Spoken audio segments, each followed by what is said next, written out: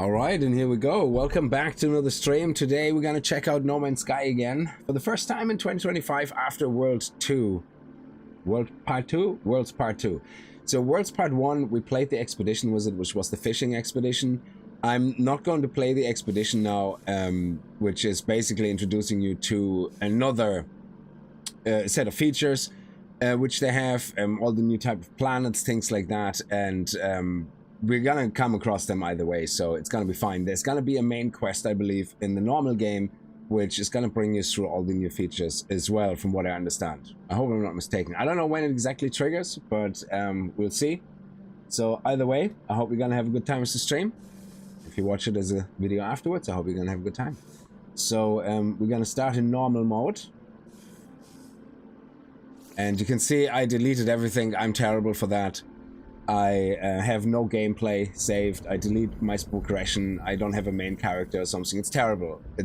I always delete everything.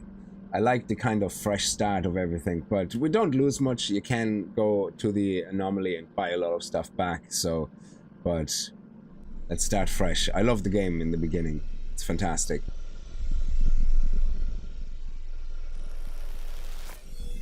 Commencing Atlas system suit initialization.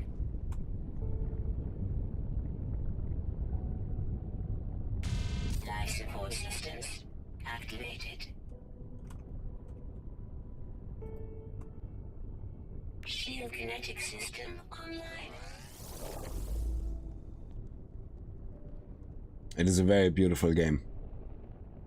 It is probably one of my favorite space games. I know there's Elite Dangerous and all that. I never got into that. Aerial propulsion jetpack. There's the X games as well. I love the original X game. Played that on the... Was it an i386 or something? Operational. But all the new stuff like the X, I never got into it either. Sequence complete.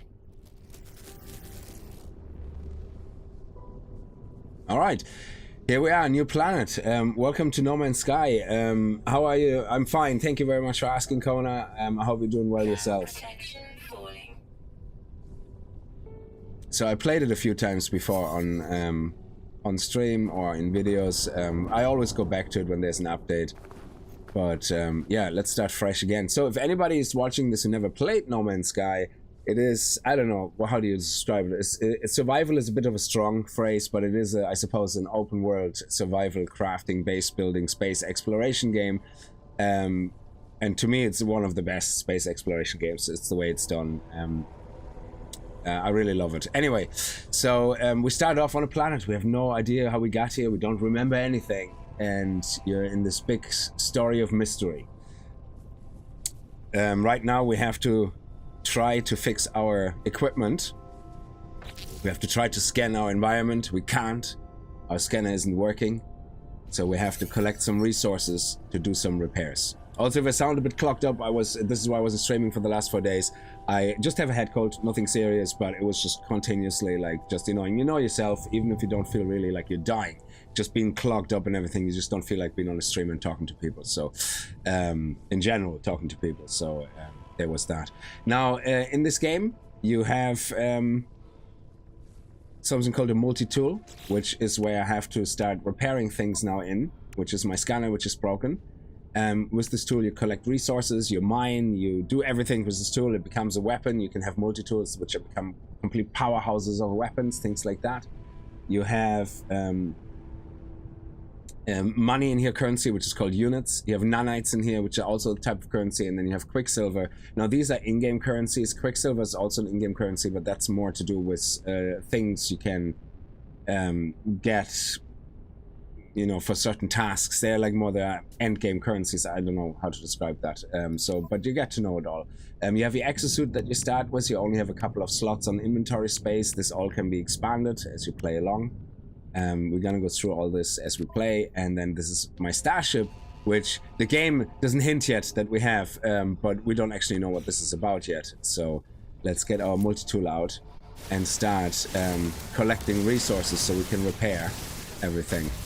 If the sound is too loud or too quiet or anything, let me know. I think the Actual resource gathering. That sound is a bit loud, so let me just lower that a little bit. Yeah, let's go with that. Okay, the music is fantastic in this game as well. So you can play this game in third person or first person. I'm actually going to try to play it in first person mainly because I really like the immersion of this game. And I think they also have a VR version of it. It's fantastic if that's what you're into. So to switch, you can use hotkeys as well to bind things. So you can see here it says Control 0 to quick bind. So if I want to toggle my view, I can go Control 0. And then every time I press 0, I switch my camera view. Things like that. So you can do that, which is nice. Anything you shoot at with your gun in mining beam mode, you can collect the resources, which is pretty cool. Unidentified means you haven't scanned it yet. We can't scan anything yet because our scanner is broken, so, or that part of the scanner, so let's just get some resources. Ferrite dust is what we get from stones and rocks usually. There's animals, you can attack them as well if that's what you want to do. But we don't want to do that right now. Oh, we actually need some of that as well.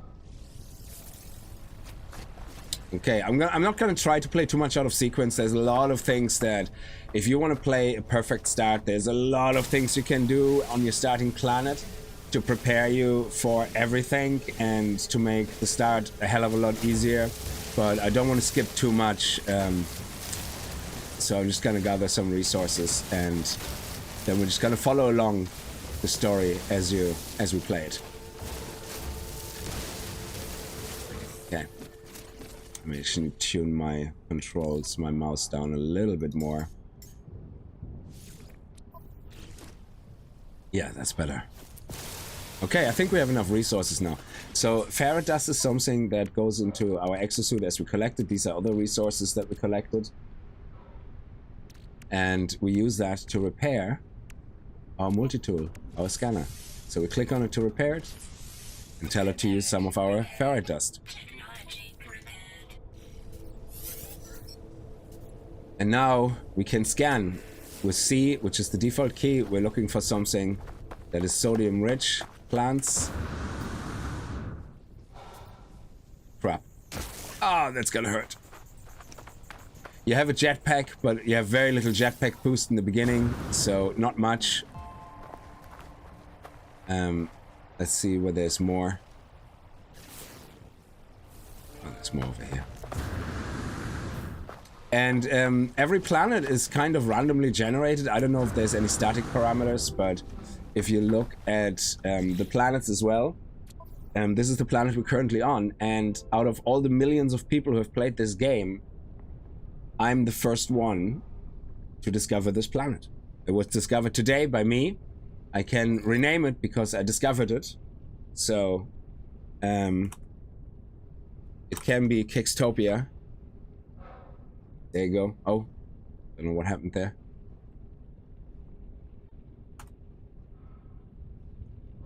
If I wanted to, and that can get uploaded into the cloud database so that anybody playing this game, if they come across this planet, it will say Kickstopia. And it will say that I discovered it. You can rename all the animals, the fauna that you uncover if you want. So you can get really into it. If that's your jam, then absolutely. But it will always say your handle that you discovered it so other people know when they come across it.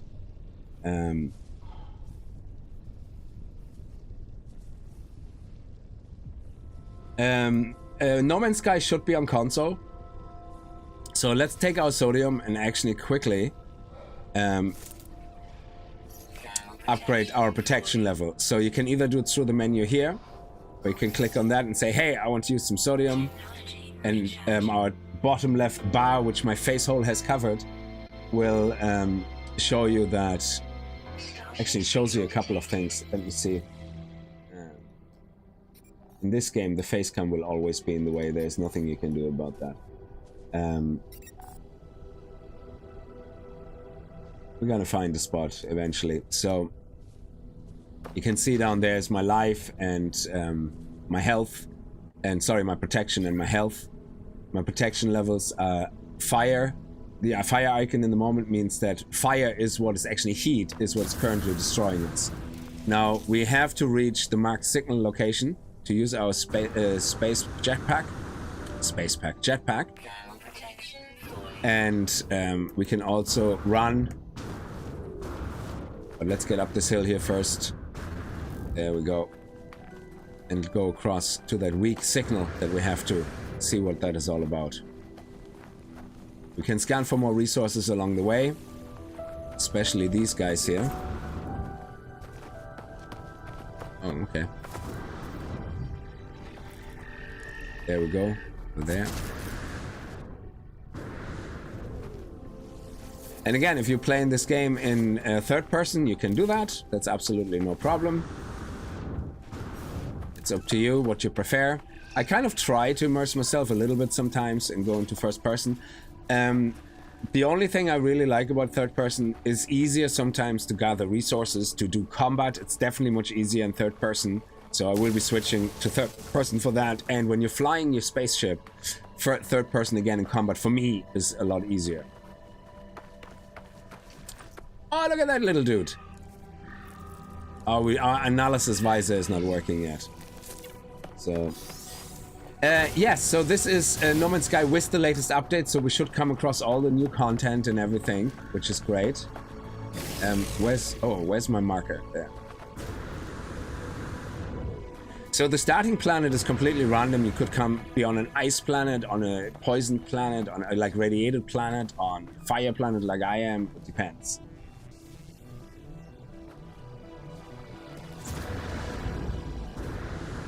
Yeah, Kona, I saw that about Project Zomboid. Like, yeah, sorry about that. I think there is, if you're trying to stream in general, no matter where, there is kind of private modes you can enable, so you can actually see your stream, and you should always kind of look at what your stream looks like. I'm terrible for that. I'm actually not looking right now at any of my stream replays, so I don't even know if I'm currently live on YouTube or not. I'm assuming I am. Let me see. It seems that I am, because it happened before that I thought I was live and I wasn't, and I seem to be live on Twitch as well. Yeah. So.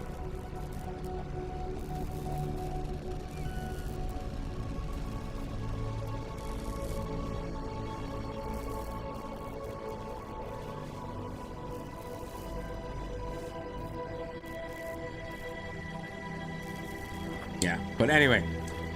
Let's get back to the game. Let's focus on that. These things here, you just come across damaged machinery. It's usually closed with gunk. You can just delete it and it gives you little resources sometimes, like the Starship launcher. Actually, that music is kind of loud, isn't it?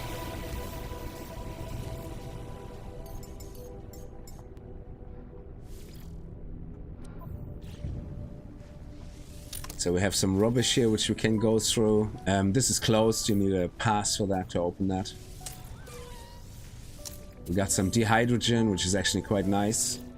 A damaged container. The rusted metal, I'm actually going to keep this because we can turn that into ferret dust in the beginning, which is quite nice. So we don't have to gather as many resources. And this is the forbidden signal, or the hidden signal that we found. Scenario iteration 2311876661T. Deleted. Boundary separation failure. Vessel 16 emptied. Cause Sentinel intervention. Deliberate transfer. The Sentinels, they are like a faction in this game. Analysis. Fresh iteration generated. Anomaly containment prepared. Well, they're more than a faction. They're kind of like an overarching controlling a set of entities. It's actually, I never played through the full story of the game, but it is a very interesting, you know, kind of, if you want to get into the lore, it is interesting enough. It's not world-changing, but it's kind of nice. Burncan TV. Thank you for letting me know I'm live. Thank you.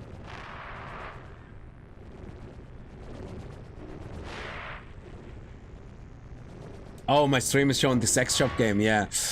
I can't believe that's on the PS5. Everybody creates a second Sony account right now and going like, oh yeah, what a terrible game. I'm never gonna play that. Broadcast.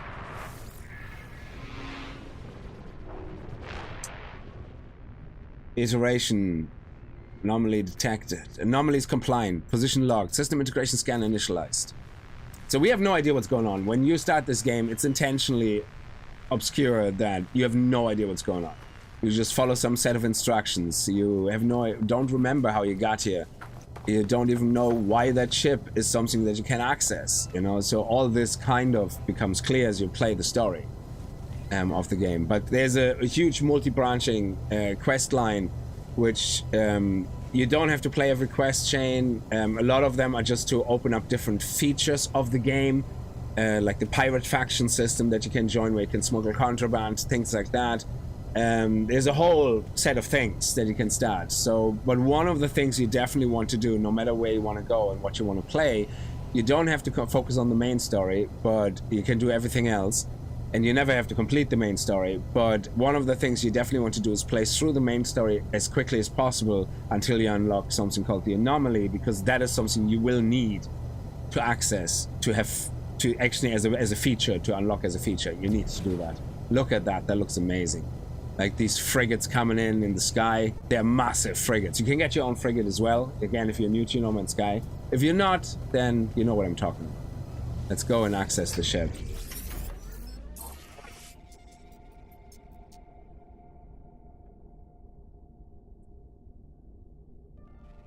The hentai story simulator, yes.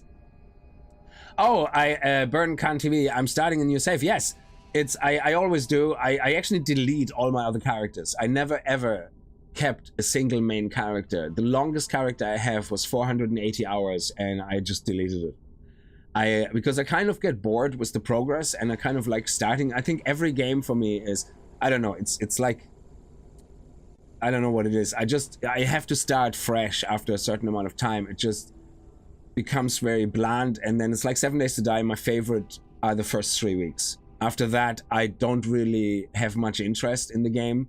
It's the first 3 weeks are usually the best experience, I think. And with No Man's Skies, I find the same. All the new features are amazing. Absolutely. And I like following all the quest chains. But when I get back after, say, 6 months not playing it, I don't like going into that character that has everything. I kind of like starting again from scratch. It is weird. I just love restarting things, like, you know, having that initial struggle, which is not a lot in this game, to be honest, especially on normal difficulty. Now there is a survival mode in this game, if you don't know this game, but all it really does, it's making the stack sizes smaller, the inventory smaller. I don't think it is it doesn't really add much to feeling a survival game. I don't think it really is that amazing. I don't like it. And the other thing is you also cannot actually play with people who are not playing survival mode. So since I know about rusted metal, yeah, I know the jelly can also be converted into nanites in a longer process, yeah, but in the end you get these moldy ball farms and all that. Like, there's a lot you can do to get nanites, yeah. But I also like taking on the alien compounds straight head up with the base weapon and just steal the eggs, get nanites that way. So we gotta do all that. But again, I try not to jump ahead too much in case anybody's new to the game. So we found the ship. The ship is gonna tell us, you know, what's wrong with it. It said, wow, it can't be used. You know, we have only pulse engines.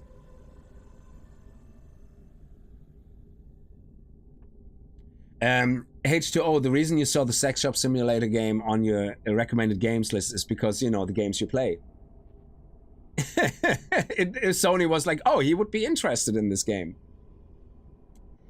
Jelly, you know, when you open the machineries here, you get the rusted metal from the boxes, but from the little machines you get that weird jelly stuff that turns into 3 different kinds of jelly, from purple to green to blue or something, and then eventually into nanites. It turns then eventually into mold and then to nanites or something. But it's a weird long process. I don't think it's useful in the beginning, to be honest. I find myself alone on a strange world, unequipped and in danger. I have no memory of how I got here, no sense of it before. But this ship, at least, seems to recognize me. The controls react to my touch, or at least to that of my exosuit. I'm not dead yet, and the ship is a lifeline out of the stars. So we are just happy we found something we can use to escape. It fits into your games library. Elden Ring, Spider-Man, Peppa Pig, Shop Simulator. Unavailable substitute data, so there's something wrong obviously with this. Exosuit connected, suggesting pilot should perform maintenance. Select desired repair path. Repair ship system. Self-guided repair controls. Okay, so now it tells us, hey, we have to fix our pulse engine to launch the thrusters, which we can't do right now. Every time you leave your ship, you get in and out of a ship, it creates a save, or it does save the game. If you are very picky about what you name your saves, you can actually do that. You can rename your current save.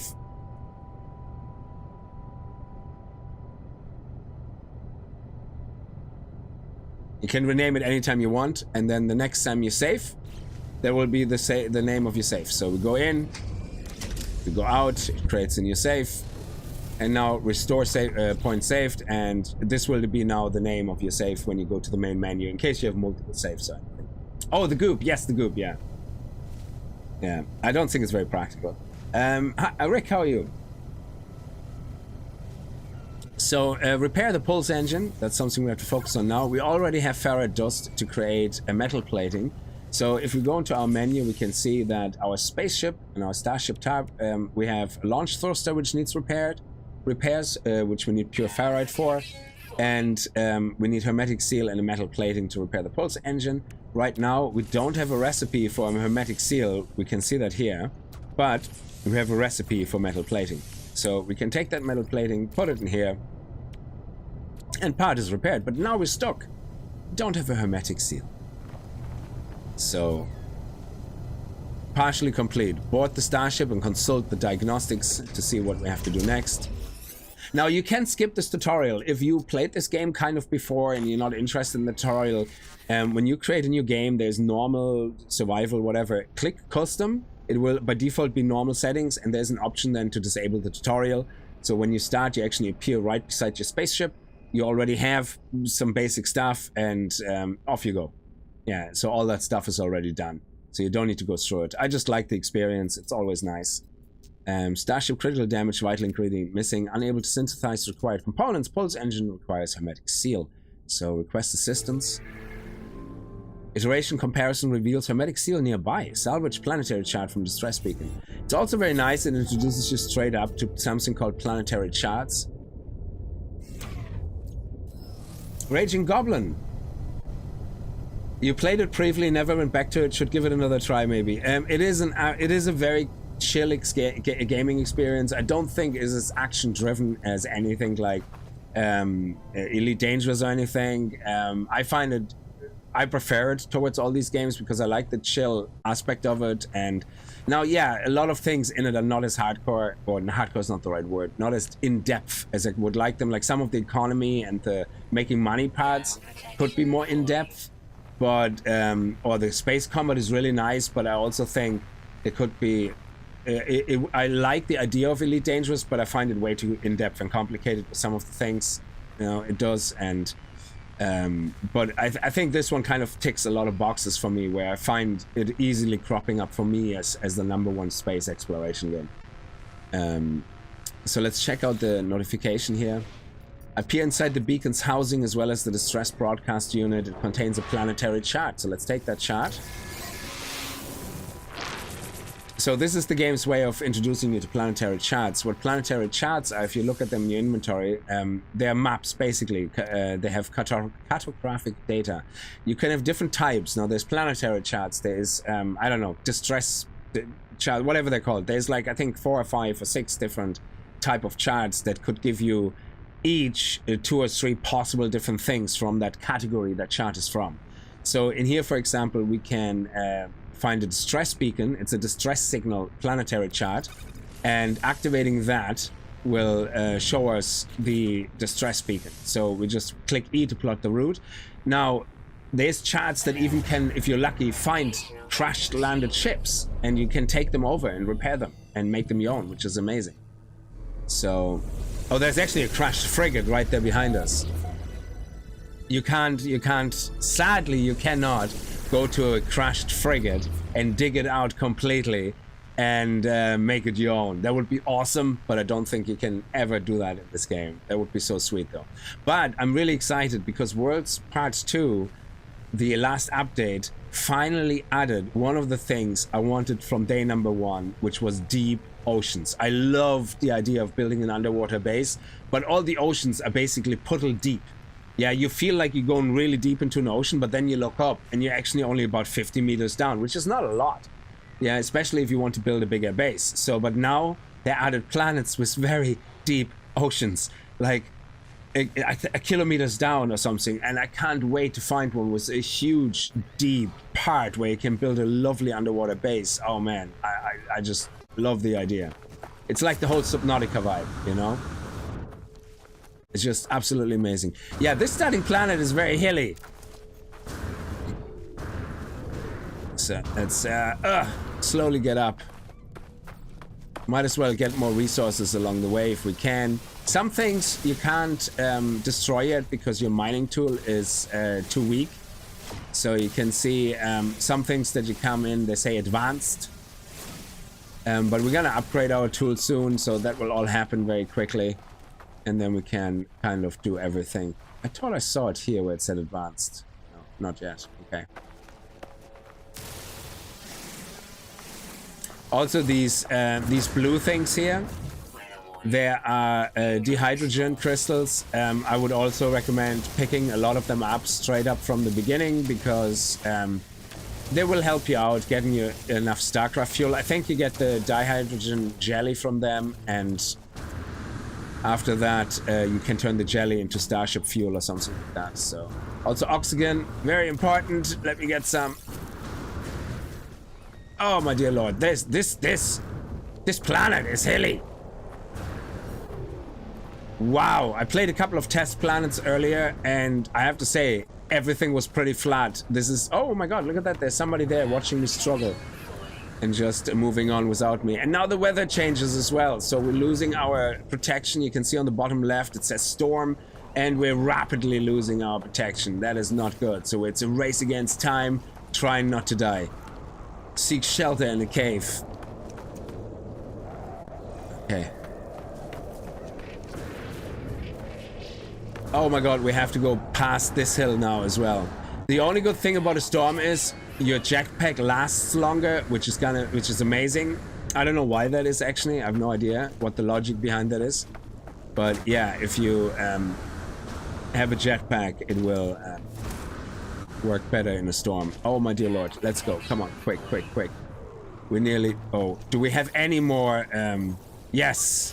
Oh yeah, we have some more sodium. It's always good to have extra resources on you, I'm telling you. It's now the game does that intentionally, to be honest. The game does intentionally try to get you into trouble with the environment, with the weather. There you go. So let's quickly go in here, because it wants to introduce you to that whole side effect of environmental damage.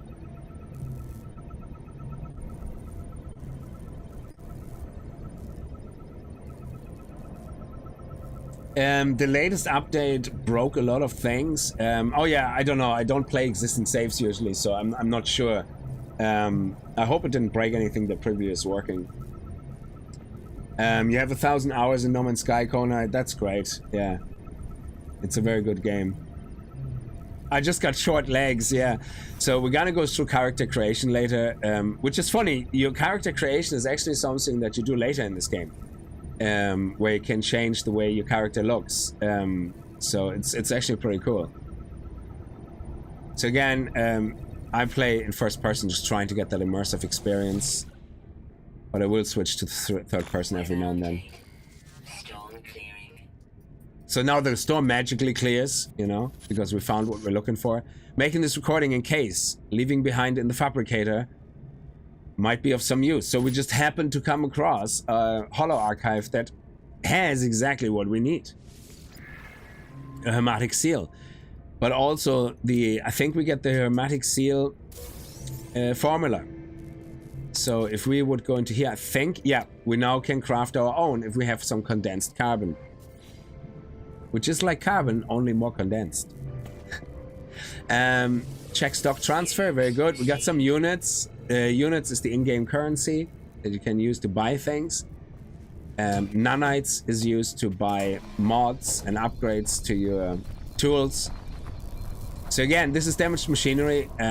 you get these jelly things. Now you can convert those fluids into different types and eventually into nanites, but I personally just delete them. That's, to me, just too much hassle. And there's easier ways of getting nanites and all that in the beginning. You just upgrade your scanner basically straight up and you're doing just fine. So we got some nanites, I think, from that. Let's see what's in here. Oh, there's some encrypted navigational data. Very good. Got more nanites. And I think that's pretty much all we can do from here. So now, let's actually see if we can heal. Our life support requires oxygen. Very good. And let's get a couple of resources. I feel like we need a little bit more ferrite dust. And yeah, we can't do that. That's what I'm talking about. Advanced mining laser required. Also, my weapon just lost all its charge. So when you look at your multi-tool, my weapon, my mining beam is now completely drained. And to charge it, we can use carbon. It uses 60 carbon here to charge at 75% because that's all the carbon we have. So that's why I'm thinking in the beginning, definitely spend a little bit of time to get the basic resources like a ferrite dust and carbon to get like a good stack, maybe 300-400 of them, you know, as you go from place to place, unless there's a storm trying to eat your ass, you know, to get a little bit of a backlog of resources.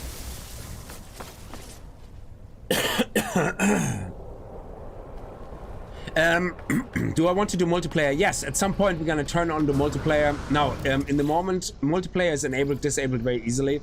I have it disabled in the moment, and that is mainly because I don't want anybody to join me in the beginning because it's very tempting just to take resources from other people. You know, they share them with you, you visit their bases. I kind of like the zero help start, to be honest, in the beginning.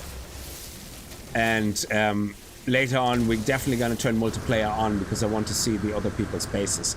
Oh, okay. So now what the game actually is trying to do for you is let's repair the... where is it? Sorry. Let's turn F. Yeah, so we have the visor now that we have to repair. It's telling us about that. So the analysis visor, and that's how you can scan things to get nanites, which is great. You need nanites, loads of them.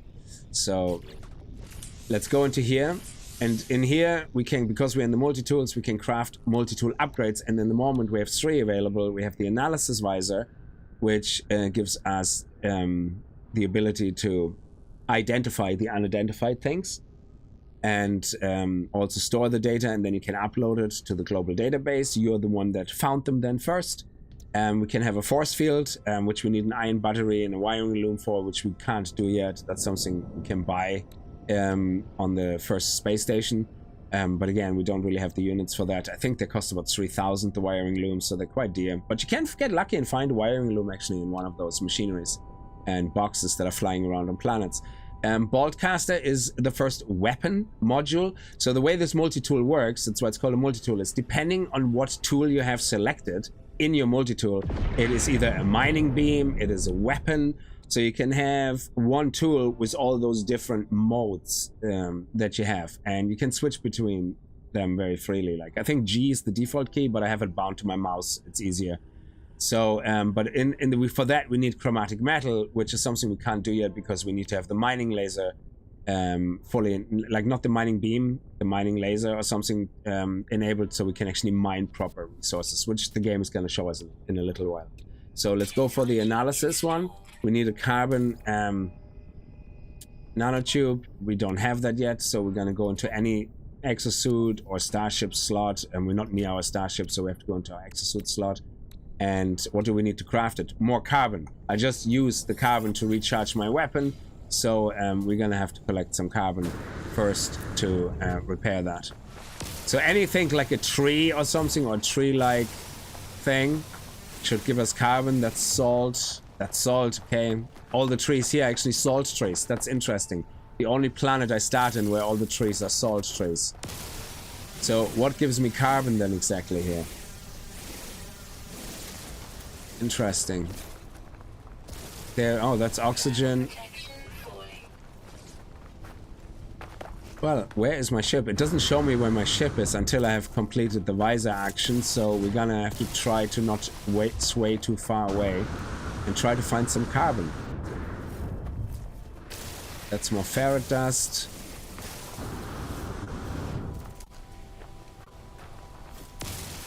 The only planet where we come across where there is no carbon.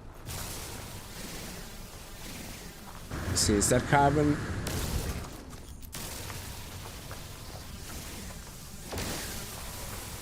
Okay, I'm gonna have to watch my beam because I'm gonna run out of things, and if I don't find carbon, I can't recharge it.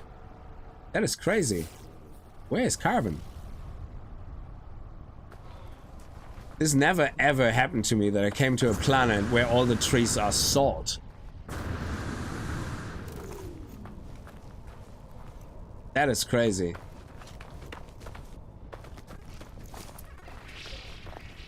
And I don't want to waste my beam now until I find carbon, otherwise I can't recharge. Holy moly. There we go. Oh, yeah, thank you. It was... What is this? Is that a flower, is it? Yeah, so this little plant here, there's tiny baby plants which have carbon. No, these are not it. Yeah, these ones.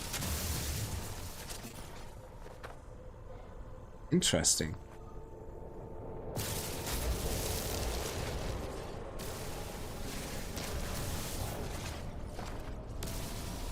Yeah, not the best starting planet, to be honest, when it comes to getting a lot of carbon. Okay, so let's see, can we have 28 only. We're not even gonna get a lot of carbon from that. That is crazy. There's another broken machinery.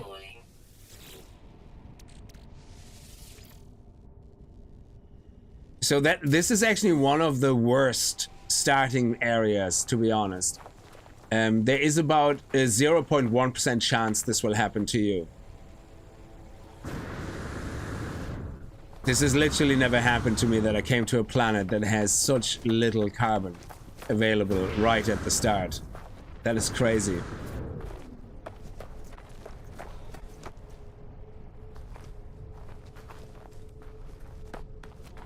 Streamer's unluck. Really? Really? Wow. This is crazy.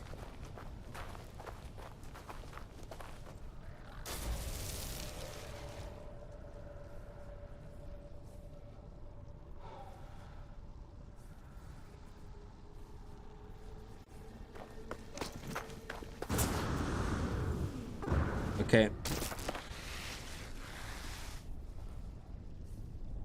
Oh no. The network is dumping on me again as well. We'll see. Okay, so at least we have some sodium so we can keep upgrading our suit. No, we don't even have sodium now as well. So we are actually in one of the worst possible starts ever in the history of No Man's Sky.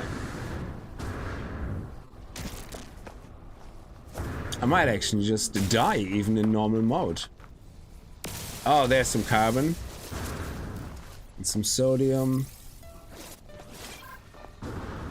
Oh, more carbon. Nice. This is a terrible planet. Technology recharge.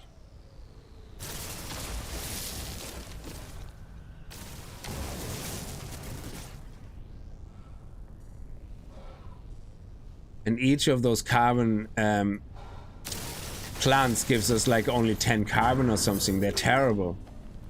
Okay, we only have 29% left on our beam. So let's try to repair that, making a nanotube. Now we have 1 carbon left. And now we can use that to repair our scanner, our visor. And now we can return to the main quest, which is using the analysis visor, which you press F, and then it lets you look around. And it wants us to basically find our ship and mark our ship. So with F, go look around until we can see the ship marker. That is not it. Protection falling. I'm probably walked so far away I can't see it anymore. Okay, I have no idea. Let me get a bit of an high ground here.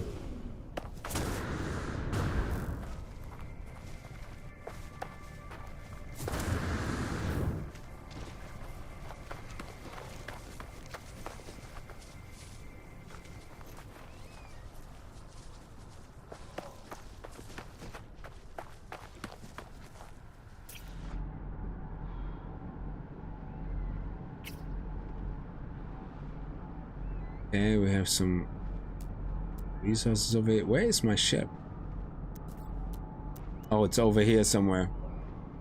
Yeah, I can see it on the in the middle on the sign, but it's actually so far away. Oh, it's down there. Okay, so we can tag it, and now it's basically on our radar, and it shows us the distance. So now we can go to our ship. That is basically what it wants us to do.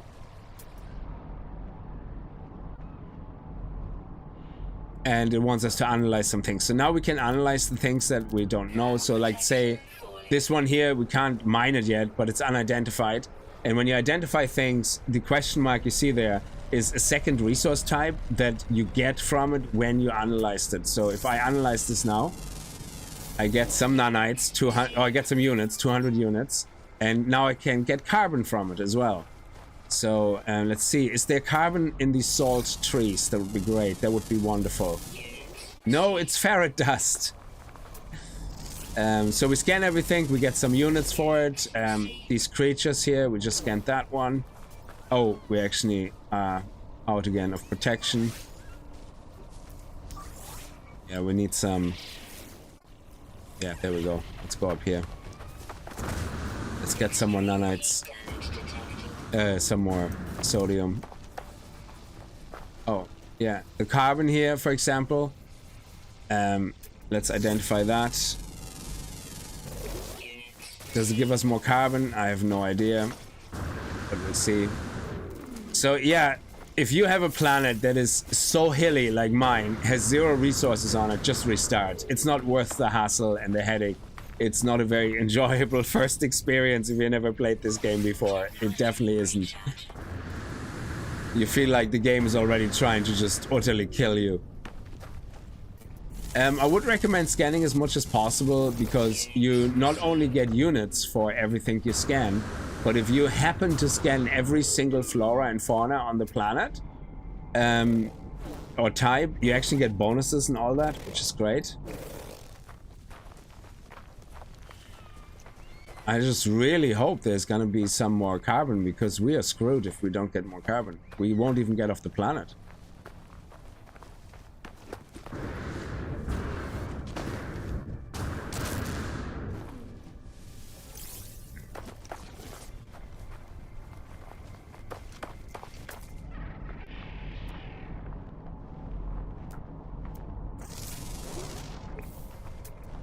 Can we scan this and can we actually... No, that's just salt. That's also just... there's the copper deposits, we're gonna need that, but we're gonna get that after the next set of quests, so we're gonna wait until then. The carbonless planet, that is a great starting location. Oh, there's some carbon there. These tiny little flowers that look exactly the same as the flowers with the ferrite. Not confusing at all. Thank you, game. Greetings, fellow interloper. How are you? Double tap and hold boost to jump forward. Yeah, I know. I'm trying to do that the whole time. It's actually Q for me, but I have so many hills and things in my way, it's actually terrible to traverse.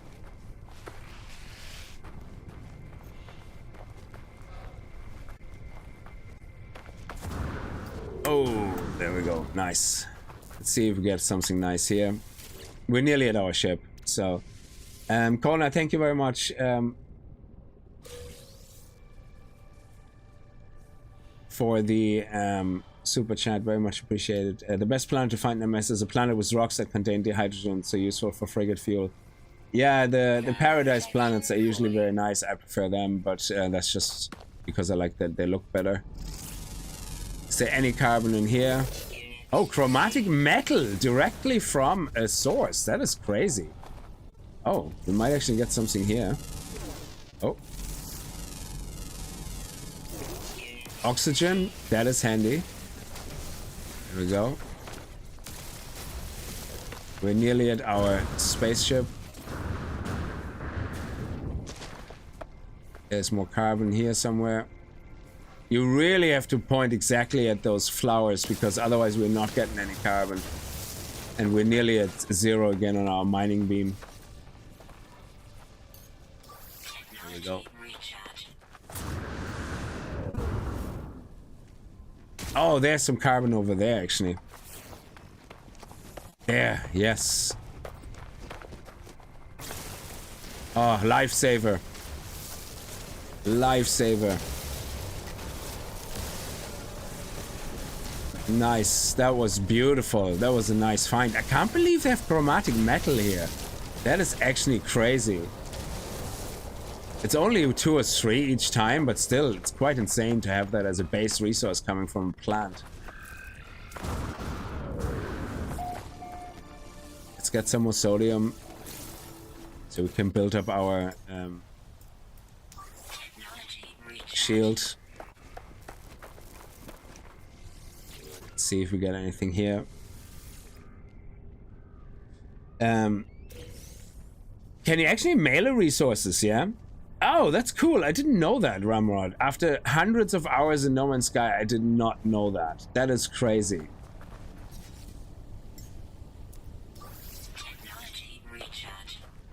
Yeah, I was kind of thinking, what is gonna happen when this happens? When I'm out of resources, and I don't have any carbon left to mine. That is, oh, that's insane. That is so good. Oh, there's another one up there. I might actually just grab that. You can see it right there. Let's get actually the oxygen here. Every time you get to a ship area, there is some oxygen there because you need it. And let me get that. Where's it gone?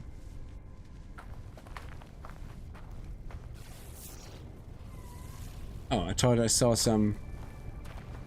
Oh, there we go. There's the carbon. And we also have some more sodium here as well, which is nice. So I suppose in a way it's kind of nice to see that you can get a starting planet that makes it hard to get the basic resources. So you can see the alternatives and how you cope with that, which I guess can be nice. That was it, I think? Yeah. Oh, there's more over there as well. Oh, beautiful. Yeah, we're gonna have some carbon now for sure. And there's actually a sodium, little sodium isle. These ones are awesome to come across because there's loads of sodium now. Oh, this one is a big boy, so we can't actually do that until later.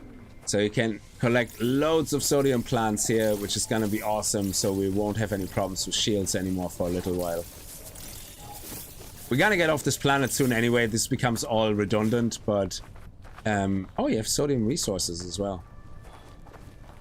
It's pretty neat. Okay, let's go to the ship. I think we have enough, actually now. There's a bit more carbon. There's a bit more carbon. It's very hard to see them as well.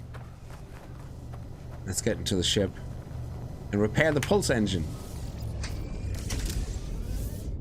And thank you, Kona. Mine was a dead planet. I would use my fighter to blast the ground.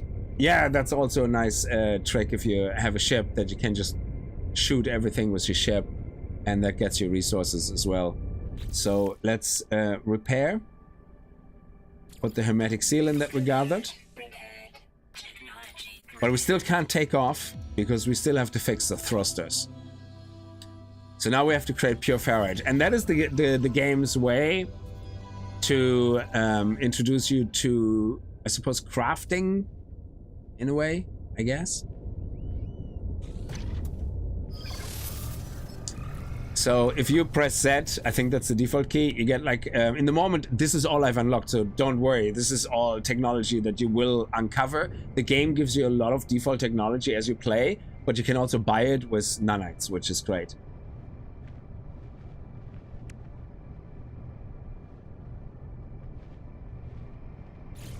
So you build this one, and oh, I can't because I need a metal plate. I have some oxygen, so that's why the starting area has also some oxygen. So metal plate, let's make another metal plate. And now that we have that, we can craft a portable refiner. Now, once you crafted it, if you disassemble it, it actually goes into your exosuit as a unit, as a portable refiner.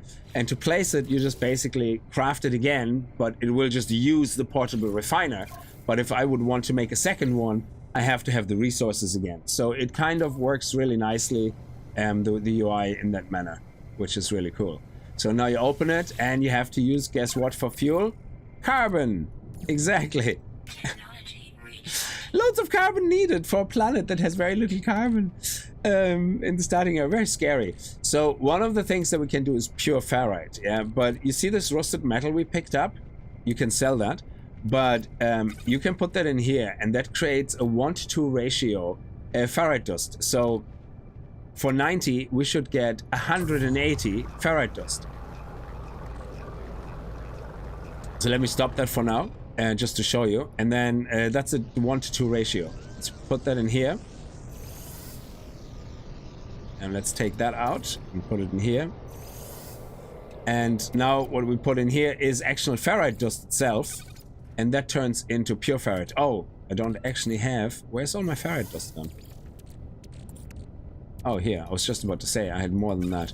So we only need 50. So right now, for time reasons or whatever, you know, don't want to take too long, and we also want to keep some. You can convert it back. You can put ferrite dust in here, and you can convert it back into vice versa, pure ferrite into ferrite dust. There's a third stage. No, you can't actually convert it back because there's a third stage, and then the third stage you can convert back into the second stage, I think. Yeah, we have a look at it now. Anyway, so we only need 50. We put that into our inventory. If I would theoretically put the pure ferrite now in here, it goes into magnetized ferrite, but I think magnetized ferrite can go back into pure ferrite then. If I destroy this, all the fuel that's in it is going to be back in my inventory as well, the fuel that's left. So you don't really lose anything, which is great. John, how are you? Popping in to say hi, Kickz. Hope you're well. Thank you, Josh Toon. Very much appreciated.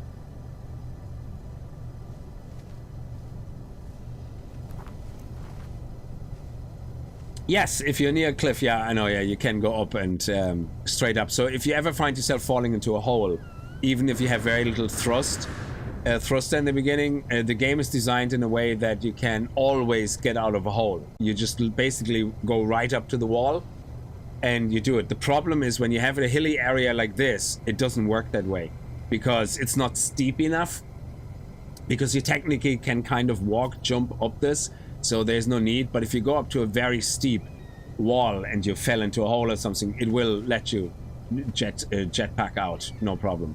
So it becomes like an infinite jetpack or something until you reach a point where it levels off again a little bit. So let me see, what do we need? We need the pure ferrite. Here we go. We already have the dihydrogen jelly, so we don't need to craft it. You craft this from the dihydrogen that you find. So I think, let me see. Yeah, you get 40 dihydrogen and make dihydrogen jelly, and then with dihydrogen and a metal plate you can make Starship fuel as well, which is quite handy. So we right now have a 50% thruster, 50% launch thruster, and now we can leave this wretched planet, which is not the best planet to start on at all. So anyway, we don't have to come back here. So let's go up and escape. And as you can see, here's the first-person view of your spaceship. And yes, also the same as with the person, you can go and change that view into third person, and again you can keybind it. Here we go, and now we have the external view. If you hold down Alt on the PC, you can move the camera without moving the direction of your ship. And let's go and leave the planet. And it's actually pretty seamless, leaving the planet. It's amazing. This is why I love this game so much. Leaving the planet, you go into the atmosphere. Once you bridge the atmosphere, you get into space. And then you're in the space, in the system. Now look at that. Look at this transition. That is just absolutely amazing. They did such a fantastic job. That is amazing. And that's it. Yeah, you're in space now. You're no longer on the planet atmosphere. That's pretty much it. So let's go into first person view. You can see inside again. If you hold on Alt, you can look at everything inside your ship. Now, this is not really dangerous. There's nothing really important here you have to constantly know. You have the radar here, so you can see where everything is. If you want to go up or down, you can see if you're flying towards something or away from something, and that's about it. So right now the game wants us to learn how to use the controls, so let's use the boost, and let's use the pulse engines. So you can see here, that's what that looks like. And yeah, oh, look at that, there's asteroids as well. We have an incoming message now that we can use to see what's next in our adventure. Now, asteroids you can destroy. We have in the beginning 2 weapons. We have the photon cannon, and you can see that here in your ship. We have the photon cannon and the rocket launcher. You can put more and more weapons in here. As much as you have space, that's fine, and you can swap between them with a hotkey, which I think is G by default. As I said, I have it connected to my mouse, so we can have a rocket here, or normal, you know, photon cannons. Now they all heat up the weapons, so if I keep holding down the button, you can see the temperature on the top right rising. You get, oh, no, that was an accident, I'm sorry. We're straight away getting into trouble. No. Oh, I don't think I can continue now with the quest until he's gone, so let me see if I can escape. Oh, this is terrible. Oh, we can't even escape with the pulse engines. Oh, because we're being chased. I just made an enemy. He walked in front of my laser. I'm sorry, man. I'm sorry. You walked in front of my laser. It wasn't my fault. Oh my god. I don't... Don't make me kill you. Please do not make me kill you. Okay, let's see. There's one thing I didn't want to do first, but I might have to do this now. And that is to find, the space station. There was a space station around here somewhere. It could be that we're too far away from it. Let's just see if we can escape him. Ooh, I think... Let's just keep going. Let's just keep going and see if we can escape him. It is so funny that the first guy that I meet in space, no, he's... The first guy I meet in space wants to kill me.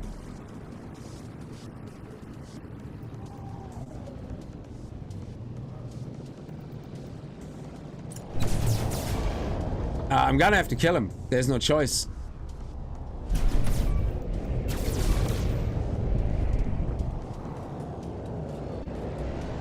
I actually didn't want to fight him, but hey ho, it is what it is.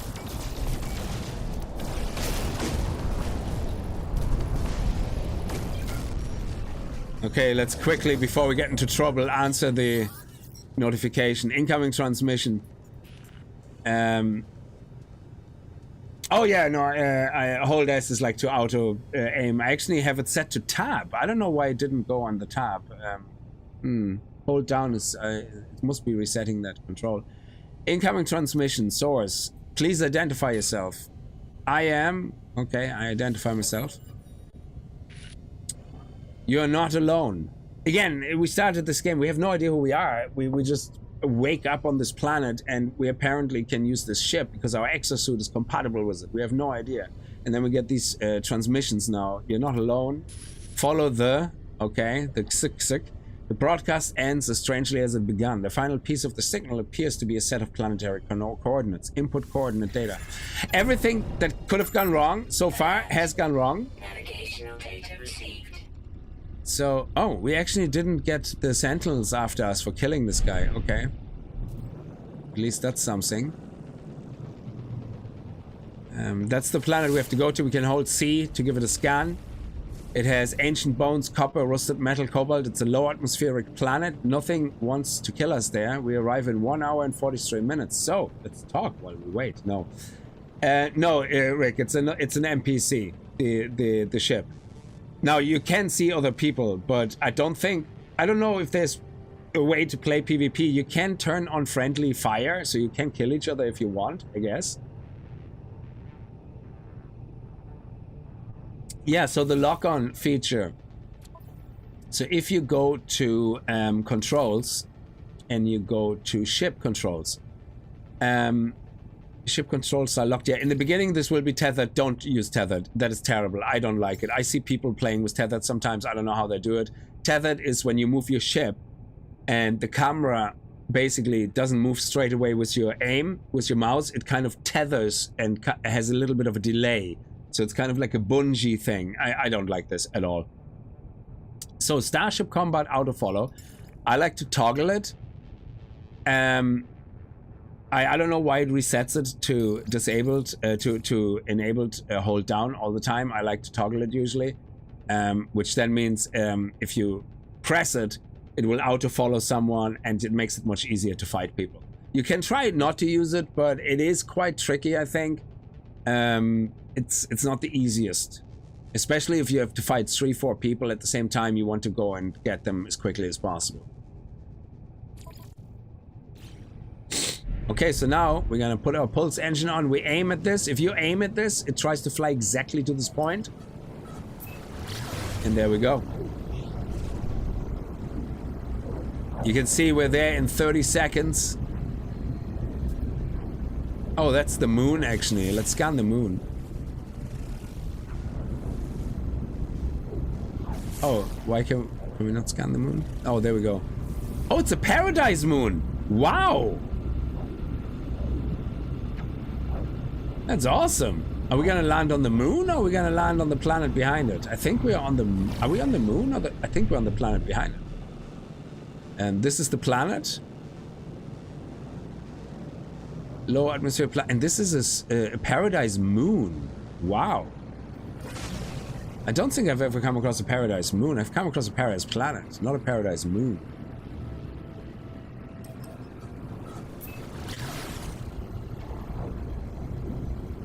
And again, it's just so seamless when you look at it from the outside, how it goes from space into the atmosphere. I don't know how they managed to do that. It is absolutely crazy.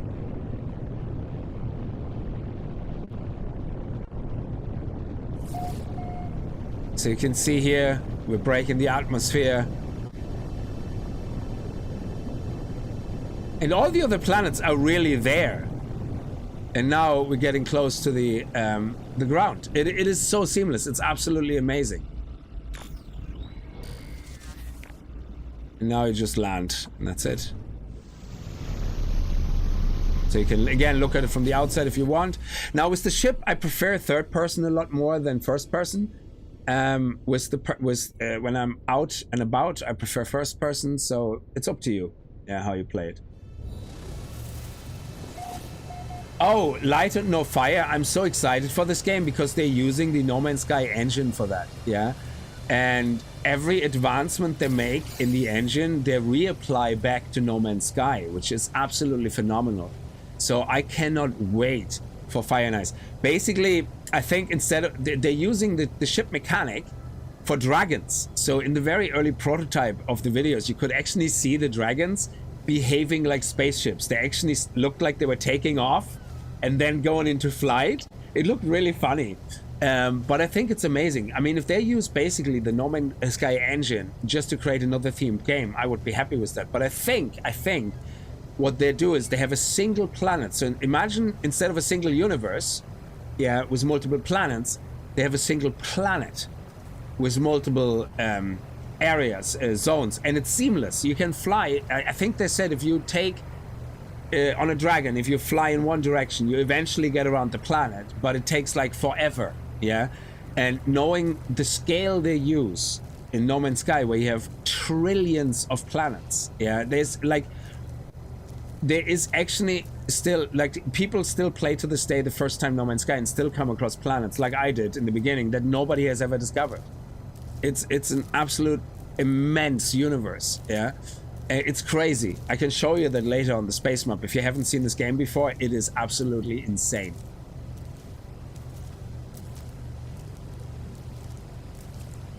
Oh, you see the burn up in first person on entry? Oh, that's amazing.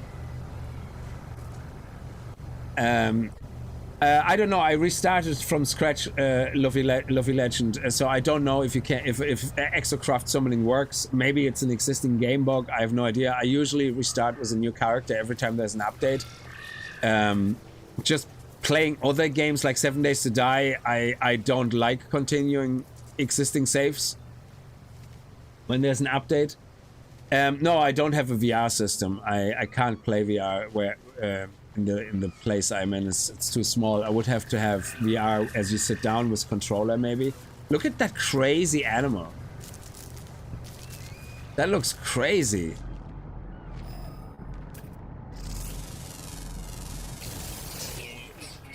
Wow. Did I just... Oh, what? Oh, look at the frigates come in. That is beautiful. And you can fly up there and actually fly towards the frigates. You can. It's crazy. Like, this game is what I think Bethesda wanted to make, except in a Skyrim style. But their engine just is not capable of these amazing feats. Like, it's crazy. It's not at all. Kill it, eat it. Exactly, yeah. You can kill them, absolutely. I can take my little gun out and let me scan it first, though, because I don't want to, you know, kill it without knowing what I'm killing. And I can just shoot it with my laser and it dies and I get some meaty chunks. It depends what animal I kill. I can get some resources. I can get mortared, which I think basically is crap. It's used, it's released from the cadaver of a dying creature. Basically, it shit itself just as it died. The game really tries to make you feel good about killing things, I guess. So, there's that. What do I get from you? Surely you're a plant. I get crap from you. Oh! I got syrup nectar. What? That's crazy. That's 8,000 units. I'm so going to sell that straight up when we get to our first space station. These guys here are assholes. Yeah, they look harmless, but when you get close, they snap and they hurt you, okay? So what you do is you destroy them. They're hazardous flora. These guys are dicks. Okay, so anyway, the reason we landed here is because we have to follow up on a signal that we found. So this is very tall grass, or I have very short legs. I'm not really sure exactly. Let me see. Yeah, it is very tall grass. Holy crap. Wow. I didn't shrink. It's just extremely tall grass.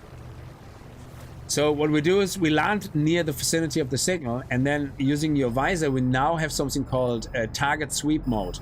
And with 1 and 3, you can go and swap between them, between your scanning abilities and your target sweep. And the target sweep basically says, hey, there's something in this direction, about 186 U, which is their distance, units. Oh. Oh, these guys here, before you actually destroy them, these guys explode and they can hurt you. You go to their pedals and you get their gassy pods, and they give you oxygen, but they give you way more oxygen. You can see we got 66 oxygen. If we just would have destroyed this and that's it, we wouldn't have gotten as much oxygen. So, oh, do we have any carbon actually? Let me see. Oh, we have carbon, yeah. But remind me to get more carbon actually. This planet surely has some carbon. Yeah, there we go. Let's identify it to see if we can get more. And how much carbon do we get? Oh, nice. Oh, that is lovely. Look at all that carbon.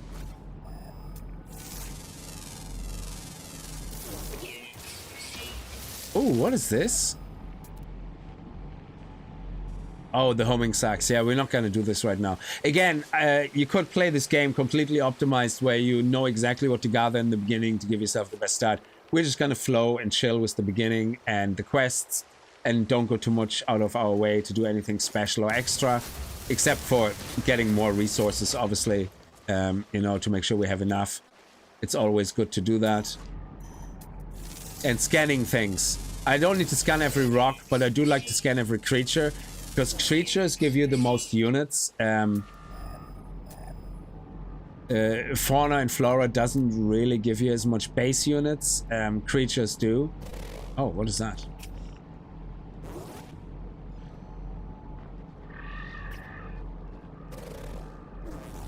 Why can I not aim at this guy? Genie Mac. There we go. That's a big boy. 3,000 units. Nice. Okay, let's get some more carbon and slowly make our way towards the area. Carbon, yes. Love you. Thank you so much. Okay. 130 units over there. And more carbon. Thank you.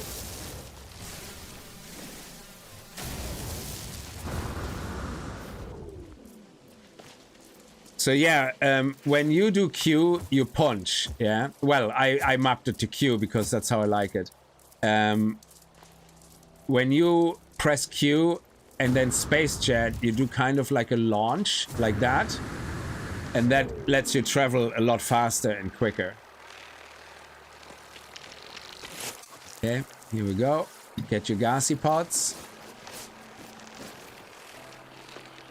And then we destroy you. Oh, whoops. Yeah, this is a lovely planet, actually. I love this one. It's a moon, sorry. It's a lovely moon. What the hell?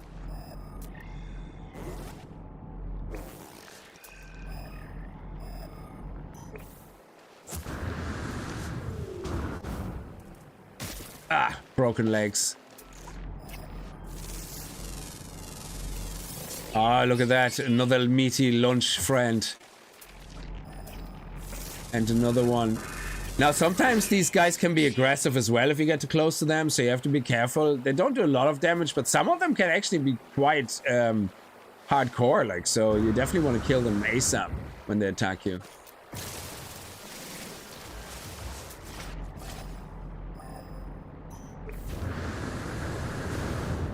Oh, okay. Over there? Oh, that's back to our ship.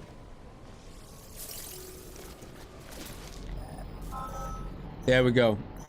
So now we got close enough that it scans what it actually is, and it's a crash landing site. Oh, these guys here also make sure when you come across these, I would say straight away start mining these, because they have cobalt, and cobalt is something that you will need very, very early game straight up. So definitely don't sleep on the opportunity to get some cobalt. I would say, you know, make sure you get a couple of hundred straight up. And cobalt usually you find in caves. You can mine cobalt as well. We're gonna see that in a second, how you mine. But caves are usually a very good, in the beginning, a very good way of getting cobalt.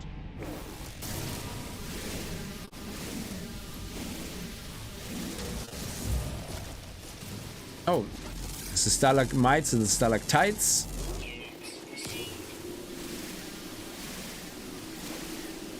And we got some silver there as well. You can play this with other friends and build one base for both of us, or how does it work? Yes, you can, yeah. So, Eddie, if you play multiplayer, I have multiplayer disabled for now. But if you enable multiplayer and you meet up with your friends and you play with them. Now, I don't know if they're changed, if you can easily meet up with friends in the beginning of the game. I know once you have teleporters, you can just teleport to each other, to each other's bases, but you can all live in one big base if you want, absolutely. Again, I don't know in the start of the game if I can immediately start with another person. I don't think so, because I think the starter experience is kind of unique to each player. So it's only when you get the anomaly unlocked, then you can basically you can build a teleporter very quickly in the beginning. Just literally put one space, one plateau down, one foundation, put a teleporter on it. The resources are cheap. It's not that expensive. And then you can immediately go teleport to each other and destroy it again to get your resources back. And then you can adventure forth, you know, in the story together. There's also some damaged containers here. That's very good. I'm going to take this with me.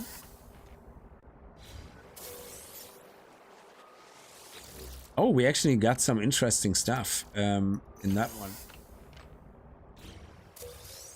Yeah, we got Gagnip. So Gagnip, I think, is actually illegal. So is that not black market stuff? No, it's not, because I think that's weed, Gagnip. Gek is one of the 3 races in this game. There's the Gek, there's the Klingons. What are they called again? I forgot. There's the Klingons. The Gek are the Ferengi, basically, if you know Star Trek, and then you have the robots, basically, as well, which are the sentient robots. Well, they're not sentient. Well, one of them is.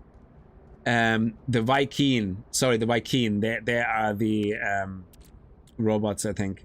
No, used by warriors. The Vy'keen are the Klingon types, and the Gek are the Ferengi type.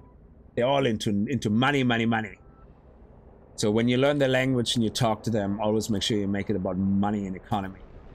The Korvax, yes, and the Korvax are the the autophage. I never come across them, actually. I never played the game to that point. The Korvax are the robots, like they're like androids. No, not androids. They're like more like robots, I think. Anyway, so we got actually 5 of those. That's brilliant. So let's go to that signal. I'm taking my time a little bit, you know, trying to explain a little bit as well to people who are new to this game. So, which is surprising, still happens, because it had a disaster of a launch in August in 2018, something like that, 2018. I remember going on holidays, and it came out on my first day on my holidays. And before we went to the airport, I actually thought I'm gonna pre-order it. And I said, you know what, I'm not going to be able to play it anyway, so I'm not going to pre-order it. And I was glad I didn't. It was a disaster at launch.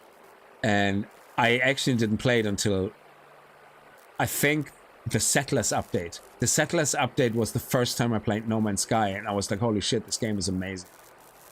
But it was a mess at launch.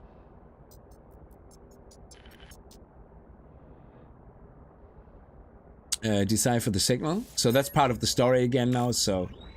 It's trying to interface with us. No fuel, fail to reach station, hazard protection low, no choice but to go underground.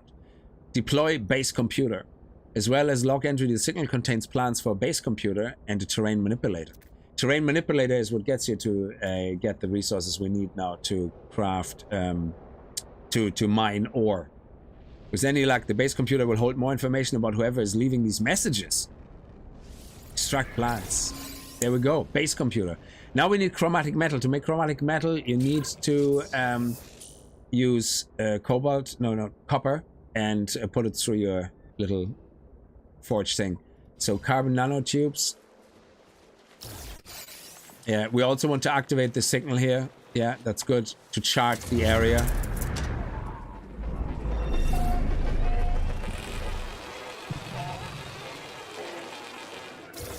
$2016, yes. Franco, how are you? Sorry I missed you coming in there. Another No Man's Skies run. Big update or just revisiting?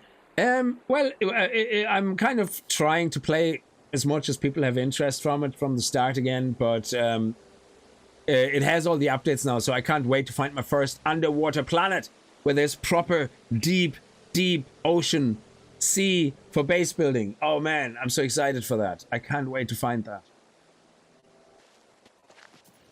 So before we're gonna go back and so now what the game wants us to do is it wants us to use our component that we found to basically start building our first base. And this planet is actually a really good planet for that, because it's a paradise moon, which means it's peaceful, it has no sentinels. We should have a really great time of just relaxing and building. Let's go into this cave though first and get some more cobalt. Actually, I don't want to go too deep because there's a lot of things in caves which are probably things that will just now add to some confusion. Like there is things you can find, you know, that give you a lot of units. There's little treasures. You can see it actually here on the map.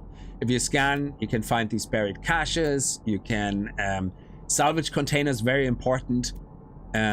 Also, what's very important is the besides the salvage containers is buried tech. These ones are damaged machinery, so if you want to find more of those, you know, follow those icons.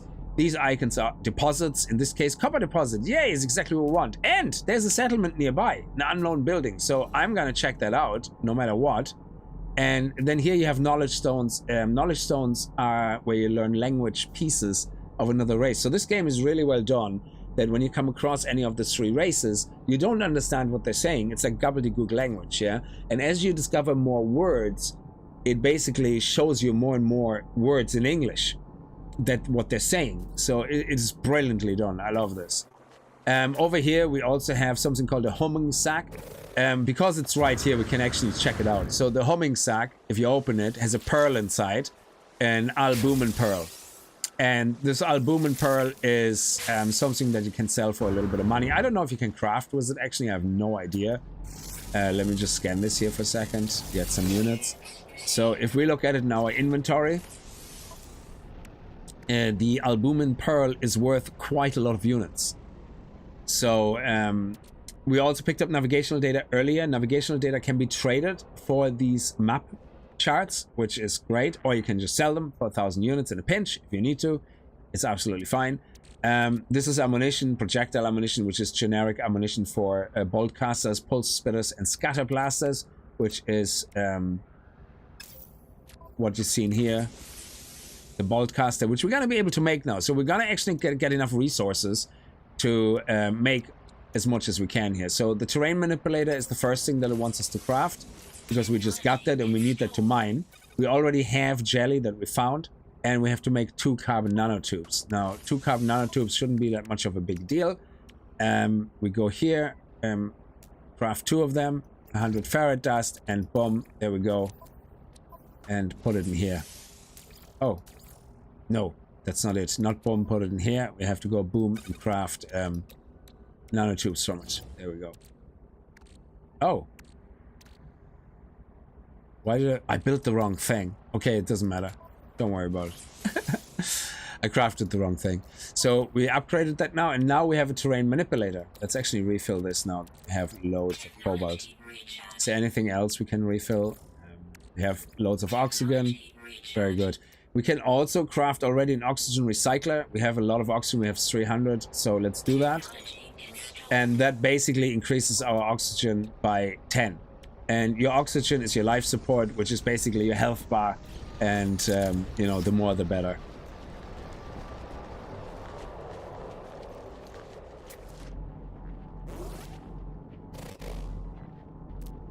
So let's... Where's the copper deposit? Actually, it's all in this direction. Let me see something. Where is... Oh, this is too far away. Yeah, let's go towards here, and then we have the copper deposit right over there. I want to check out what this is. Let's do a little bit of exploration.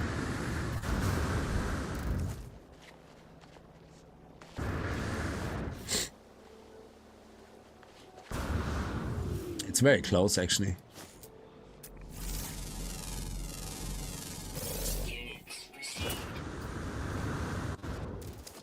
It could be anything from a settlement to something small. In this case, it's something small, which is great. It gives us some resources. It has a couple of these containers here, which is awesome. They give us some general resources. And then... Oh, this one is already open. Oh, what is that? Health at maximum. So this would have healed us actually up.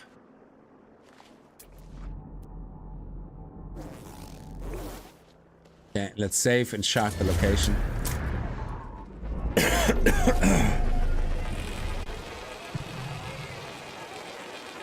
Tatiana, how are you? I hope you're doing well.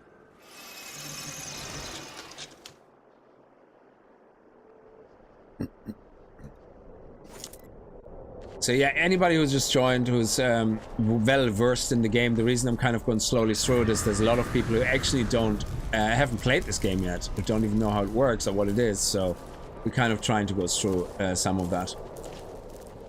Oh, there's some ferret dust here. That is a very good resource. Let's pick up some more.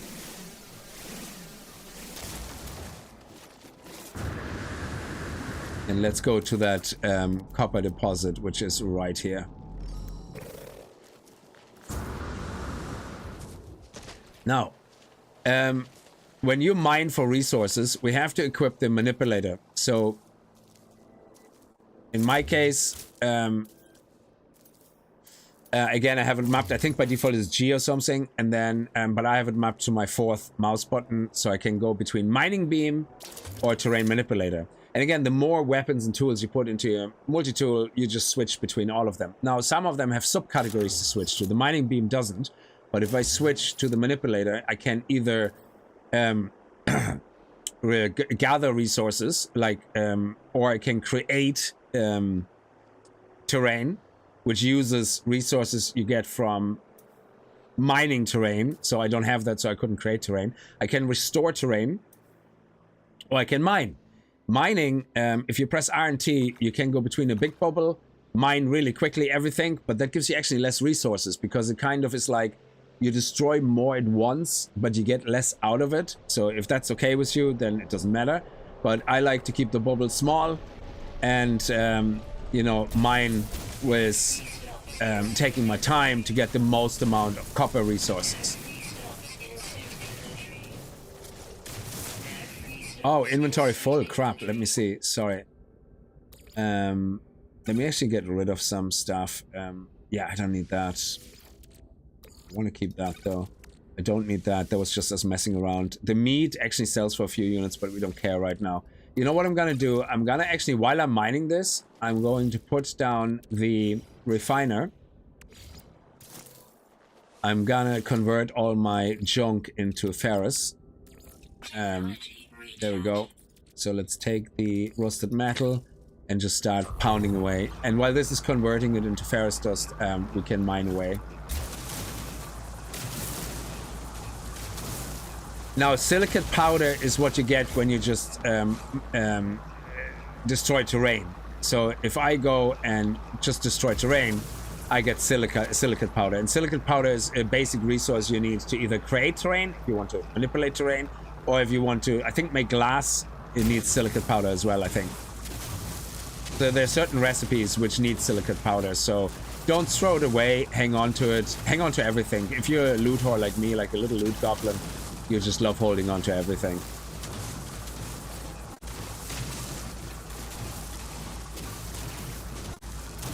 And again, if you feel like it's actually easier for you to do that in third person, switch to third person. It's absolutely fine.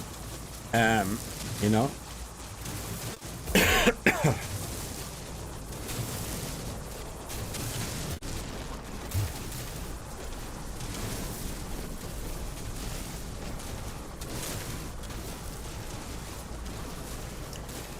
And if you don't know how big a resource is, if you press C for your scanner, it marks the resource. Now, it looks very annoying right in your face, but it can actually show you, oh, this is how deep it is. This is how big it is, you know. So is it worthwhile to even start mining here? Is it going to give me enough? No. You can't turn it off. It turns off automatically after a little while, which is annoying. I don't think you can turn it off once it's activated, that scan. There's a timer on it, and then it will just go away. So this is kind of annoying. No, I shouldn't have done that. But anyway, it was just to show you. Yeah, there you go. It's gone now. It lasts about, what, 30 seconds or so. And that's it. We mine. Now, you can leave a giant hole here. Or what you can do is you can go into restore and restore the ground. Now, it will not restore the ore. Actually, when World Part 2 was released, the first time I played it, you could restore the ore. That was crazy. I actually used the restore on that, and it restored all the ore. That was absolutely insane. And you could mine it again.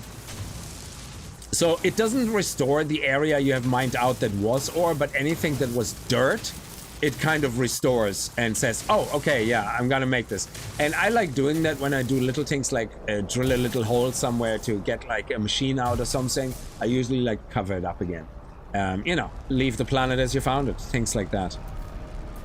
But let's go back to mining here and get that little bit of ore here. There we go. How are you getting on, my friend? Oh, like this here, for example, we did a little hole here. Let's just go to restore, and it just restores it, and that's it.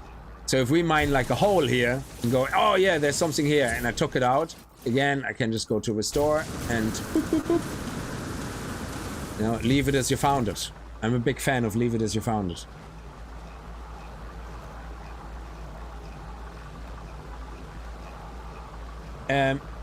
You can always change your FOV to third person. Absolutely, yeah.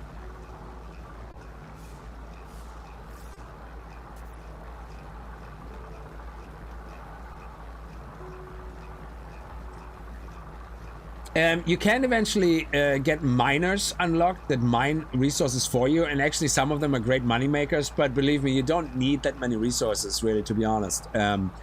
They're great for making some money, but money is not an issue in this game. Like, I love creating automated mining systems where I just visit the planet every now and then, get all my copper, sell it, you know, whatever, you know, but copper is not the most valuable. But yeah, you can absolutely set up automated ways of mining, and you can make also big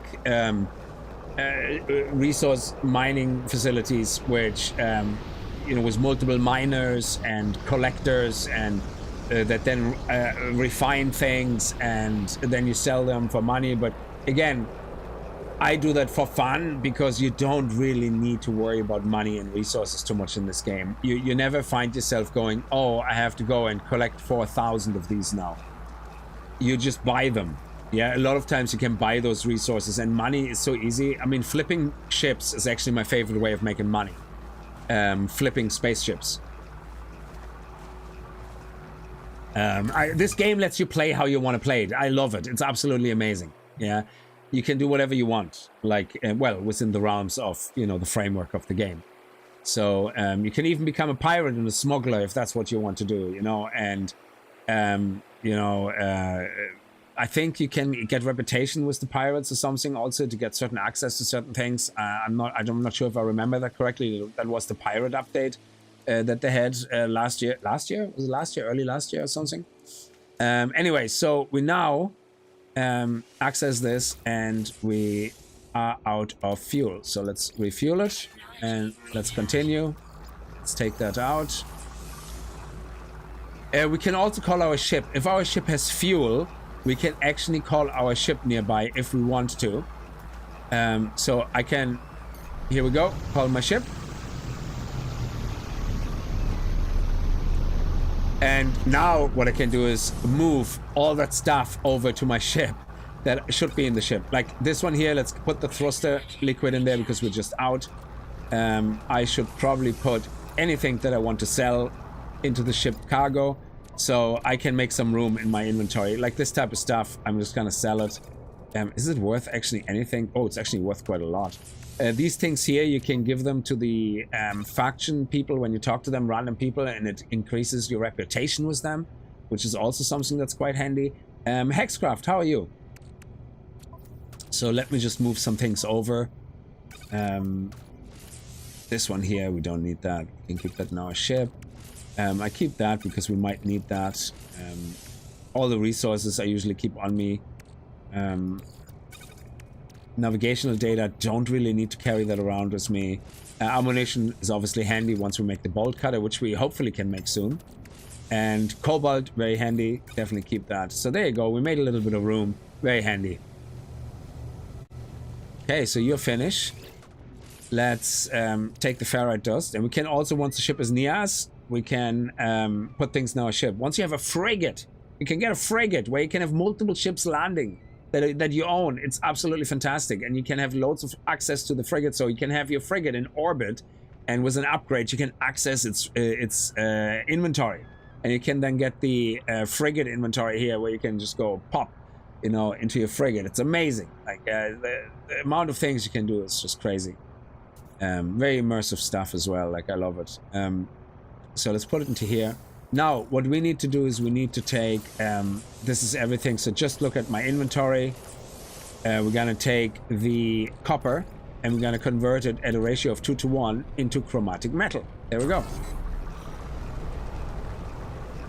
And while it does that, we're going to run around and gather a couple of more resources. Oh, there's a sentient plant nearby? What? Where is it? Do we see it? Am I standing on top of it? Ooh, metal fingers. That's a lot of gold. They also can have uranium, actually. Scan some creatures as well. There we go. So if you come across things like that, if you're new to the game, yeah, be careful when you're on a planet that has the sentinels. Sentinels are the little drones that fly around. They basically protect the planet. And if you start mining things or you start killing animals, they get pissed off and they start looking at you and they go, what are you doing, basically? And then if you don't stop, they will start attacking you.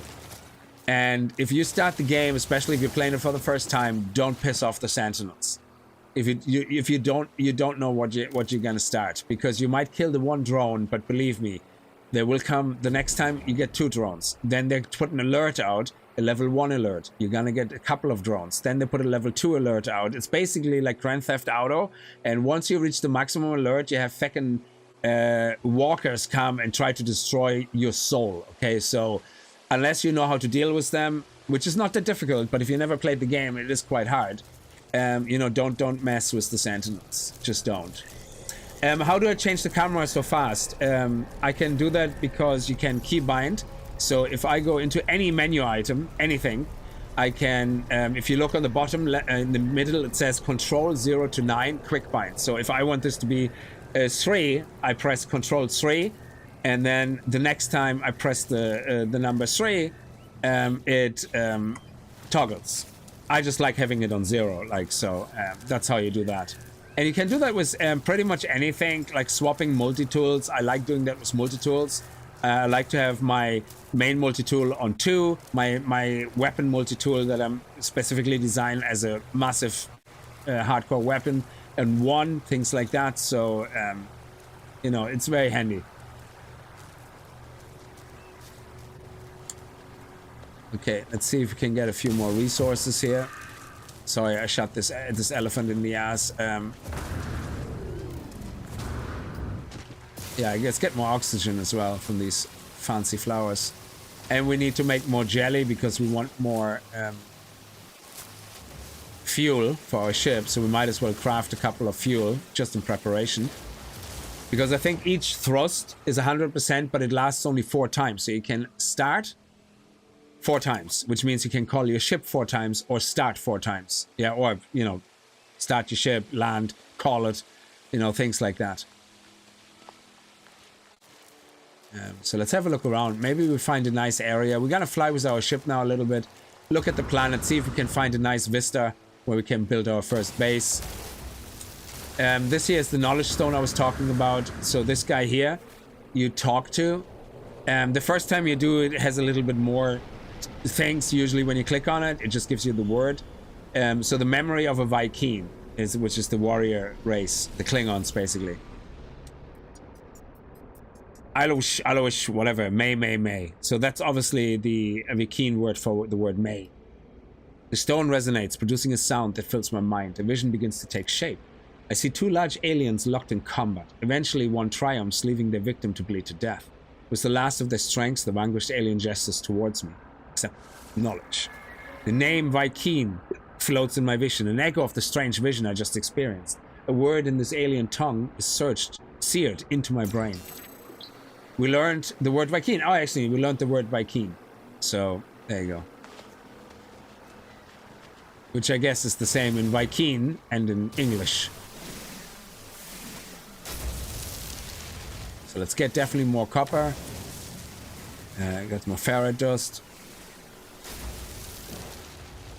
Oh, can you zoom out more in 3rd person?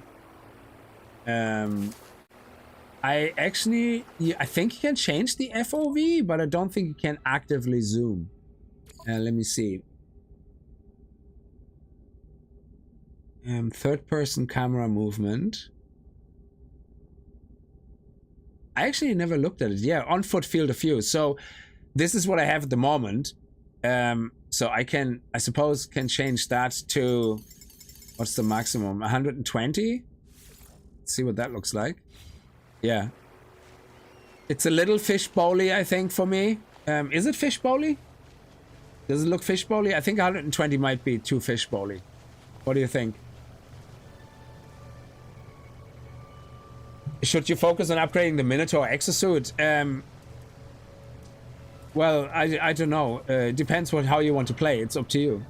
There is no best answer, really. I usually upgrade my exosuit first to get the cargo, if that's what you're talking about. I don't know.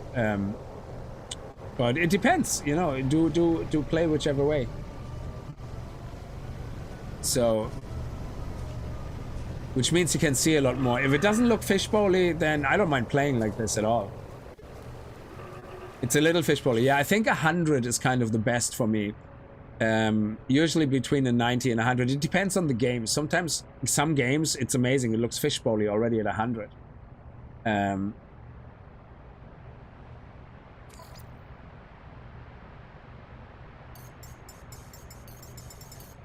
110 can look good sometimes as well. Again, it depends on the game.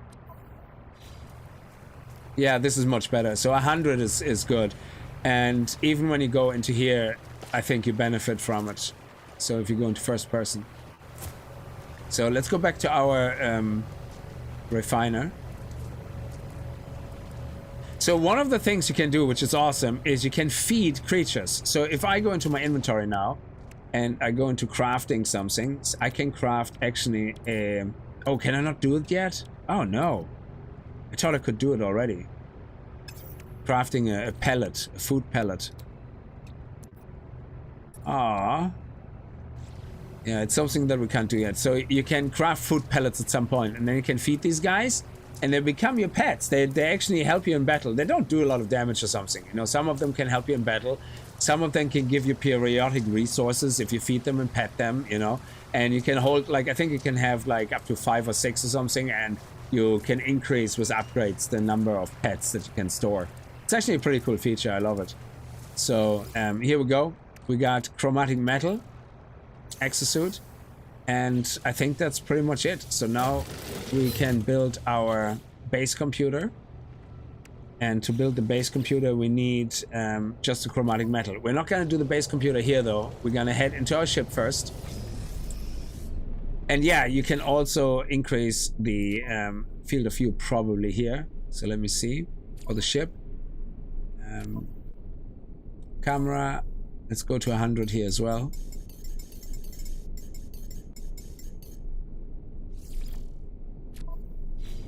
Yeah, there you go.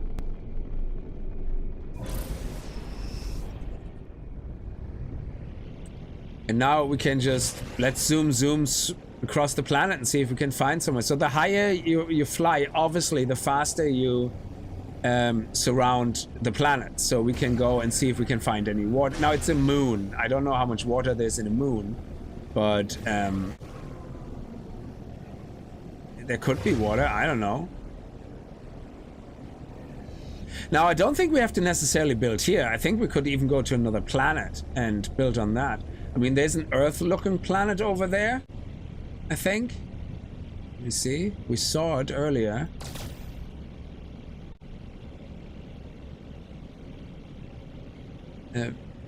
Very good, Connor. Very lucky. It's nice when you start on a paradise planet. So let's go up here for a second and see if, when we look down, if we can see the Earth-like planet I saw earlier.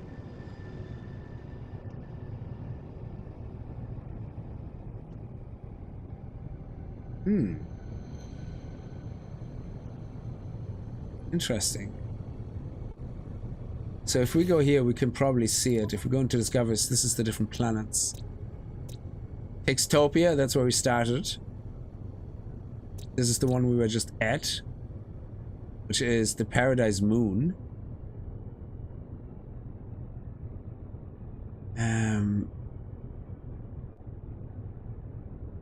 So depending where we are, we probably can't see this planet.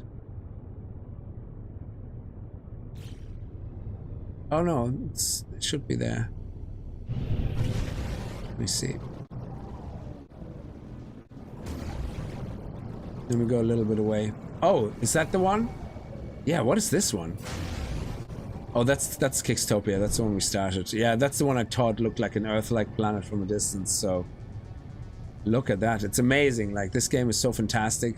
Oh, this one. What is that? Oh, it's an irradiated planet. Not friendly at all. No, no, no. That's the one we started at. That's the moon, the Paradise Moon. That is low atmospheric planet, and this one is the irradiated. Yeah, so we're gonna stay on the moon. There might not be any water, but it's not, you know what, it's not a bad spot for a first base. Let's go where the sun is. And let's go actually into first person and see if we can see the entering the atmosphere.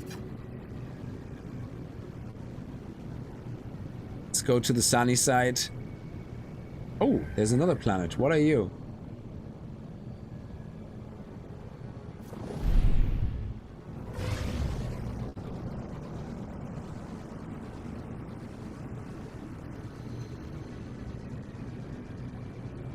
Let me just quickly get close enough to scan it.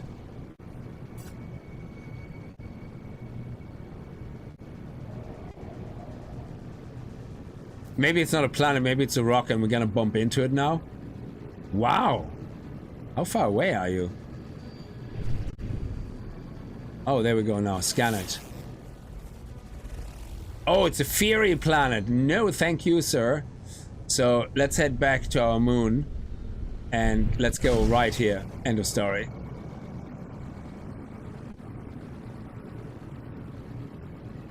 And also to refuel your pulse engine, you can use tritium. And tritium, you actually get from shooting these guys there. So the irradiated planet actually looked like Earth. I was like, oh, okay. Very lucky there, Kona, that you got the Paradise Planet on landing. Very good. Happy for you. Yeah, Paradise Planets. There's about 7 different types of... Oh, look, you can see the fire from the atmosphere entering. That is crazy. I love that. Wow. And the sky is space, the sky is space, and now the sky turns into the blue. Oh, man. It's just... This is the type of stuff in this game that always gets me, like how beautiful and how great it is done. Oh, look at that. That's kind of handy. So let's go near a settlement, actually, if we can find one. Or near, yeah, something like that is a building. And let's see if we can find something interesting.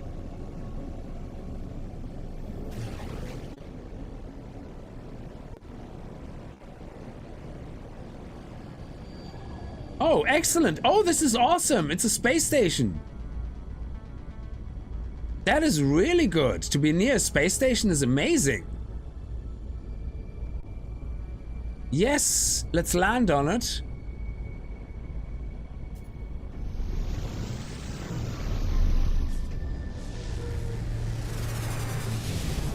That is actually really cool. Now, you can build anywhere. Yeah, so I can actually build my base computer right here on top of this station.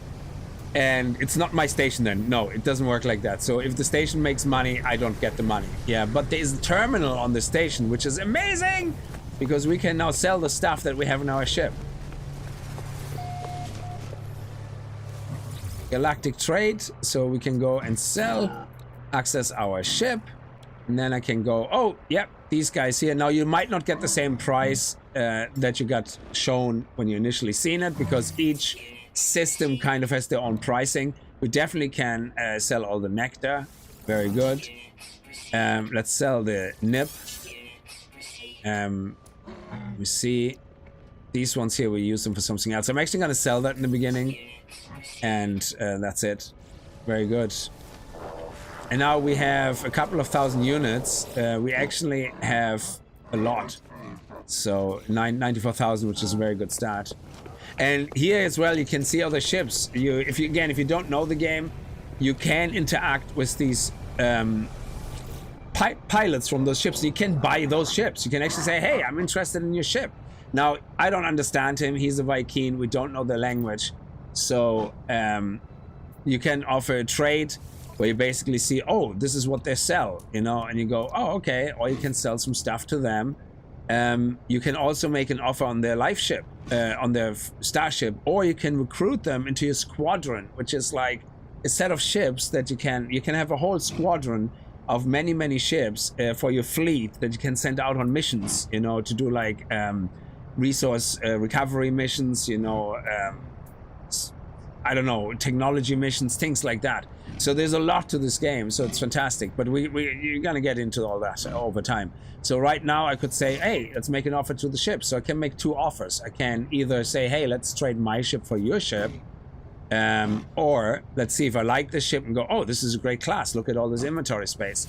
I can say I'm gonna either buy your ship for 14.5 million units, or I'm gonna give you my ship and then I have left 11.1 units. Right now, I'm clearly not going to do that because I don't have the money, but that's just an example to show you basically how that works.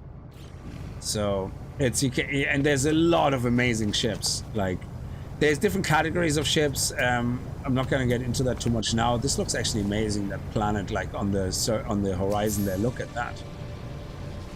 That is amazing.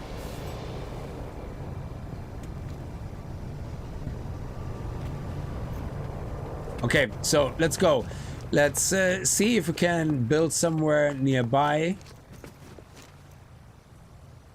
on a nice little plateau. Maybe up there, something overlooking this area. That would be pretty sweet.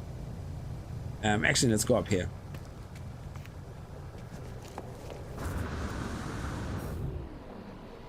Ow. Nikki, how are you? You don't have 14 million units right from the start? That sucks. Yes. Okay, so right up here, let me see. Oh, nice. Loads of resources here. Nice on the edge. We could be overlooking this. That is beautiful. Again, the first base you build, you're probably going to destroy again. You know, it doesn't really matter. I just like to have a little bit of a nice location. What is that? What? There's a shelter that close? This is a good location. We're gonna check out the shelter as well. Anyway, I'm fine, thank you, Nikki. I was having a head cold the last few days, hence I wasn't streaming. You can still hear it, kind of. Oh. So yeah, we're gonna put our base computer down here and start our base building journey here.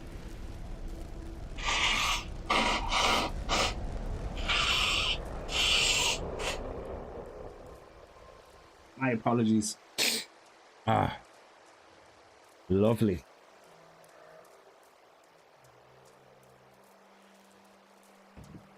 So we're gonna start with building the base computer. And don't worry about where you place things. You can move things around, so it's fine. We're gonna put it right down here. Here we go. And let's access it. Register the land as your own. Searching cartographic archives. Universal Archive search reveals no prior claims on the site. Sonar test confirms it's suitable for construction. Claim site. Boom! And that is literally the area that is mine now. So, well, it's not the whole planet, obviously, but it's a huge area. Oh, chicken gnocchi, nice. Soup. Oh, you know, I never thought about putting gnocchi in soup. That is interesting. Yeah, I usually buy gnocchi and just boil them and then eat them. So that's interesting. Psycho Scream, I haven't played this in a great while. So much fun to be had just exploring the different star system. Yes, it is. And I don't usually like exploring in a lot of games because it becomes very boring. But No Man's Sky is one of these games you can just chill sometimes for a couple of hours and do nothing progressive. Just go to different planets, check them out, scan some animals, enjoy some vistas. You know, it's amazing.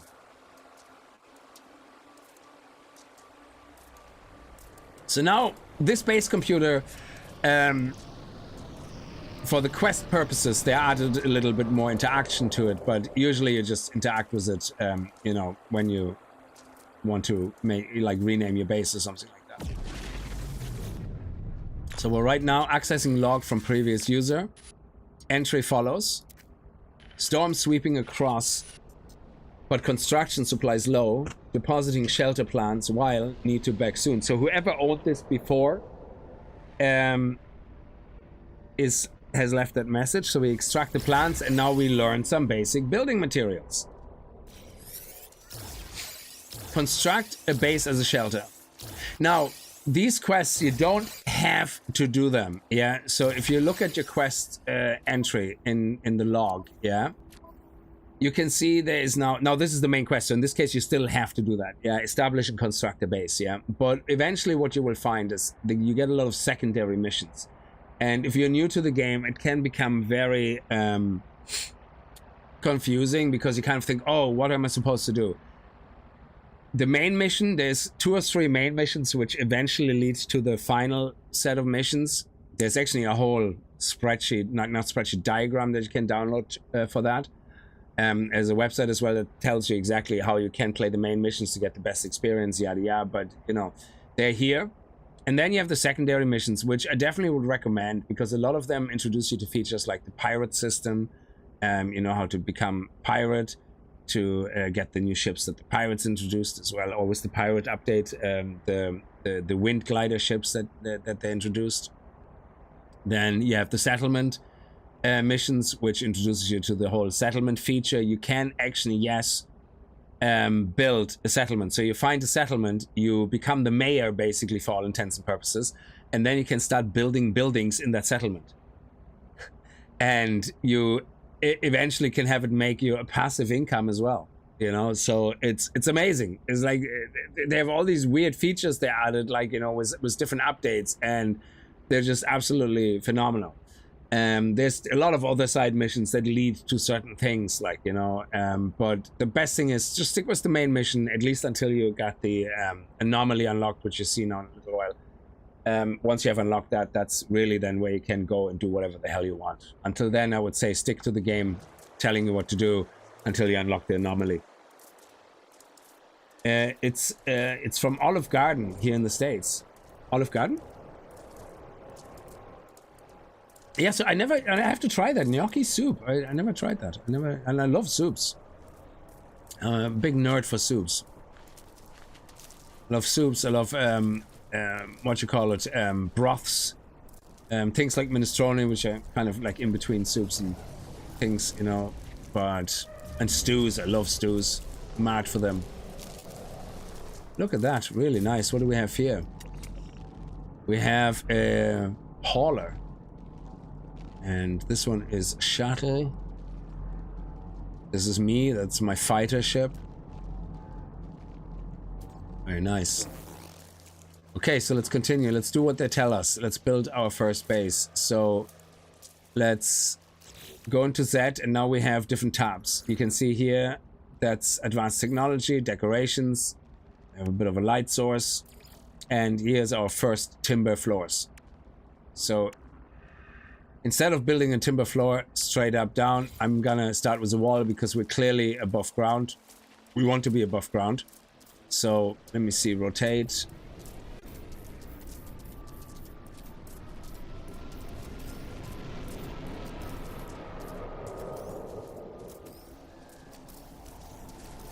No, I don't want to rotate. Oh my god, what did I do? Yeah, like that. Let me just start again. There we go. Rotate. Let me just put it right here. And then we can put floor panel on this.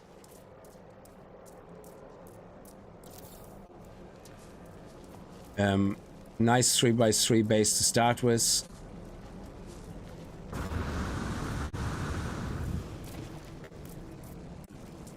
Why is this not...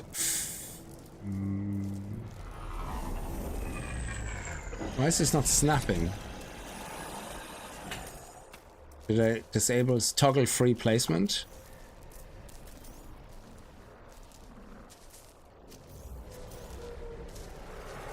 Okay, I don't know why this is not snapping. What am I doing wrong here? Do I not have the resources? Oh, there we go. That is weird. Okay. Very strange.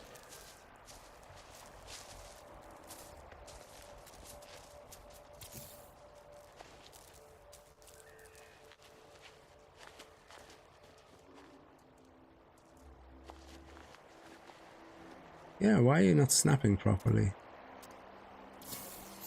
Weather warning. Incoming storm. Yeah, very strange. Is it better in third person?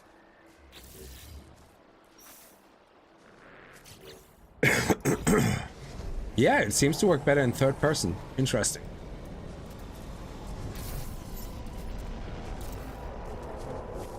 Base computer online.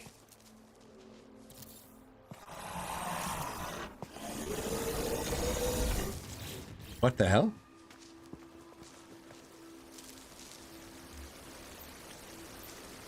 Okay. Okay, we have some... Oh, there's actually a storm. Wow. We have a heat storm, so we need to start building. Now, what I'm gonna do is I'm gonna unlock steps here eventually, and we're gonna have the steps go down. And yes, you can have floating bases. I can actually destroy this right now. So I can go into building mode, I can go into edit, and I can remove this. There you go, and I get my resources back. Floating base is absolutely fine, not a problem. But obviously we're going to build a proper, you know, thing to hold our base, you know, because we want it to look proper, you know. So, but I need to wait for the stairs first on that, and in the meantime, let me not the floors, but yeah, let me put the door here. Oh, we need pure ferrite. Okay, so let me actually place down the purifier here. And let me fuel it up. And then we can put more ferrite dust in here. And now you can also manage exactly the amount you want by using the scroll wheel. So if you want to have only a certain set amount of things, then that's absolutely fine. So before you place it in the first time, you can actually just use the mouse wheel and go, oh, okay, I only want to put in, say, you can do it with Q&E as well, actually, if you hold it down, which is quicker. So I can say, let me just do, you know, 500 because of the resources I have. I don't want to waste them all, or 600, so we're going to create 600 pure ferrite, whatever. Or if you change your mind after, we go, okay, let's go and do 500 or something, or 400. So you have a lot of flexibility with how you like to organize your sizes.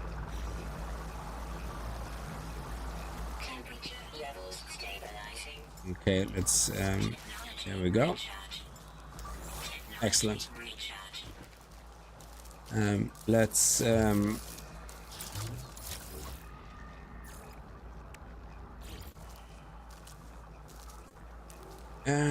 yeah, let's build a little centerpiece to pretend it's holding up the base. Come on, you don't want to be locked in, dude. Oh, you went in, didn't you? No, you're out. Good. And at least now it looks like that we have like something holding up our base. Let's go with some fancy walls. We don't have any windows yet. That's not what we have unlocked. And we're out of carbon, so we're just gonna have to get some more carbon.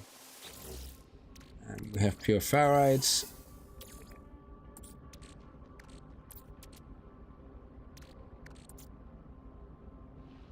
We have condensed carbon. We can turn that into carbon. Here we're at a 1:2 ratio, which is great. So there we go. We have more carbon right here. Oh, it's a restaurant, the Olive Garden. Very nice, yeah.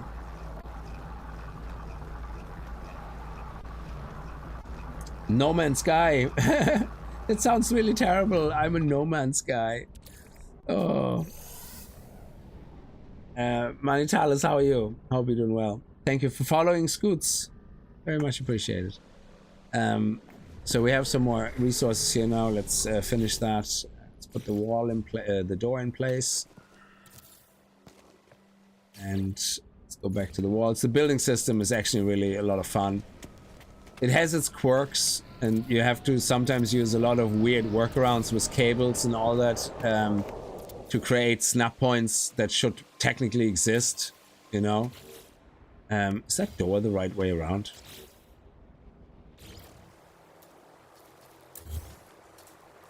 Yeah, it looks the same either way. Okay. Okay, here we go. Now we just plonk a roof on it. Let's make, you can make a rounded timber roof if you want, or flat roof. I like the, in the beginning, flat roof. Now I also like bigger bases, but right now this will do. Oh, they're going in the wrong direction.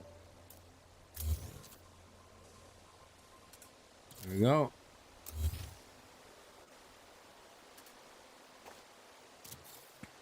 Sorry, that's an OCD thing. Building OCD, they all have to go left to right. The lines, you know, well, they can go up to down, but they all have to be the same.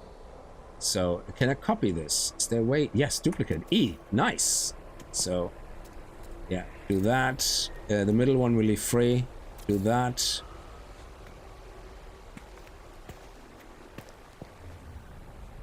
Yeah, the aiming is sometimes a little bit finicky. Do that. Come on. Come on, there we go. And the last one here. And then for this one, I'm gonna use this.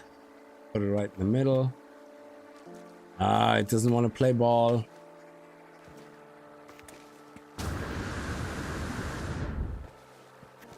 Ah, there we go.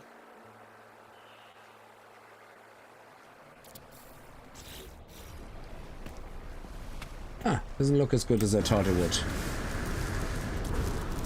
Oh, crap. Okay. To get into my own base now. Can't wait to have stairs. Yeah, it's flush. Okay, doesn't look as good from the outside.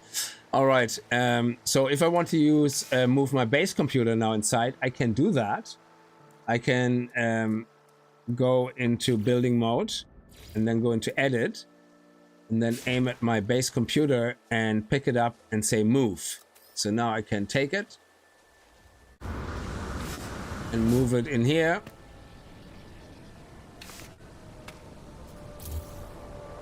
Which direction is it gonna open up? Ooh. Okay. Let me...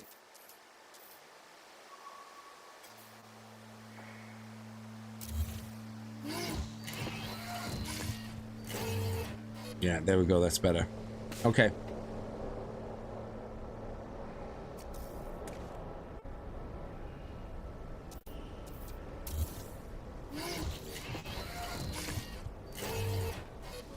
Okay, nice. So you can move things around, which is nice. So you're not stuck with having your base computer on the bottom. So now we can go and access our base computer now that we've built the base. And it's going to let us continue the story. Yeah, a nuisance of building systems, but it's always nice to find these little tricky workarounds. Like snap points in No Man's Sky, cables are the best invention. You click on a cable, you look at a cable, snap point, and then you really quickly change to the item you want to build, and it lets you snap it. It's to center it. It's perfect. I love these kind of tricks.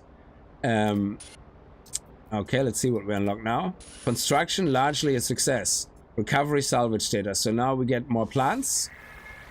Whoever recorded these logs evidently had some success. I have access to their plans and perhaps I can learn from their efforts. And now we have a construction research unit. Yay! Magnetized ferret, nanotube. Expand your base. So now we need to make a magnetized ferret. So we need to put purified ferret in here. How much magnetized ferret do we need exactly? We have to build what? The research construction unit. We need 20. Okay.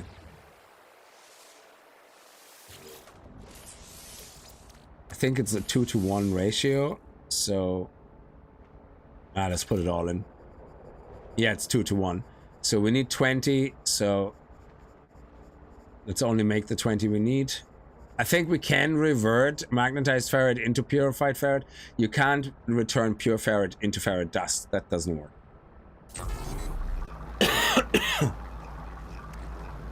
So if I go and put this away now and then move this into here, it basically returns it at the same ratio back into pure ferrite. Okay, so you want me to build the construction research center. We also need a carbon nanotube, so let's craft that. Ooh, we need more carbon. Okay, let's go out and get some more carbon quickly.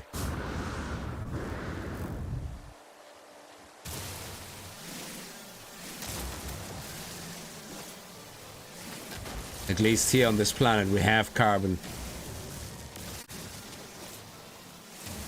Can't believe the starter planet we had 0 carbon. Well, not 0, but like might as well.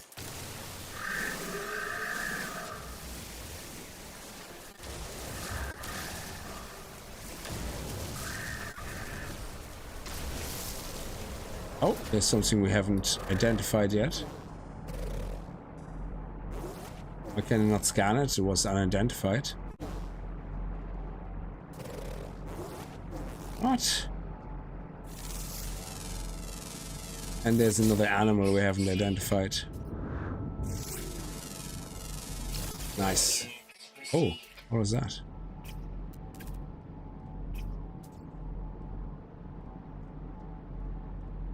Ancient data structure. Wow. Yeah, this shelter we're gonna check out now in a second.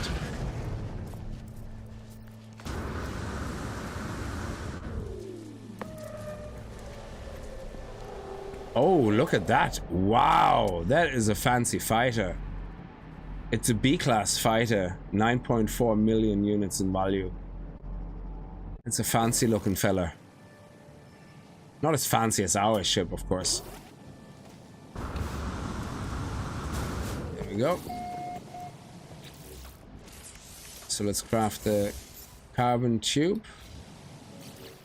And then we can make this. Excellent. Just place it right here. It doesn't really matter right now. And now we can access this to get some access to basic recipes. Research building, buildable technology, research structures, buildable technologies. There you go.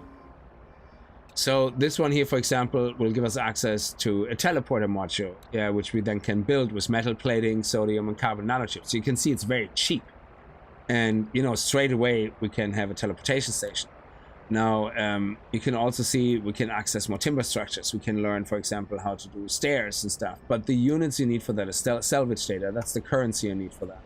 Right now, we have no salvage data. There's so many more things. Now, this is only a small subset because this is a research unit machine.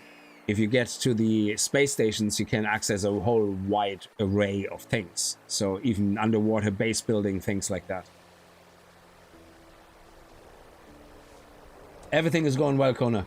Thank you. So if you're new to this, you're going to have a lot of options when it comes to base building. So it's just the game slowly introduces you to all that. So now the game introduces you to the idea of technology. So we have to look for buried technology with our visor, so we can start getting salvage data. And that is also a nice little fun activity. So you kind of look around and you go, oh, salvage data. Let me see. There's probably not much around here because we're near a space station. So I would say right now the best thing is to actually just head over to the shelter there and investigate what's there. And then we might come across some buried technology.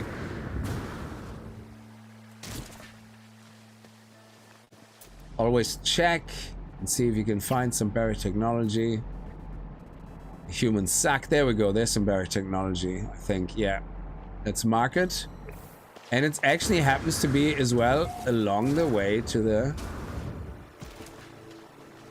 And again, always be picking up resources in the beginning specifically. Yeah. When you're going anywhere. You can have the laser running non-stop. It does have an overheat. As you can see, it's now heating up there. 59. The bar is the heat bar. You can actually let it run. The hotter it gets, the more damage it does, and the quicker you gather resources. So you can see how quickly it goes now with the resources. And then you get the heat warning. When you have the heat warning, you can kind of play around with it and just tap it along. Keep it right on the edge, basically, of the maximum. And that way you can keep running around, getting more resources, you know, doing things like that if you want. Oh, we just killed another creature. I'm sorry. But yeah, you don't have to do that, but you can. In one of the updates, it actually was an achievement, like to gather 2,000 resources was a single attempt. So here's another knowledge stone. Now that we got the first knowledge stone, the next one will just give us the word, give us the Viking word for interloper. So let me see, where's our marked, it's our marker actually. Ugh. Did we not mark it? Of course we did. Where's the space station? I lost my way. Oh, it's over there. That's where we are.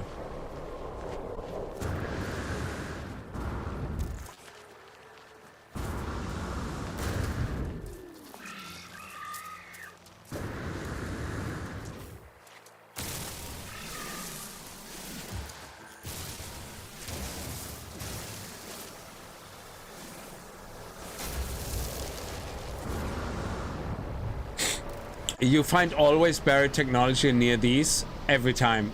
There's always one. So what you do is you go as close as possible. Then you take your miner out. Switch to your manipulator. And then you go make sure you're in mining mode. And you dig a hole. And there you go.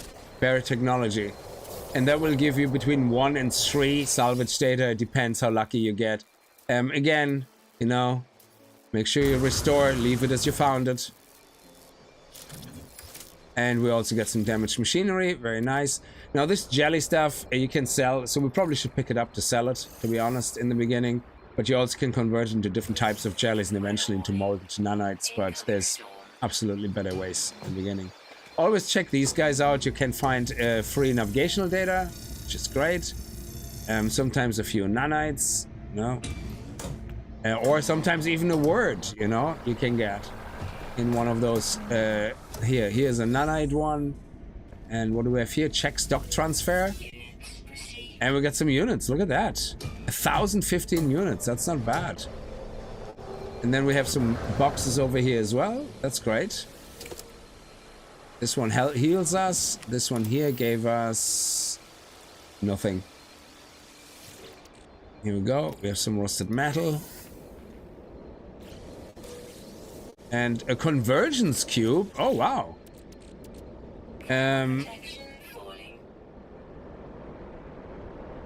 Oh, it's used for upgrade. Yeah, we can sell that in the beginning. We don't really need to hold on to it.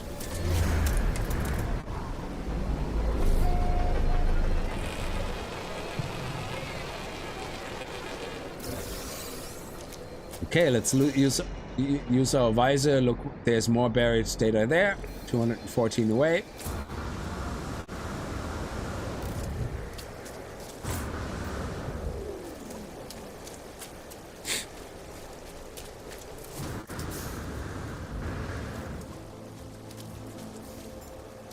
It traveled 8,000 units. Nice. And here we go. Switch to the miner. And how many did we get? Well, we got one as well. Again, make sure, leave it as you find it. Ooh, there's some, oh crap, that's not good. Carbon, very nice.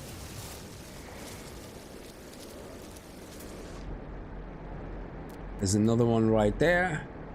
It's 200 away. Is there a closer one? It's 300, 244. I might as well go to that one.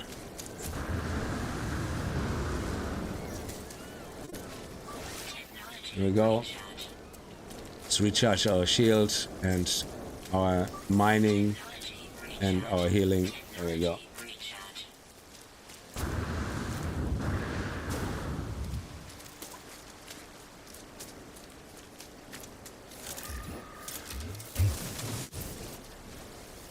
Okay. Oh, we got one again. Yeah, let's get a couple more because I wouldn't mind getting the teleporter unlocked as well. So we need 1 for the stairs, 3 for the teleporter, I think. And so let's see if we can find a few more. It's a nice relaxing way of getting things anyway, so And there was one close by, I think, now that we uncovered this one. Yeah, 139. And, oh, look at that. We can get more pearls here as well. Might as well. We can sell them straight at the trading station over there. A little bit of extra cash.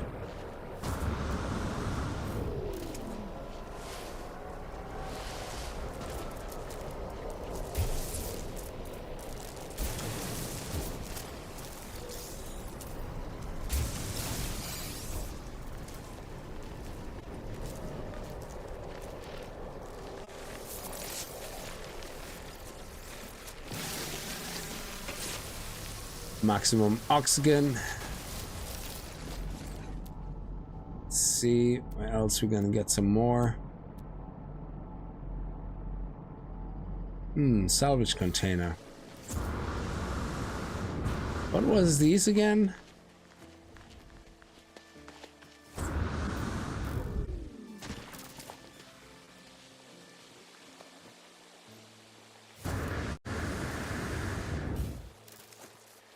We might find a buried supply near there as well. Yeah, getting the teleporter unlocked as early as possible is always good. Oh, this one is quite down. Oh, it's not that far down. Holy shit. Protective casing? What?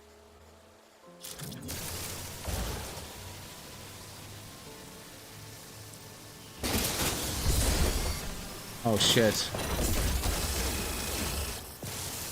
Oh, I think we've been attacked. What did I get? Okay, let me actually dig a hole here quickly and hide.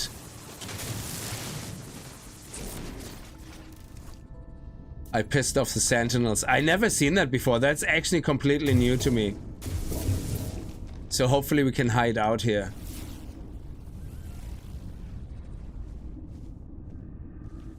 So hopefully they will go away now in a second, the sentinels. I never seen these things before. That's the first time ever. So they're scanning for me now, but if I hide and I stay out of view, then theoretically they should go away. Because they can't get to me down here. Assuming they didn't change that.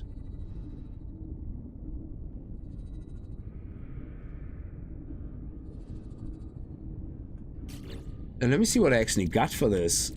Oh, wow! Blackened gear, approximately 475 years old, 285,000 units. Well, that is worth the hassle of a couple of these guys. That was a nice find. Salvage containers have crafting items and suspicious tech. Making me feel bad to never cover my holes. Always cover your holes. Okay, these guys are not going away, so we might see if we can outrun them. Let's see.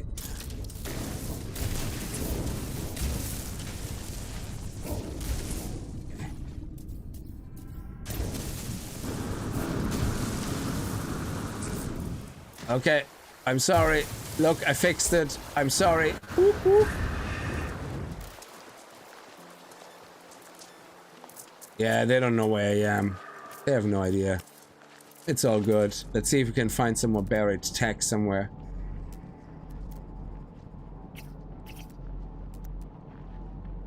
Definitely not in that direction, so let's head over here. Yeah. Now I could fight them and then the more would show up, and there's actually a reason you might want to do that. So, sometimes you want to do things like that to piss off the sentinels to actually get them, because if you can...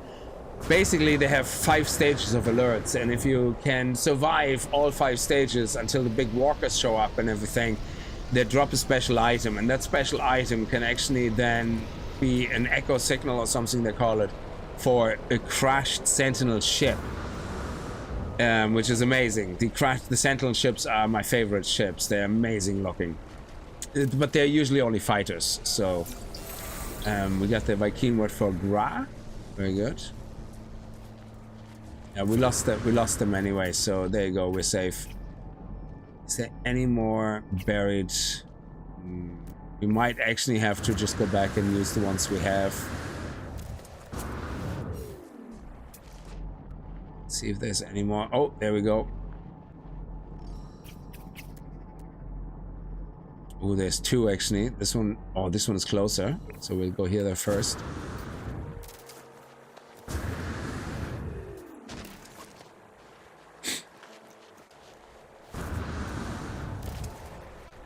Walker brains, yeah, exactly. Ooh, look at that, 2 for 1. Nice. Some extra money from these. And let's see what we get. Nanites, lovely. Okay. No, hang on. There was one right here. Am I stupid? I thought there was one right here. Or do we not have it marked?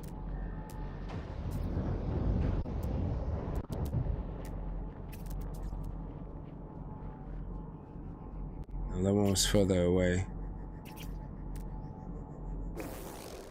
Yeah, it's right here.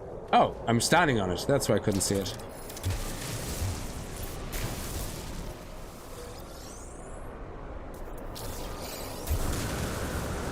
So we got, how many salvage data do we have now? Oh, we have 10. We actually, it says 1, but it actually gave us like 3 or 4 every time. Oh, wow. Okay, so let's get just one more. Because we're close to it. And what's that smoke?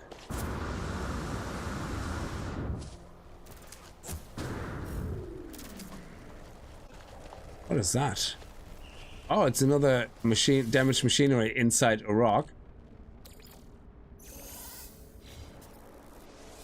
And more nanites, nice. Let's do the one, oh, salvage container. Another one. Let's do the one more that was about 200 away. 296, is that the closest right now? I thought there was another one.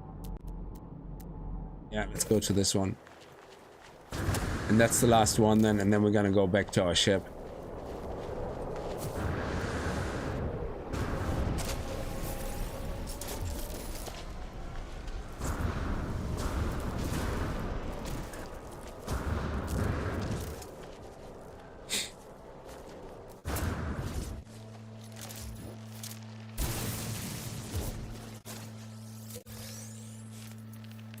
You see the way it says salvage data found 1, but we got 2. Interesting. Oh, there, 2. Maybe I didn't see that at some point before.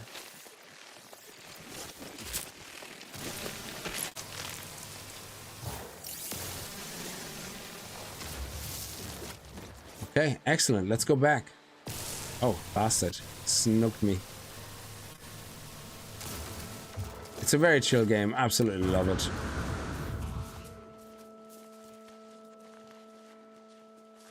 Yeah, I think we have a lot of resources on us now, which is great. How much cobalt do we have? 1,600. Some condensed cobalt. Very good. Salt and stuff we don't need. We have loads of oxygen. We can make a portable refiner as well, which is one of the first things I would recommend you unlock. Once you get there. To the chance to, because it means you can do things like finding this junk and refine it on the go, you know, or convert things into condensed carbon to carbon, things like that, vice versa. So it's always handy to be able to do it on the go. Oh, we have found it in the stone. The Viking word for the. Ah, we know 80% of the language now. No, we're not. I'm just talking crap. Very nice. Get some more sodium.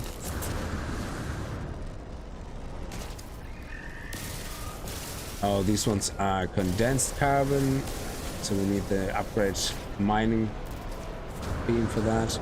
I think we get an advanced mining beam for free doing some of the quests, like, so I'm not gonna buy really anything that I get for free anyway, except some things that are really just too handy to have in the beginning. Like the teleporter, we're gonna do that right away, because there's absolutely no need not to do the teleporter, you know?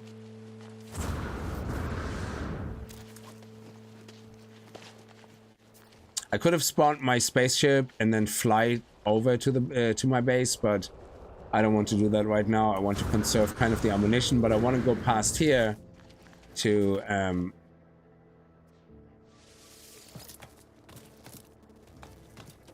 to sell the things I found. So we get the money, money, money. That actually means we can buy a wiring loom. How do we make the battery? I think it's sodium, isn't it? Yes, iron battery. So for the multi-tool shield, we need a wiring loom and 2 iron batteries. We can actually do them now. And carbon nanotubes 3. Ooh, 100 chromatic metal? How much chromatic metal do we have left? I know we have 100, but how much more do we have left after that? Ooh, only 28, so we might need that for something else. So maybe we can buy some actually. We'll see. We'll see. We have a good bit of money now. So let's sell. Actually, I'm gonna sell everything. I'm gonna sell the silver. No. Oh, okay, fine. Gold. We can get more. The platinum, sell it. We keep that because it's fuel. Nuggets, clusters. It's a ship inventory. Now, if we go to the exosuit, pearl, 5 nectars, the slime. Actually, the salt right now, I don't really care for salt right now. We can always get more salt. It's easy enough to find. Watch me needing salt now in a minute and not finding it anywhere. Sell the crap. Sell the conversions cube for now. Let me see. Sodium, the 2 metal plates, we're going to use them eventually. The cobalt. Yeah, and the blackened gear, 271. Boom. Nice. Okay, so let's see what you actually have for sale. Exosuit upgrade shard. Ooh, nice, but it's 107,000. Yeah, we're not going to waste that. Unstable plasma, that would be nice. Okay, you don't actually have that much to offer. So let's go over to... Oh, wow. Nice. Look at you, you beauty. What do you have for sale in your inventory? Let me just quickly talk to you.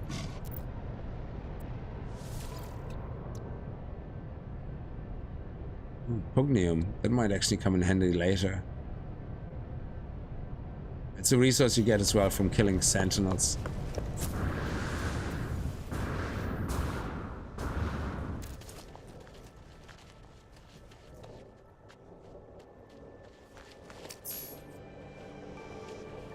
We walked a lot. Yeah. Oh, we earned 105. Yeah, the achievements are always a bit slow. It's kind of weird. Yeah, you do the money and then 2 minutes later you get the achievement. It's like, okay. Okay. Luckily the sentinels don't know where I live. Okay, so now spend the salvage data at construction research for blueprints. So what I'm going to do is... I want the stairs. That's one. I definitely want the stairs. Okay. And then I want to unlock the teleporter module. I know I'm probably going to get that for free, but I want this right now. Oh, but we also need power for that. Yes, get a biofuel reactor. Perfect, and that's it. And wiring is free. Yeah, let's not waste anything on the rest. Batteries, we don't need batteries right now, that's fine. Okay, so let's see what we can build. So the base teleporter, we need 2 carbon nanotubes and 2 more metal plates. So you can go, if you have them crafted already, you can actually hover over them and you can press E to craft more. There you go. That's 4. If you hover over something and you press A and D, you can craft multiples. There you go. 2. Let's see. Can we craft this now? Yes. Let's put it right here for now. Let's, to power it, we can make a biofuel reactor. We need 1 metal plating for that.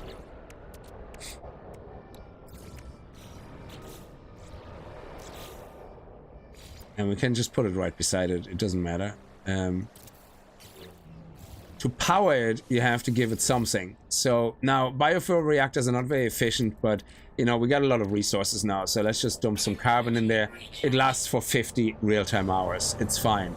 Now, the main thing why you need it to power it is to leave your facility. You actually don't need it to get to your base, because even without power, you will always be able to get to your base. You will just to leave, you need power. So, but all you do is go to the cabling and connect the wires. Here you go. But we just don't have anywhere to go right now. There you go. We just don't have anywhere to go. That's the only location we have right now, our base. So, you can rename your base. So let's go and rename our base. Rename the base. Kickz. Actually, let me see. G4K, that's the handle, and then first base. I always like doing that. First base, end of story. And screen capture, it's fine. You can do a new screen capture if you want. You just click on it, move the camera, make your screenshot as you want, and then upload the base. You can have multiple bases. I don't know if I think you can have infinite amount of bases, but only one can be uploaded for the public to see. Yeah, something like that.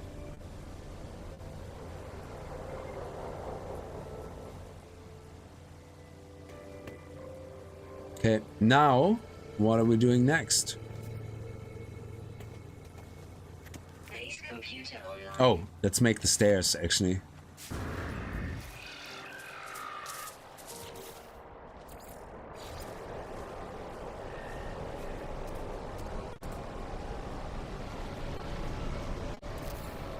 There we go. Oh, we have to make another set. We're just a little bit above ground.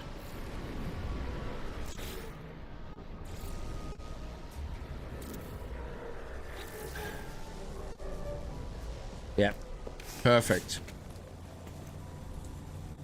All right. So base computer log updated. So now, again, this base computer in the future will become pretty useless. It's just for the purpose of moving the quest along. It gives you some things to do, and every now and then it has new recipes for you depending on where you are in the game, which is great. So, but you can buy all the recipes straight up if you want as well, if you have the resources for it. Scanner detected, repeating 16 from the space station. So now the game introduces you to the space stations. The base computer archives have reached their end. It seems there is nothing more. I will learn from them. My predecessor appears to have left their base and headed to the space station.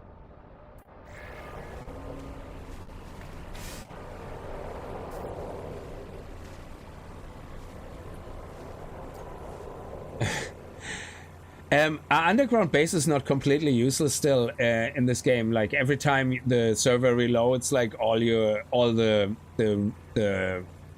terrain regrows. Isn't that the case? Like one of the things that this is why I always build my bases a little bit up in the air, because I think, oh look at that, I don't like the clipping. I didn't see it. Otherwise it bothers me. So I think, say for example, if I destroy this terrain here and I dig a hole and I build my base, I flatten the terrain and build my base on it, yeah?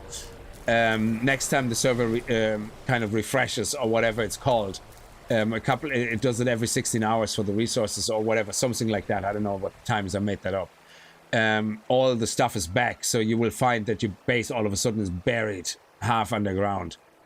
And you can't access it. Like that's one thing because the first thing I remember playing Settlements update first time, and the first thing I did, dig a massive hole into the mountain and built my base in the mountain. And literally I came back a few days later to look at it, and it was in the mountain and I could not access it. It was all buried. It was crazy. Unless they fixed that. That would be amazing if they did.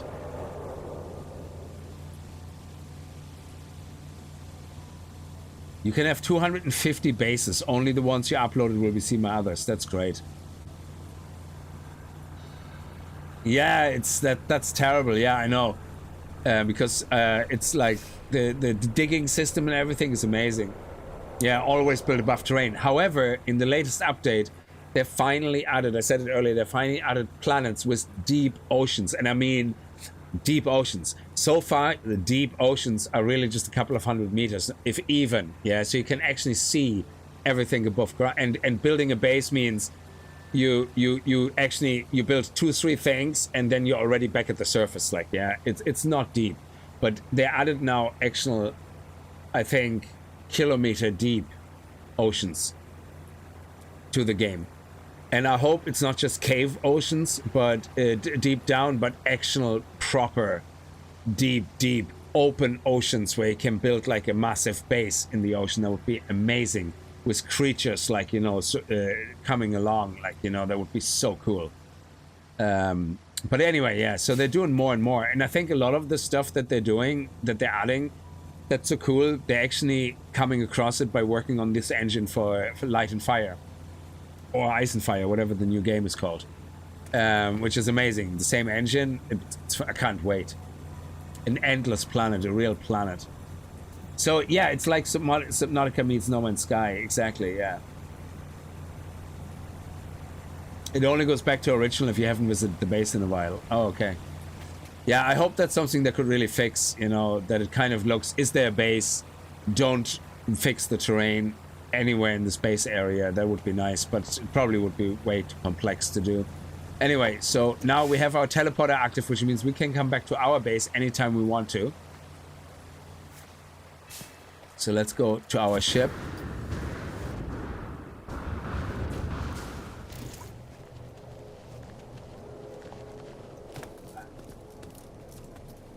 Actually, also let's recharge and recharge. There we go. Gotta go back into this game. I paced out when I couldn't set up the basic building tutorial. Yeah, we gotta go through those. Oh, look at that. We gotta go through those building tutorials as well, because there is a quest chain which is really, really awesome, which allows you to build proper base components, like, you know, with people working at your base. Like you hire a GEC or something, like, you know, for the research part. You hire a Viking for the weapon multi-tool station. It's brilliant. I love it. Yeah, we don't need any more to sell. So we're very lucky actually to come across this and build our base. I could have built my base terminal right here on this station, and I can put my teleporter actually right here on the station. You can do that. Absolutely, but I don't like doing that because it blocks it from other people. There's a billion planets, so it doesn't really matter too much.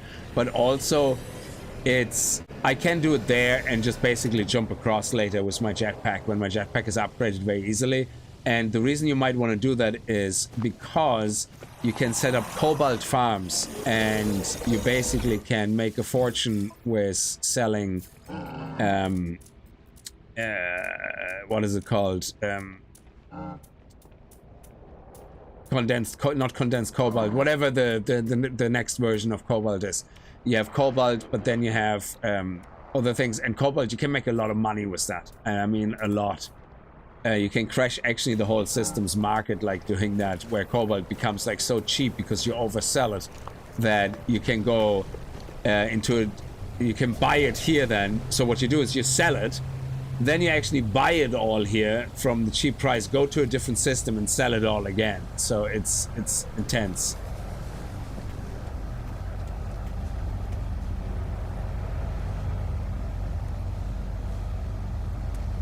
In 7 Days to Die, yeah, digging down with an auger and building a huge base underground. Yeah, that is amazing. Oh, look at that little Sputnik. Nice. Okay, let's go. We have to go into space. Let's save our game first, though. Let's go straight back out to save. Let's go.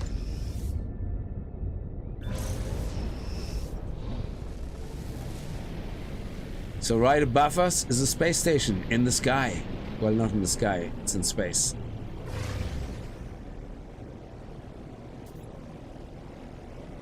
It's probably behind this planet, is it? Yeah, I think it's behind this planet, so...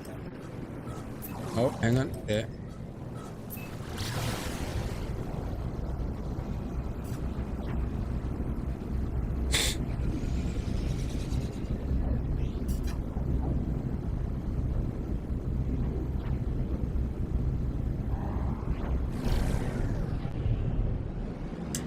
So this is a space station. Now, they did a great job. I think they did it with the Worlds Part 1 update, was it? Or no?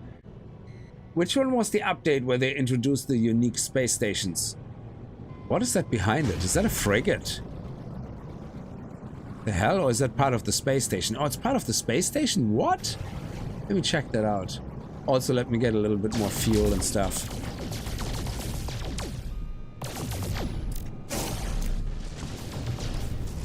Let me get a little bit more tritium, whatever it is, if we can. Yeah.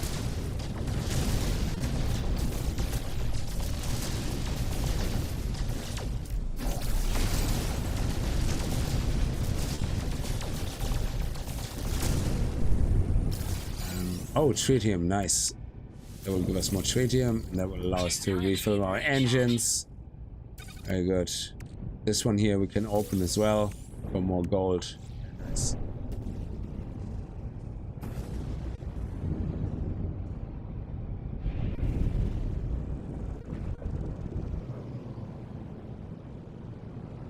Yeah, it's all part of the station. And just to give you an idea how massive these stations are, yeah, my ship looks tiny against that. So one of the things I also like to do is let me bind the screenshot key photo mode to 9, and now what you can do is you can do something amazing where you kind of move towards something and you think you're very close, but there, now you can go into screenshot mode. And look how we're actually so far away still. It's crazy. You can move the sun in screenshot mode, so I can move the sun over there if I want to. I don't know why my camera is so flippin' weird right now. It's actually moving. I move left to right, and it's completely moving into weird directions. Hang on a second.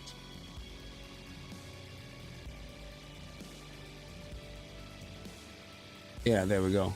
Okay, that's weird. That was weird. Where's my ship now? Oh, there. So you can get some really nice screenshots done if you want to mid-game, which is absolutely amazing. And then if you want, for example, the sun to be behind you, you can just move it over there. And, you know, that's it. Or, hey, you know, I want to move it over there so I can actually see my ship better from the other side. You know, something like that. So it's amazing. You have a lot of choices, like, you know, with the screenshot mode, you can do some fantastic screenshots. It's amazing. And then when you leave it, everything is reset. You know, the sun, everything. It's absolutely amazing how this game does the screenshot mode. We have to find the entrance, though, of the ship, of the space station. There we go.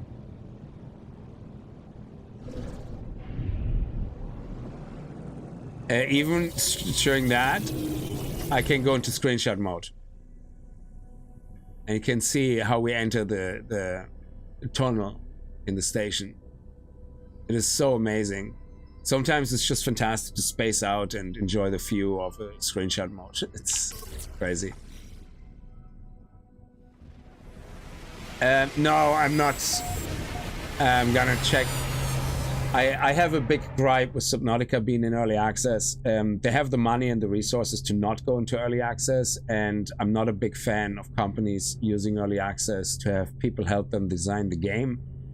I really wish at this point they would just design the game and make it and release it.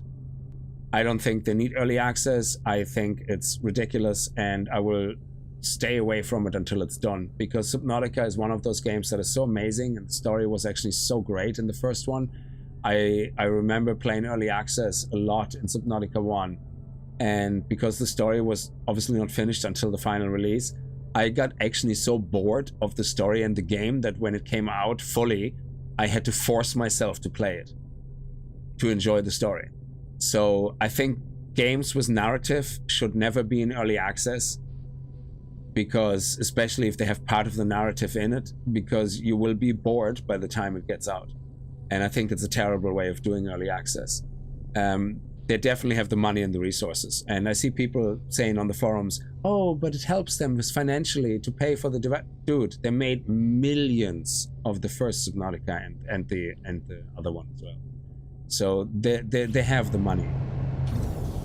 So they could just do the damn game and come to Steam with a fully game. Like, I don't think they need to be in early access. Like, if they would come to early access with the game 90% done, yeah, I get it. That would be great. But the reason I dislike the way Subnautica does it is they come to early access with literally bare minimum frameworks. That's how they did it with the second game, whatever it was called, Below Zero. Below Zero was like bare bones. And it's like, wow, you had the money from the first Subnautica to not come to early access with a bare bones implementation. So it's a personal pet hate. It's nothing that they're doing that is not really unethical or wrong. I'm just not a big fan of companies who have the money not to do something and do it anyway. It's the same when I see Square Enix come to early access with games. It's like, dude, you're $1 billion company. Get over it. Like, just do your game. You know, release it. It's just something I just don't like. But it's a personal thing. So it's not that they're doing anything wrong, really. So yeah, so for me to be able to enjoy Subnautica 2, I have to make sure I don't play it throughout early access, because otherwise I will get so tired and bored of it before it comes out. I just won't play it when it comes out, which is a pity, because the games usually are really good that they do. So this is our space station here, our first visit. And if you haven't been in this game before and this is new to you, you find a lot of little shops here. Now, each space station has the same type of shops, but since one of the recent updates, they made them all looking unique. Like, yeah, so you have a lot of different flavors of colors and different styles, but yeah, they're all kind of similar setup. So now you have a technology merchant here. This guy sells you mods for your exosuit. So, oh, ask about other travelers. So that's part of the quest. The first conversation we actually have is about our quest. Okay. The life form is going to ask about other travelers. The life form looks at me with alarm before waving their hands. I think now we get the normal conversation. Let me see. No. Okay, we actually have to go through the quest first, okay, before we can access the shops. One thing we can do, though, is each of these space stations have an exosuit upgrade station, which you can use one time in each system, wherever there is one that you haven't visited before, and that allows you to upgrade one of the slots.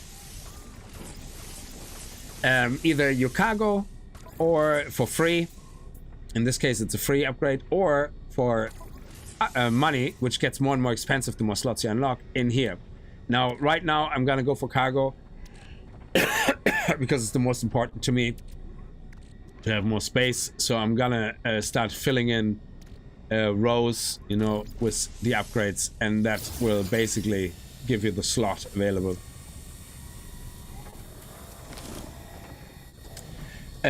Blue Vegas, I'm with you, and to add to your point, I cannot stand it when WE have to become game testers. Yeah, when we have to become game testers. If your game ain't finished, polished, don't release it yet. And I do understand it, and I know early access policies very strictly actually state do not release your game into early access if you need to rely on sales to finish the game. And oddly enough, actually the very first Subnautica game had to do that because they ran out of money. And so, but I don't hold that against them. I actually think they were doing a great job.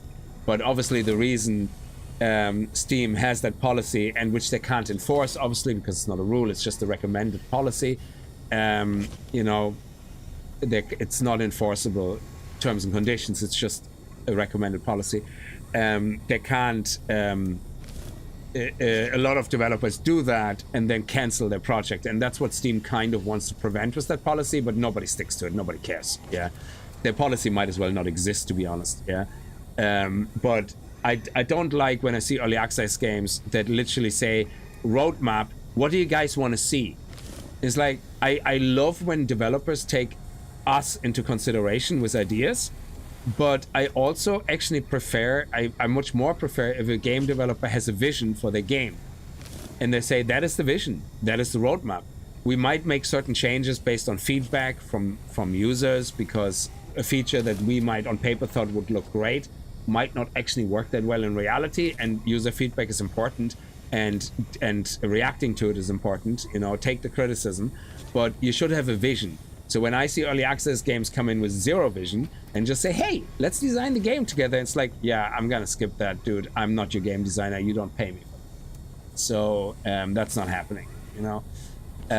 But sadly, a lot of people find that exciting, you know, and those type of developers to me are not real developers. They're like, you know, you're just using other people to do the game for you, really. You just write the code. So, but anyway, so then we have these technology merchants here that are multi-tools. So you can buy multi-tools and that have more slots, or you can upgrade your multi-tool with more slots. You can buy better class of multi-tools. We have a C-class multi-tool, I think, right now. Is it? Multi-tool, yeah, C-class, which is very tiny. This one here is a B class, so it has more slots enabled. Now, there's different sizes of multi-tools as well, or different type of multi-tools. And there's actually a whole spreadsheet available online where you can look at basically certain type of multi-tools are much better for making them weapons because they have a much higher damage potential. They have higher damage multipliers. So if you use that multi-tool to put weapons in it, they will do more damage. End of story. Than if you use a small, tiny multi-tool here that has no, you know, damage multiplier. So it depends what type of multi-tool it is. It is made for a certain type of job. It doesn't mean you can't use whatever multi-tool you want for any purpose. You can, absolutely. You know, there's no question about that. But also the different size of multi-tools means how many maximum slots I believe they have, unless they change that. So this one here could have a maximum, say, I'm making this up, of like whatever is like this row of slots. A medium one can have all the rows, a large one can have then more rows down here. So yeah, you know, it's the same with ships, by the way, as well. So you know, you want bigger multi-tools obviously for more slots and all that. Like this guy here is holding a nice big one, you know. So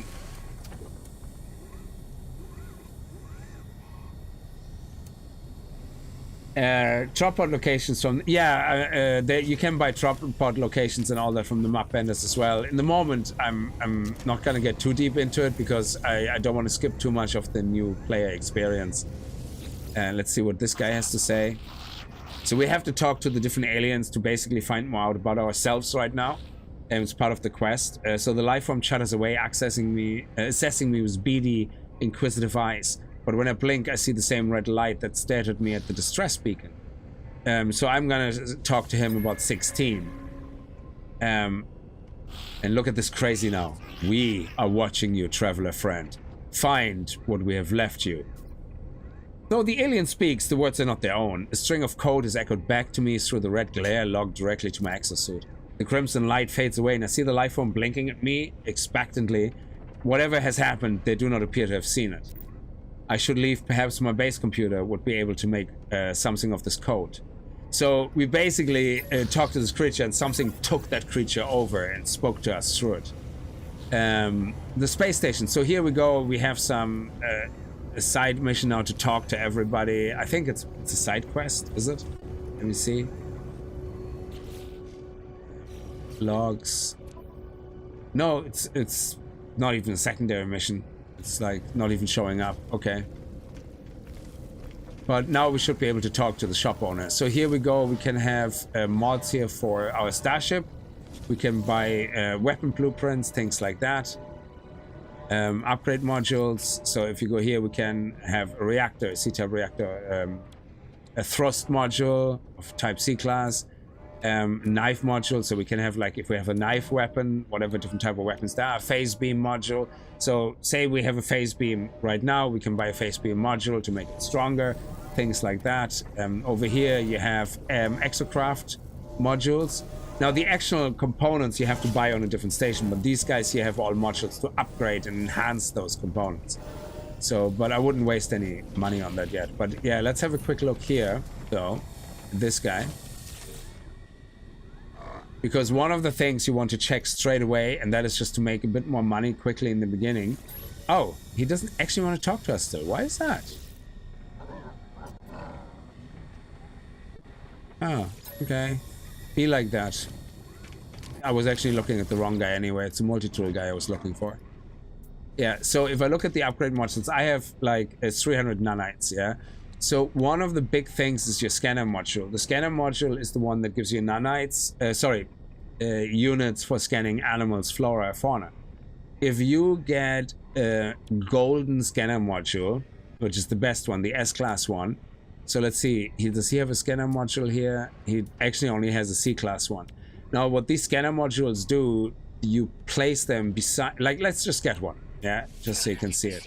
So let's get a scanner module and let's put it into our multi-tool. So we access it to install it.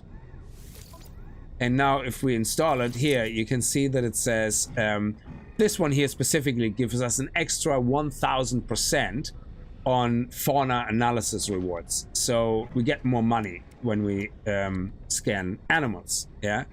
Now, if you move things beside each other, they connect if they're of the same type, and they kind of boost, you don't visually see it, but they boost the neighboring module. Like you can see this guy here doesn't have anything, this guy here doesn't have anything, so these guys don't boost each other. Now we can do the same with the suit. You can see, for example, that our life support now, our oxygen recycler, they have the same color frame. If we move them away from each other, they don't have that same color frame. So you benefit from having things adjacent, and they get slight increased bonuses. You can see that a lot better with damage, scanner ranges, things like that. So you can see if there would be a scanner range on this, an upgraded scanner range, you would see this number increase the moment you make it adjacent, yeah? Damage, you can see it with damage very clearly because you can move things around the damage module, and you can see the damage increase as you do that. In the Starship, you can do the same thing. If you have, like, say, a thruster upgrade, you can see the hyperdrive range, for example, if you upgrade the pulse engine or whatever. No, I don't think we have a hyperdrive yet. But with the hyperdrive, you can actually see that the hyperdrive range increases when you move things beside each other, even though the stats don't change visually, yeah? On top of that, you also have certain nodes which actually boost the stats of what you put in, but we don't have access to that yet. In your exosuit, it's actually the 1, 2, 3, 4, 5, 6, 7, 8th. I think it's the 8th slot. No, the 5th slot. 1, 2, 3, 4, 5. It's the 5th slot, the 8th slot, and the 3rd slot or something. They're fixed. In your exosuit, they're fixed, yeah? And they are boostable slots. They're purple. And they give you like a 10 or 20% boost of the stats of whatever you slot into it. So that's pretty nice, you know. So there's a lot kind of hidden stuff like that in the game as well, which is nice. With 1 million planets, I need infinite storage. You can build big storage, yes, but you can only build up to 10 storage containers. But they're huge. They're absolutely huge, and you do not need infinite storage. Believe me, you won't. The game is pretty well balanced around all that, so which is really nice. Anyway, so that scanner upgrade was just to show you how things work when you have these modules that you buy. But let's follow the story now. Because we have a teleporter at our base, we can go. Oh, actually, let me check quickly. Let me buy some stuff on the galactic trade, and let me buy a wiring loom. There we go. Okay. And we can sell anything else? No. So now what I can do is I can take this wiring loom and I, for example, can make 2 iron batteries from the resources I have. We can make 2. Boom. And that's what the cobalt is for, yeah? So if you look at that, the cobalt, you need 10 cobalt. So when you come across cobalt, definitely buy it, because now we can make, put the shield into our exosuit, into our multi-tool. So it creates like a force field, you know, when we have it selected or something. Yeah, so just something else to play around with. You know, if you get into trouble, put the shield on, and that's it. We also can have our first weapon. Carbon nanotubes. So let's do that.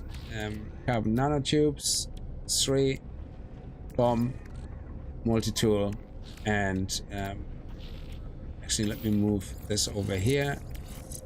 I think if we put the mining beam and the weapon beside each other, we might get something. I don't know. Let's see. Excellent. Let me see. No, it actually has to be literally a weapon. But if we now find a bolt caster module upstairs with the guy that does weapons. So again, it's a multi-tool thing. So if we look at this guy and maybe we have enough nanites to buy a C-class bolt cutter upgrade. Bolt caster module. There you go. See, we can't. I don't think. Oh, we can actually afford a B class. No, we can't. No, that's not it. That's a different one. So theoretically, just to, again to show you these things, a bolt caster module, can buy that. It's, you know, we're gonna get a lot of nanites, so it's not really a waste. You know, it's fine. And we can put that here. They synergize, they connect, and this one is plus 1% damage and minus 10% reload time. It's not amazing, but once you buy the S-class versions of that, it's brilliant. Yeah. Now, if you want to get rid of something, because say we want to move things around, yeah, what you can actually do, you can store the technology and press X, and becomes like a little grayed out technology package, and then you can reinstall it whenever you want to. So if you find you want to do something else first that's more important, and you're okay with uninstalling something, you can do that. So that's a really great feature as well. So let's go down here, and now we can access the station teleporter, and we find our base. So we can click on it and we can warp to it, because we built a teleporter in the base. We can get to it, which is great. And again, your base doesn't have to be powered for you to teleport to it. You just need the power to teleport away from it. So now if I go here, I can access the space station. There you go. And you can go into recent space stations, whatever. So all the things you uncover will be here. Yeah.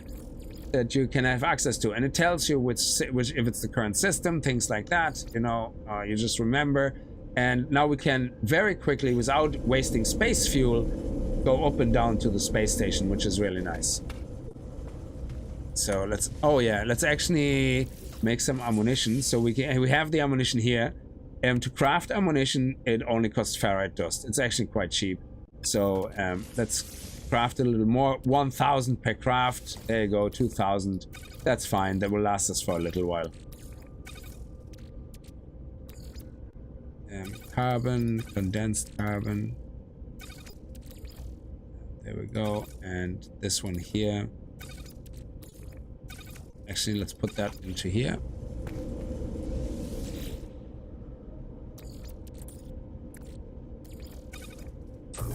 Okay. Let's see what we have. Do you work for a gaming company? No, I'm a software engineer in a cloud service company. Well, it's we're creating cloud, like a solution that lives in the cloud, like, you know, for companies.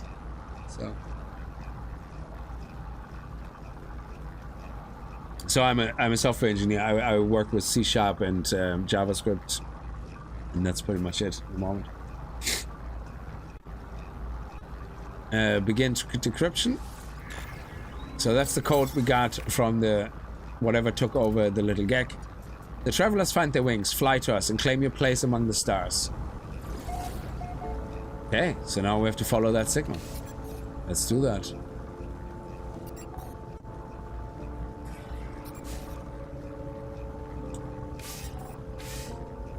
Now, my ship should be somewhere beside us, near us, anyway.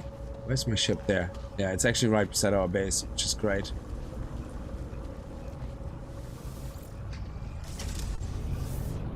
Now, let me make sure I have enough thruster fuel, actually.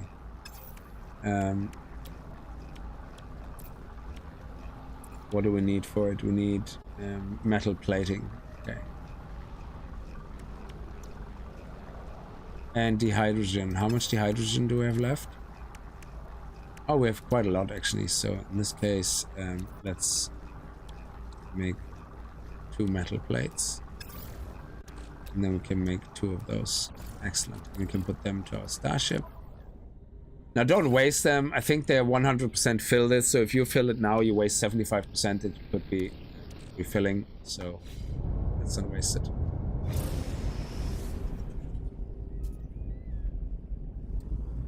Kickz 7, I didn't realize I subscribed that many times. Oh, thank you very much for your Prime. Very much appreciated. Thank you. 15 months. That's crazy. That's crazy.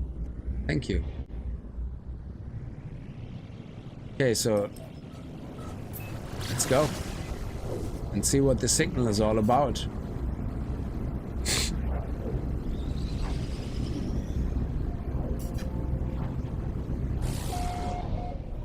So it's on a new planet. I don't think we have been on this planet before. So let's get a little bit more higher up so we can get quickly. There we go. Now we can go straight head on. Possible distress signal.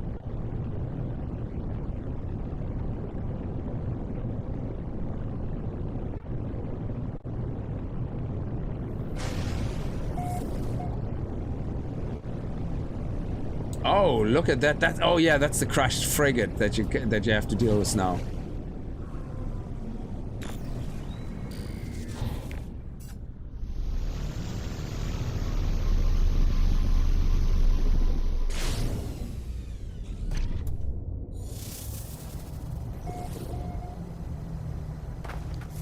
Definitely.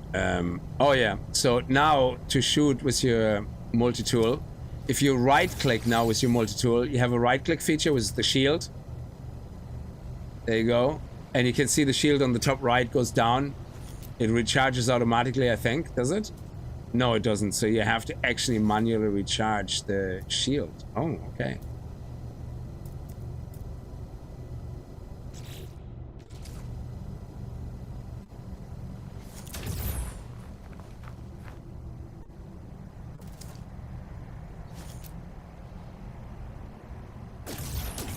That's my weapon.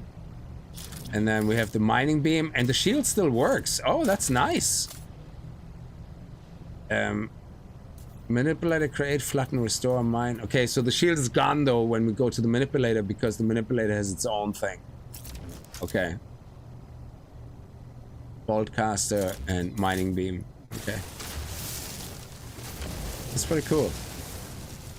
So we now have a proper first weapon that we can use. Get some hydrogen jelly here. Okay. So we have to go and head over here. I'm pretty sure it's this. We're kind of on a moon, so you can see that gravity is different here. Oh, what is that? Is that what I think it is? Oh, yes, whispering eggs, guys. Ooh, okay, so these guys, you touch them, aliens will show up, but they're really, really good resources inside. So I think we should do it. So let's go to the weapon, open them, and then pick up really quickly the lava core and disappear. Open the next one. Take it, disappear. Come on. Whoop, whoop. Nice. They're not gonna catch us. I love the gravity on this planet. Now, the reason these eggs are so valuable is two reasons, yeah? Money and nanites. I'll show you now in a second when these guys stop chasing us. So, is there more of these eggs here? Oh, let's actually just do the signal first. There we go. There we go. Now let's see if there's more eggs. More whispering eggs. That was really odd. There was two random whispering eggs. That's a human sack. Anyway, so these guys are worth a fortune, yeah? And not only that, what's even better is if you craft a refiner and you put them into a refiner, each of them give you 50 nanites. So when you come across an abandoned station with whispering eggs, you can get up to 30 of them around the single station. Now all you have to do is keep moving, keep flying around. These aliens can't really hit you. They're a bit dumb, yeah, but they also kill you very fast if you're unlucky. So you can get up to 30 of them. So that means you get 1,500 nanites in a very quick, short period of time. Or you sell them all for approximately 70,000 units, which means you make about 1.5 million units. So lava cores are phenomenal to find in the beginning. Absolutely phenomenal.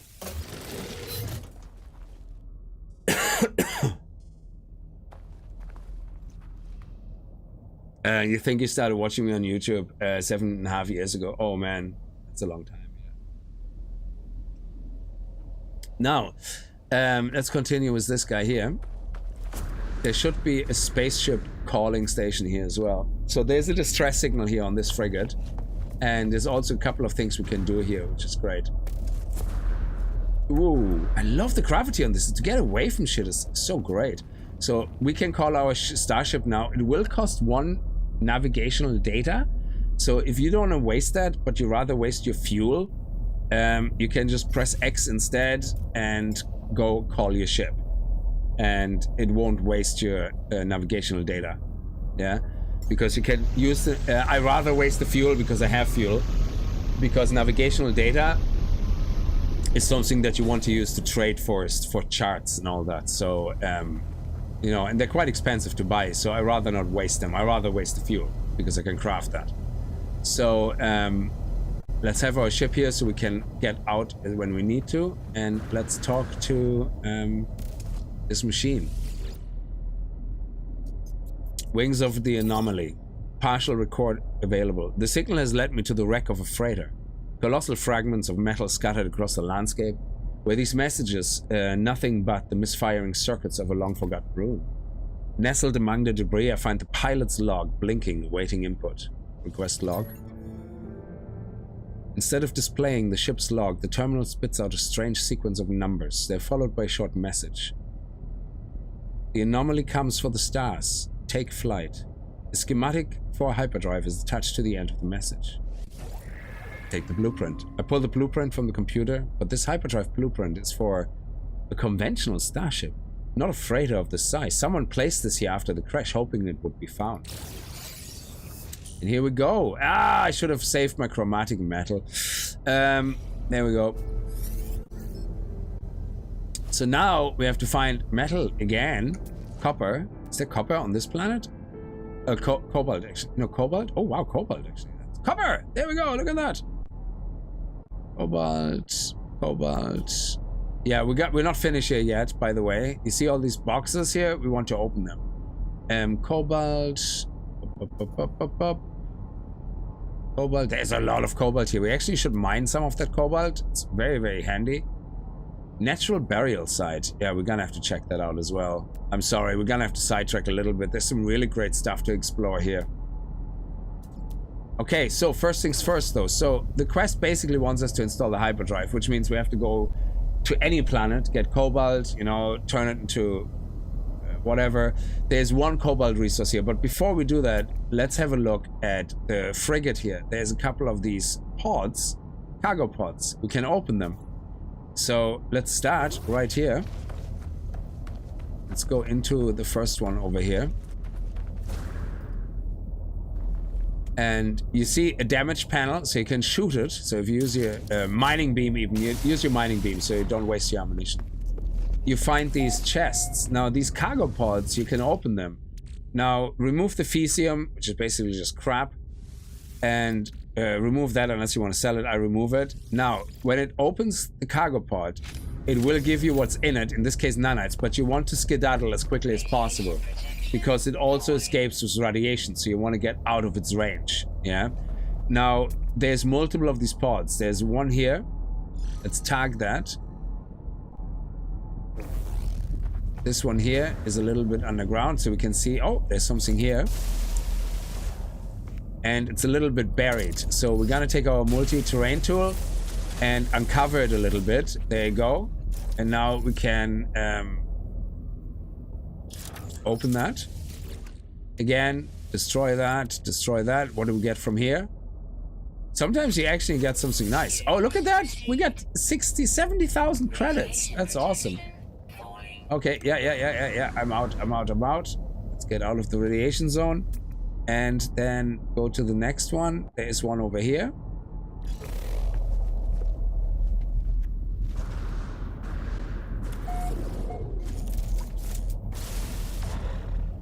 There's nothing in these boxes here, at least not that I ever found anything. So let's destroy that. And we got more credits. Nice. And skedaddle. Now there's another one here. You have to bury down a little bit.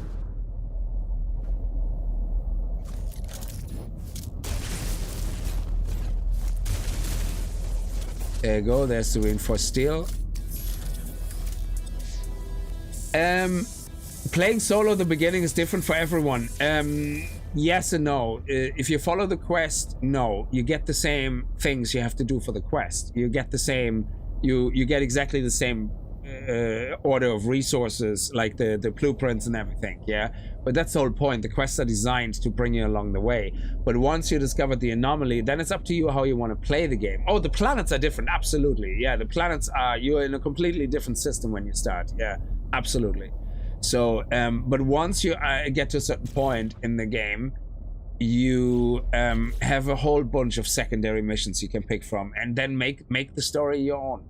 You know, do whatever you want first. You know, there's no harm in doing any of that. Figure out what you have to do. Figure out how hyperdrives work. There's different type of hyperdrives, different colors, because there will be different type of planets you can't reach in different sectors until you have a certain type of hyperdrive. You know, things like that. So there's a lot to the game, which is great. It keeps you busy for hundreds of hours. So let's go back to the terrain manipulator, and here we go. We have another box, and let's go cargo pod. Destroy that. And what do we get? Oh, we got nanites again. Only 20 though. I think there's one or two more. There's one more here, and there is one over here. Actually, that's too far away. I thought there was another one over here. Yeah, there. There we go. Oh, the eggs respawned. You definitely want to go get them. More eggs. Here we go.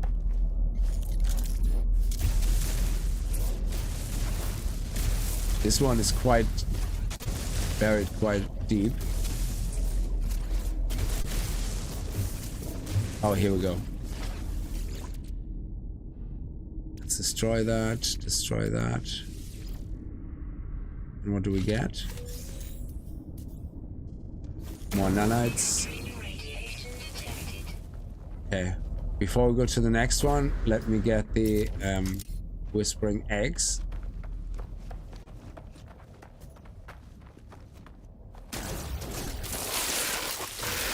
Yes, you can kill these guys. And they give you even resources. Rancid flesh, which is something that actually sells quite well. Now they will continuously spawn, so I wouldn't waste my breath fighting them. Where's the other egg? Here.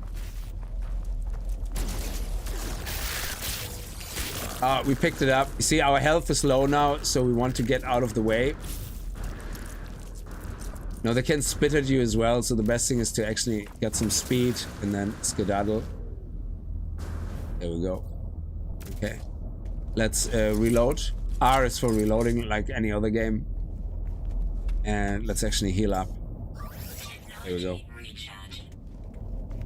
Excellent. And now we have another 2 of them, which is great. So that's like 200 nanites right there. Yeah. Now the rancid flesh sells actually for quite a lot of units as well, but I think you can turn that into something else in the nutrient processor, which is even more valuable. But anyway, not bad. So they should disappear now in a second when they can't reach you. They're basically gonna skedaddle. There you go.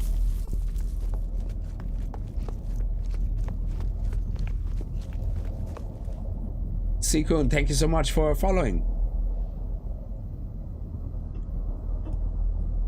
So we have one more chest, I think, here. There we go. Is there not one here as well? I thought there was one here. No. Then we gotta check out that extra buried treasure, because that could be something really worth a lot again. Again, something buried.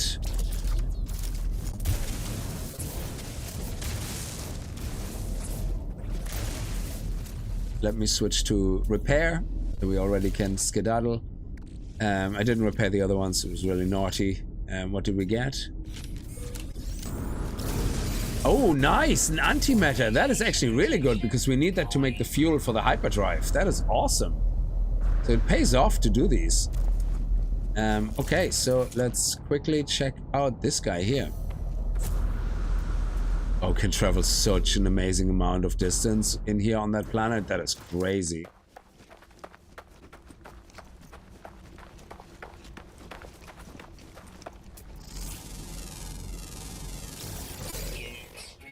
There's no animals here, I think. No, it's just a moon. Dead moon. Okay, let's see what we have here.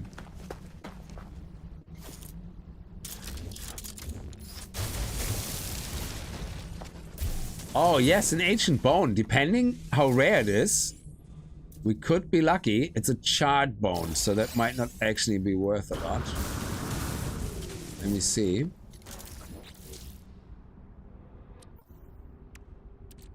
Yeah, it's just a blue. It's 125,000. You actually can find golden, very rare bones, which are very ancient, and they can be worth like, I think 500,000-600,000 or something. That's crazy.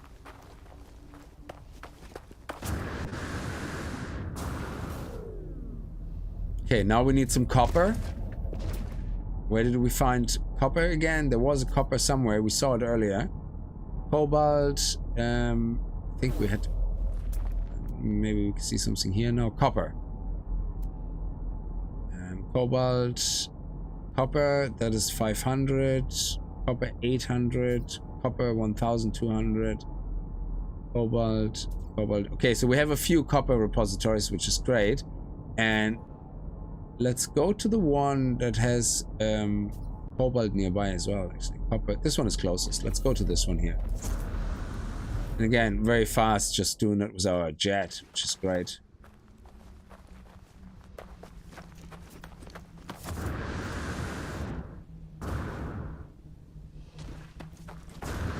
Oh, there's a space station or something there. Oh, they're runes. Yeah, so I'm not gonna go into them now, but these runes, basically, there can be a lot of things like special balls that actually attract sentinels, like, you know, the glowing balls. They're worth quite a lot of money as well in the beginning, so I wouldn't say no to them, but right now I don't want to start doing that, really. So these are ancient runes, and they can have their own quests as well. So I just realized that I seem to be getting poisoned slowly.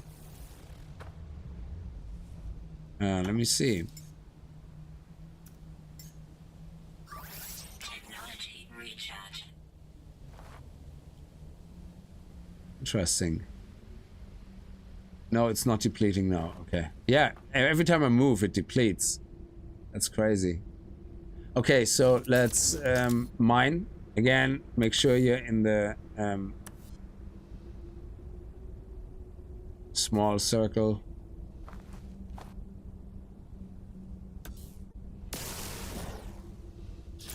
Manipulator. Yeah, so you use the small circle. And then start mining.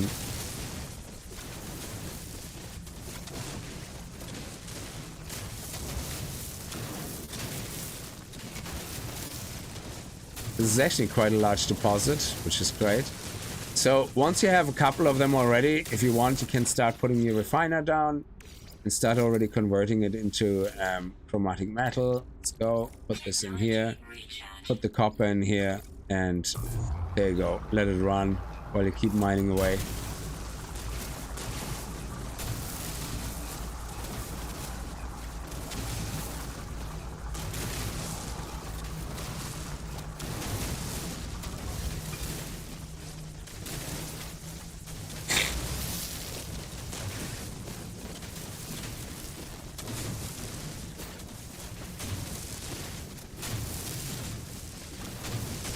Ah, H2O, you had to put your kids to bed. Yes. Some adulting to be done.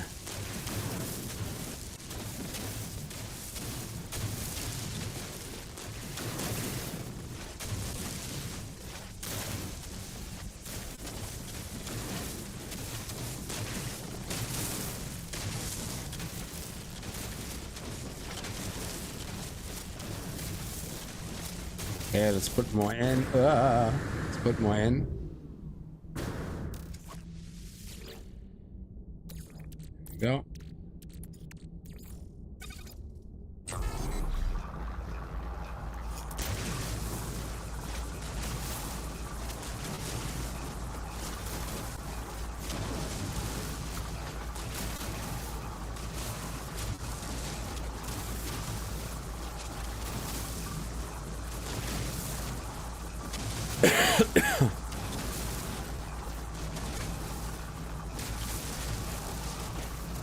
And that's it.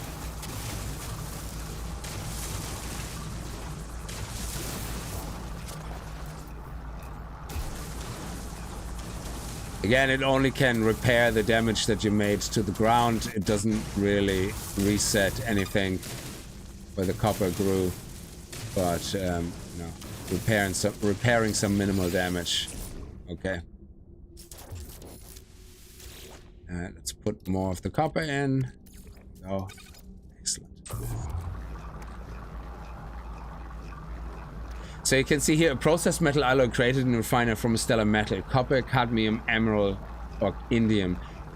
Cadmium, emerald, and indium are the three things that you're gonna need for the different type of hyperdrives, or to unlock them or something. So I don't remember exactly.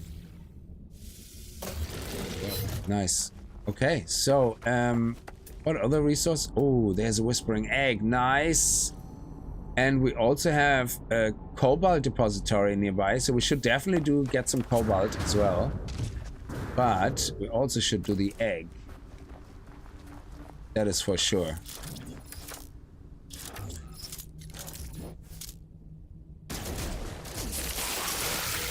Whoop, whoop.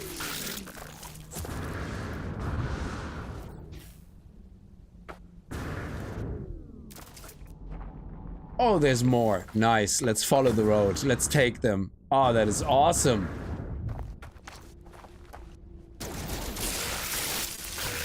Whoop, whoop.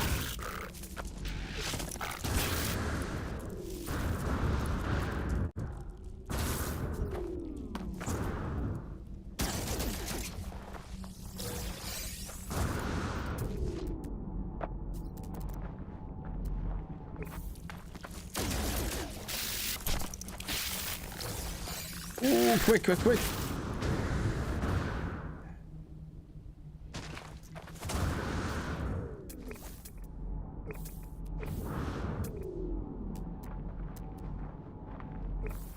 Okay, what do we have here? There's cobalt. There is cobalt. Let's go here.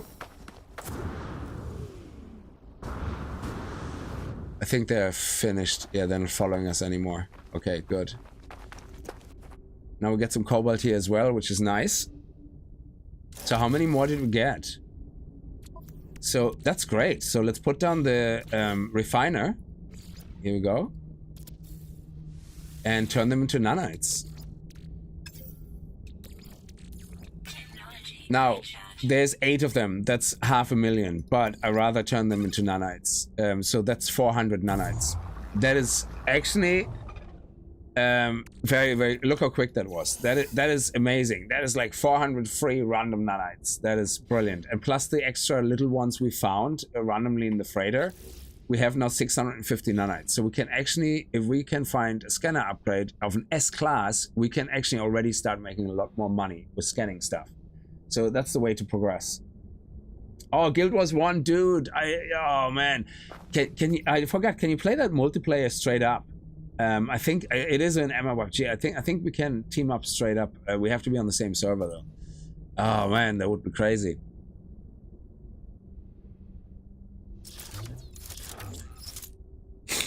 I might actually load that up later on as well. Sorry, what are we looking for? The minor manipulator there. Yeah. So again, just to show you, if I go with the big guy, the biggest guy, yeah, I shoot that once here. Boom. Loads gone. But I only got what? How much copper did I get here? Or cobalt? Oh, actually, I don't know how much I had. I have 135, so let's do it again. Boom. Yeah, I had 135. Make sure we pick everything up that was there.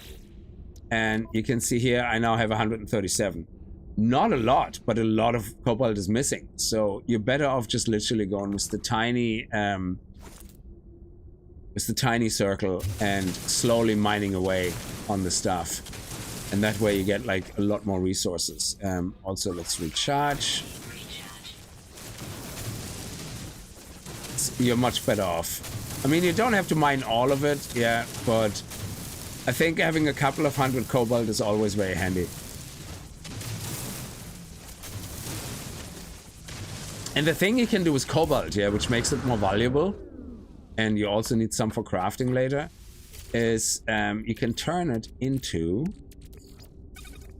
ionized cobalt, which is worth a lot more. So this guy is, they're worth 76 units each, yeah? These guys are worth 162 units each. So you basically just doubled the value. So if anything, cobalt like that is really, really great for just selling, you know?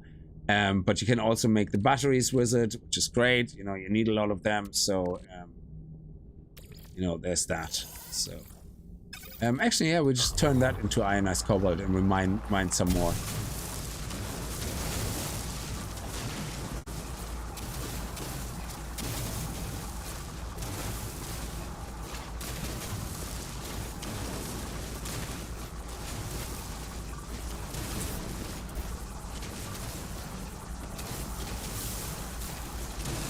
So what I like about this game is like, yes, you're right, Rick, yeah, you have the same quests in the beginning anyway. Well, all the quests are the same for every player, yeah, no matter which ones you follow. But your experience is always unique because it depends what planet you come across, what random things you might find that bring you on a complete weird side quest. You might find a key in a chest or something, or you might find a random chart that goes, hey, there's a ruin somewhere here, let's go and explore it. So your journey, even though the goals of the journey are all the same, is always unique, yeah? And you really can shape your own adventure in a lot of ways, even though the actual milestones are all the same in between, which is absolutely fantastic. I think a lot of games should have a design like that. Imagine half of the Ubisoft games that are made would have this type of design where you have a main quest that is the same for everybody, but so much freedom and features in between that you can structure the journey so uniquely different that replayability is immediately off the charts, you know? It's crazy. Okay, so let's take the ionized cobalt here. Look at that, 19,400. If anything, we can sell it, you know? How much more did we find here? 200. Yeah, I think we're okay for the moment. This actually will do quite nicely because we only need, what, 10 per battery in the moment. So that's absolutely fine. Also, we probably should make the hydrogen jelly? Hang on, why does that not count? Oh, sorry, I thought that it was a dehydrated jelly. Yeah, we don't have any. This is great because we're gonna need that when we make the antimatter housing for the warp cell. We don't have the antimatter housing yet as a reward. Okay, so all right, that was great. Get a little bit more while we're here. It's very hard to say no. It's very addictive, by the way, this whole process. But let's go back to our ship and see if there's any more whispering eggs along the way, or any copper ore along the way. No. Okay. No whispering eggs. I think we picked all of them up. Oh, there's one. There's one. Yes. Nice.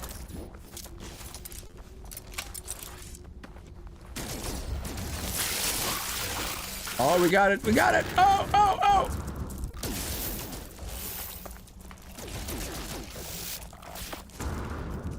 Let's actually kill a few of them for the precious meat.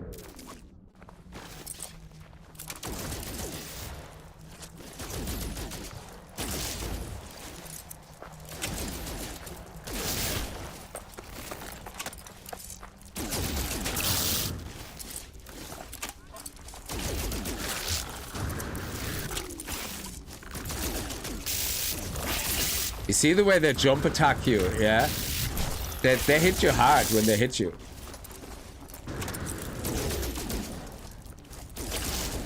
And I just noticed as well that we are low on health. There we go.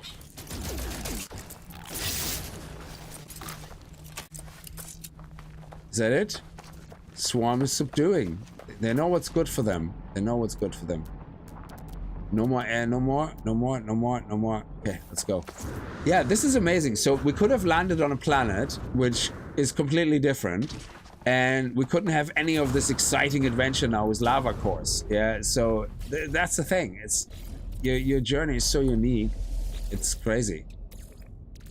Let's really quickly take this and put it in here, and there you go. An extra 50 nanites. Beautiful.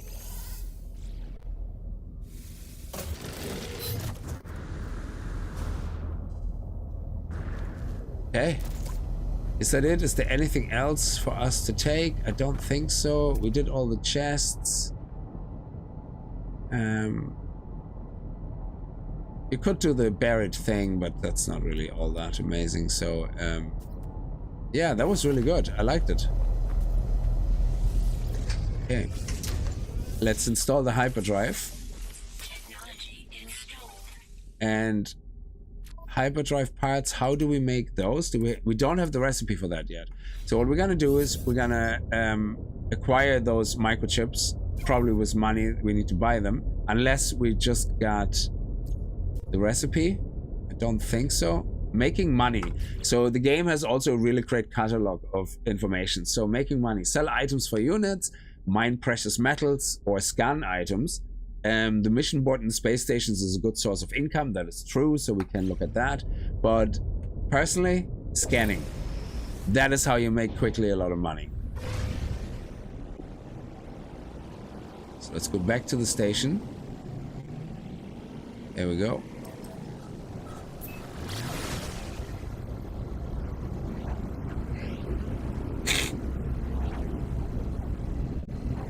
Oh, your husband loved the soup. Nice. Yeah, I'm gonna have to look into that gnocchi soup. It sounds delicious.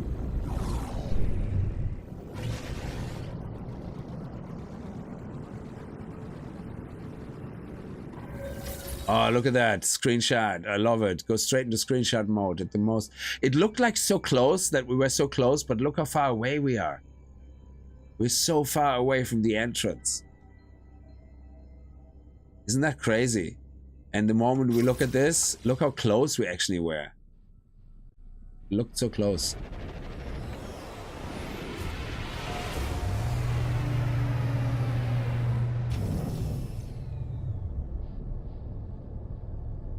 Do it now! I found it on Pinterest.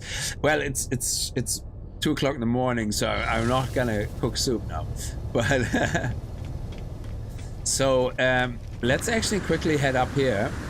Oh yeah, he didn't have to. And look at the mission board. So the mission board, I think... Oh, where is it?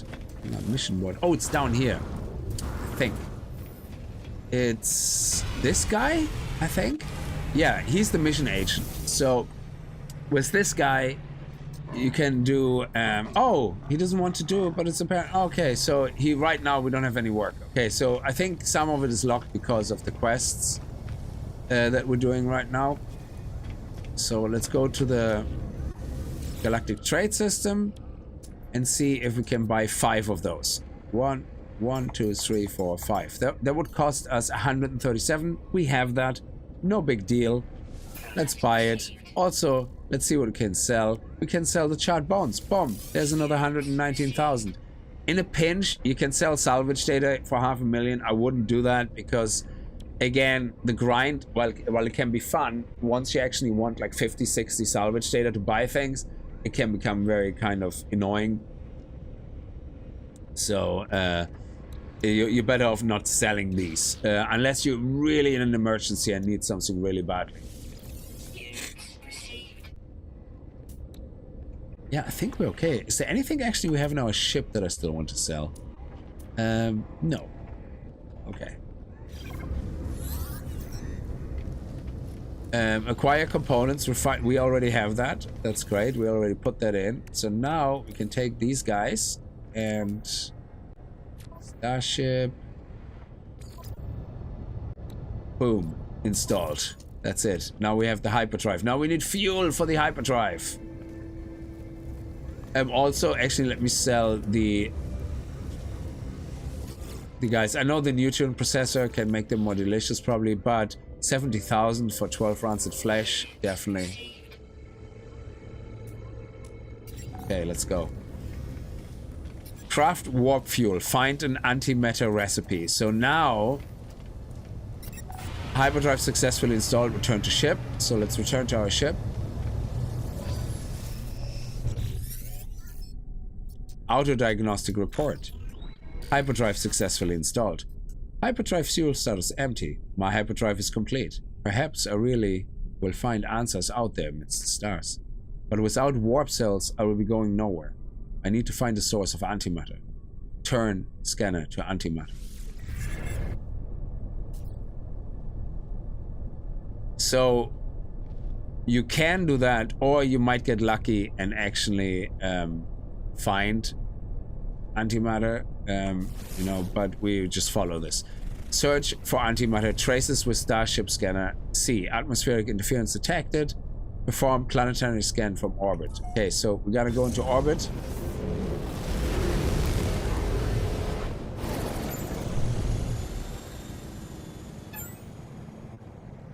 Scan with C. Now that we're out, and over here we found, wherever that is, a signal for antimatter, which is actually near our base. So there we go. That's just power there.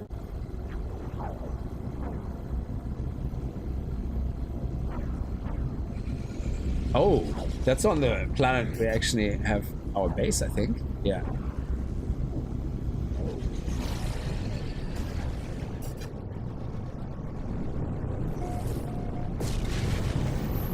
Yeah, you can't see the fire when you're in third person.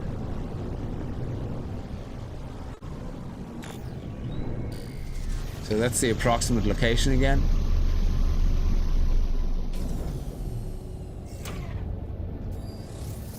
Excellent. Okay, so let's have a look. It's 340 meters here. Oh, this sucks. This is not like the same as on the moon. We're not weightless anymore.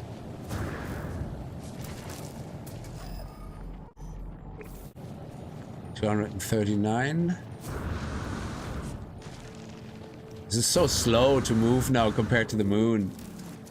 Crazy. I mean, we are on a moon, but it's a paradise moon, so it's different.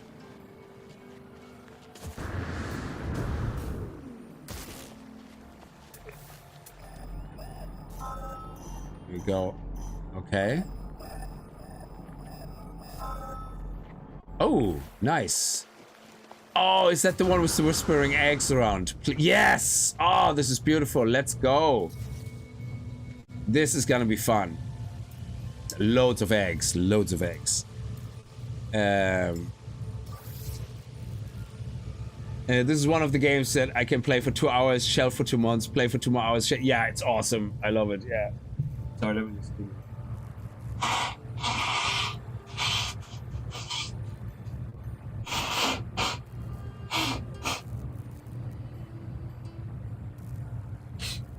Sorry, my cold is still clearing up. Okay, let's do it.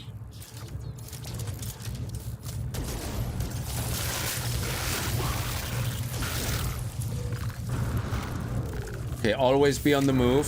Is that the first nest done? Yeah, let's go to the next nest. And if you need to take a little break, just skedaddle onto the roof. Go to the other side, and then, you know, take a break. Recharge, reload, and then go down for the next eggs. Ooh, he actually hit me in the ass. Wow. Okay.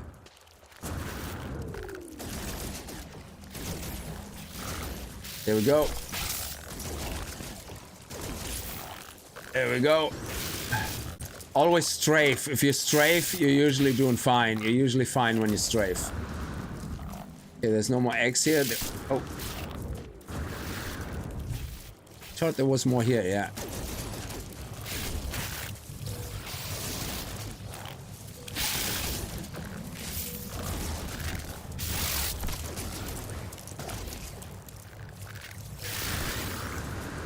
Okay, good, good, good, good, good. Okay, so, ooh, now they're spitting at me.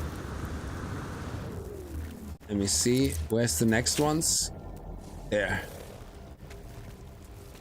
Let's refresh on our health. Technology recharge.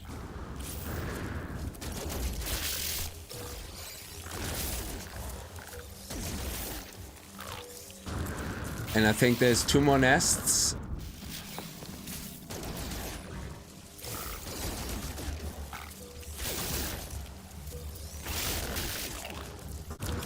Oh, there we go. We got it. We got it. And there's 1 more here.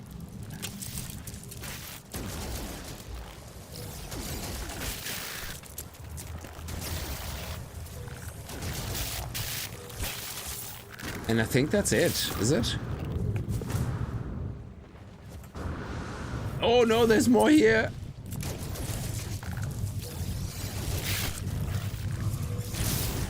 And you have to pick them up quite quickly, so you can't shoot them.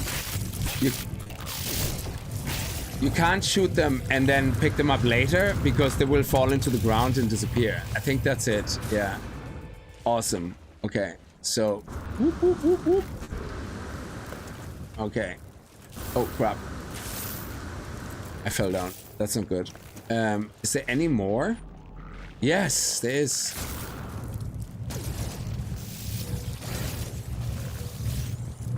There we go. Brilliant. Any more? I don't think so. Now, this might not be something you're gonna be able to do when you play it for the first time, but it's definitely fun to practice. So just make sure you have your ship nearby, safe, and then you can always reload from the safe, so it's fine. So I just wait for them to disappear now. I'm gonna put my refiner down here. Now, I have 2 choices here. I got, how many did I get? I got, let me see. I got 26. So I could sell them for nearly, like, yeah, for over 2.5, for over 1.5 million. Was browsing and vid clips showing you leaning out of the frame sounded like snorting noise. Yeah, sorry, I was it was blowing my nose. I wasn't inhaling anything into my nose. Ian, hi G4K, happy to see you today playing No Man's Sky. I've been playing in VR a few months and loving it. Oh, I can imagine, it's amazing. Now the blueberry Danish might make a raspberry. Oh, blueberry Danish. I wish I could eat that stuff again. A lot of the pastry stuff I can't eat anymore since I had COVID. Well, not the COVID, the taste is fine. I can't taste salt or sugar from COVID, but because of my radiotherapy, my mouth is so dried out, I have to use a lot of the anti-dry mouth gels, so I can't really eat a lot of the dry food without tons of drink, like it's very annoying.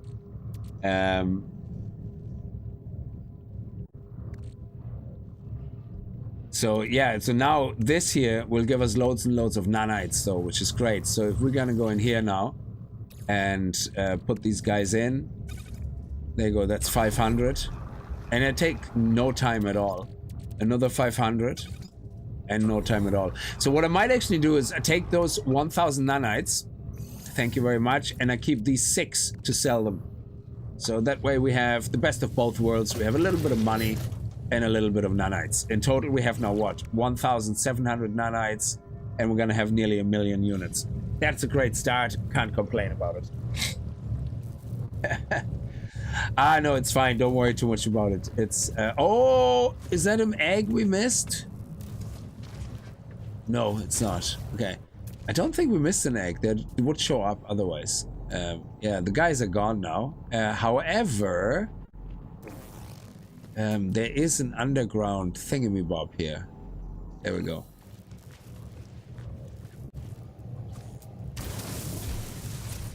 Let's get some salvage data. Nice. Got 2. 3! We got 3 salvage data. That is amazing. It's awesome. Okay, so now we have to go in here for the quest. But first, let's go over there. We could have actually done that. That saves as well the game. And clear out that. Let's take this. What do we get? We got some more jelly. Nothing found. And the jelly now we can use to, if we want to make life support gel. It basically allows us to refill our life support without having to use oxygen. I don't know if you can use it for other things to craft. Don't think so. Not really sure. But what you can do is you can also convert it back into dehydrogen. You know, to craft other things with the dehydrogen. So we could do that.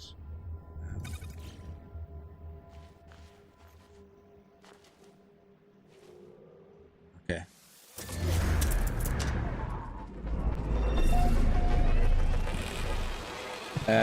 Good laugh here. Had to pop in and give a thumbs up. Thank you so much, Shugu. Yeah, I really like No Man's Sky, to be honest. It's a very nice game. It's nice and relaxing.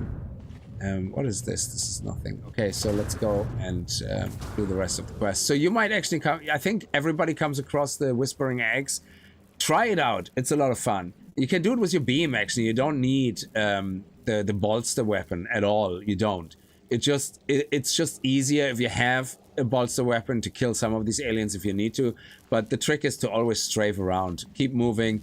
Always hold down E the moment you kill an egg, because if you don't pick it up quick enough, it will be gone. The lava core. So it's just a matter of practice. That's all it is. So let's have a look here. So this is a disgusting station. Before we access the terminal, let's have a look at the loot in here. Oh, there's some healing here. Very nice. And the damaged machine. Let's delete the slime. What do we get? Ah, some more nanites. Nice. Because we don't have enough. What's in the back here? I don't have an Atlas pass yet. More resources. Oh, nice. Projectile ammunition. Very good. Condensed carbon.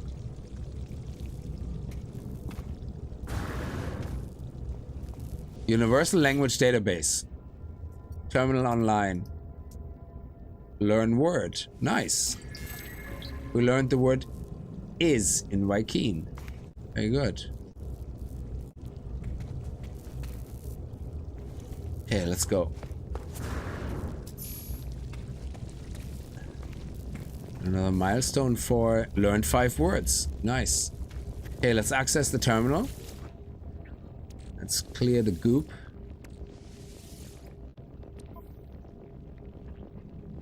Terminal online. Selecting key. Decrypting.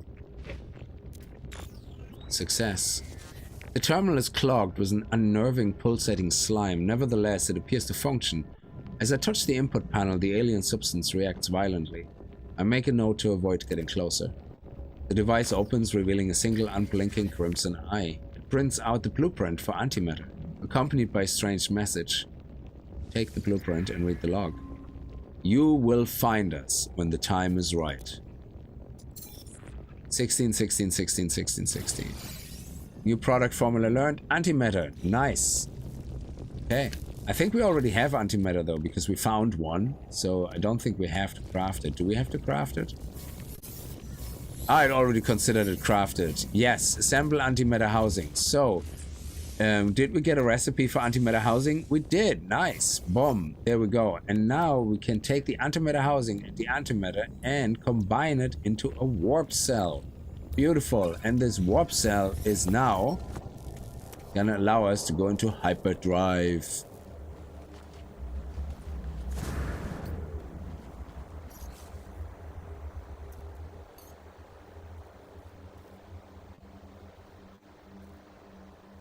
Summon vehicle. Oh, don't I have any fuel left? What? Oh, I have no fuel left. Crap. So if there's a recall button here, I could use that, but screw it. We're just gonna go back to the ship. It's not that far away, is it? It's not far at all.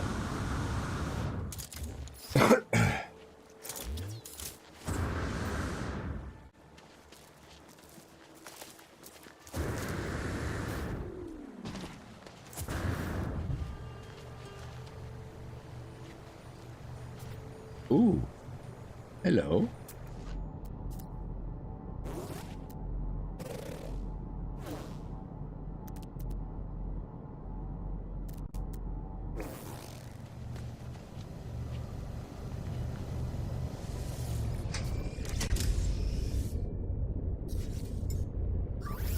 Let's refill it. Recharge.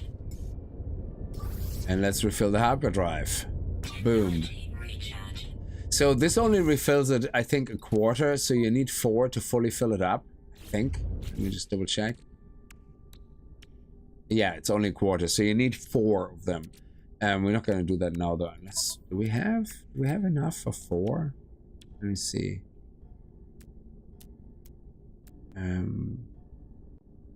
I don't want to waste my chromatic metal necessarily. So I'm not going to do this right now because I don't have enough chromatic metal if I need it for anything else quickly. So right now I think that will be fine. Hyperdrive refueled, launched into space. So now we're going to see the space map, which is crazy. Again, if you haven't seen this game before, you have no idea how large that universe is in this game. And I mean, you literally cannot imagine. The galaxy map. Here we go. Oh, look at these guys. They're on the way down to the planet. Watch the whispering eggs, guys. Okay, so we press X and we're gonna open the map now. So every single dot you see is a planet you can travel to. And I mean, literally every single dot. You see the dots there, you can travel to them. You see the dots there, you can travel to them. Now, let's zoom out a little bit here.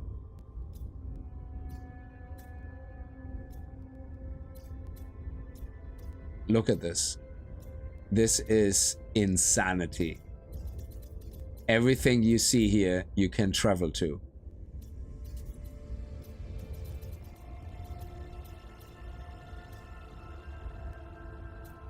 And it just keeps going. And it just keeps going.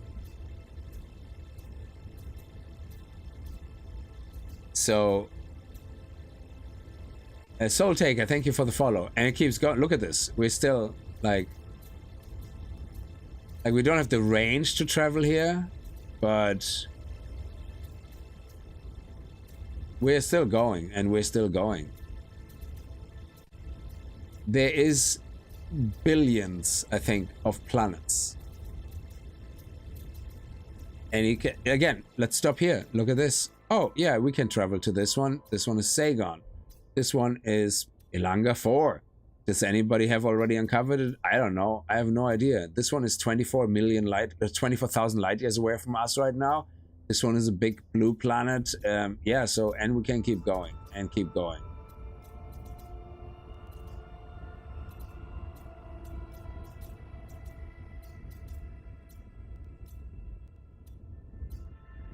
I don't know if there's a limit, actually. So, if you wanted to know how big the universe is in this game.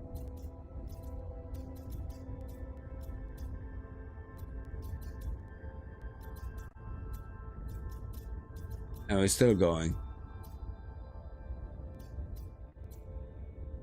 No, they're for everyone. Like, every person can see this planet. So, if you go to a planet, you see a code, yeah? And each, like, you know, Stargate was the different signs, yeah? So each planet has a signature.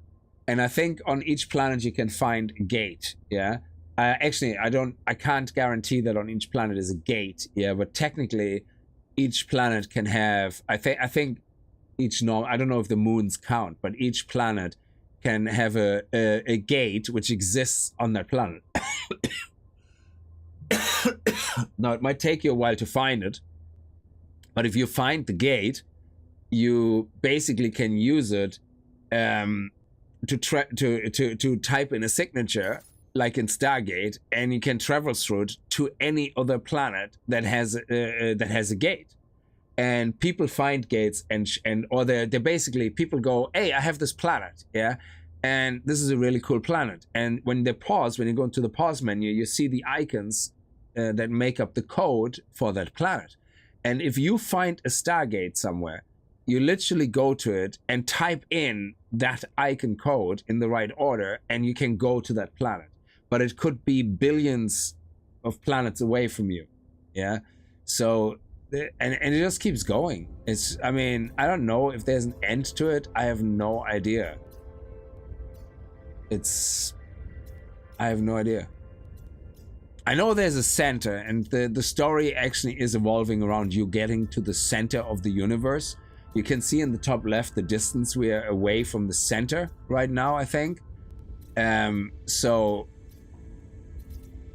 look at it. It keeps going. It's like a galaxy after galaxy after galaxy, and it's just so many planets.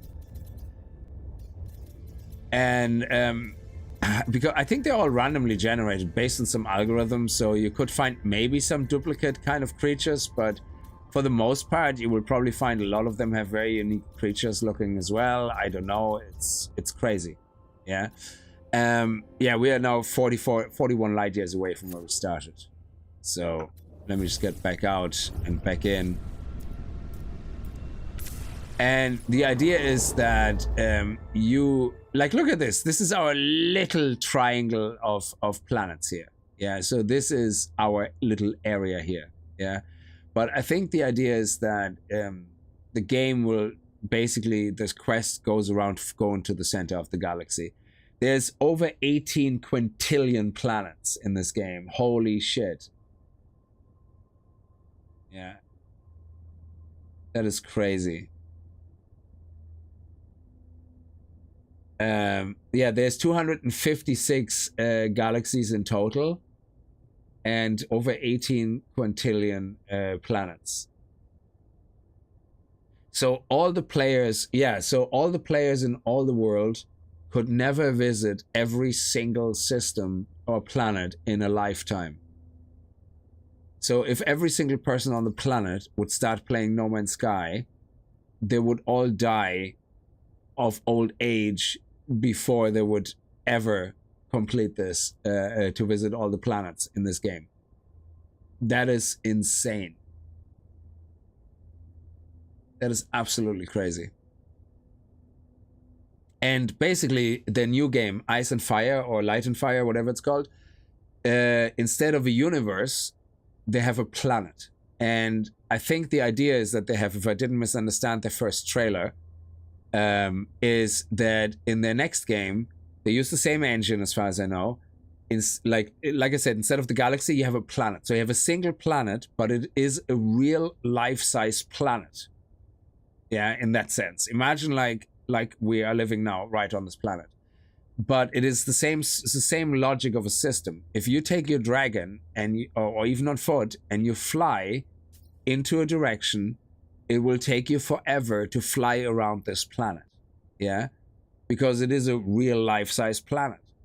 And you can go, like, millions of players can play on that planet without ever meeting each other, possibly, because it is a real life-size planet.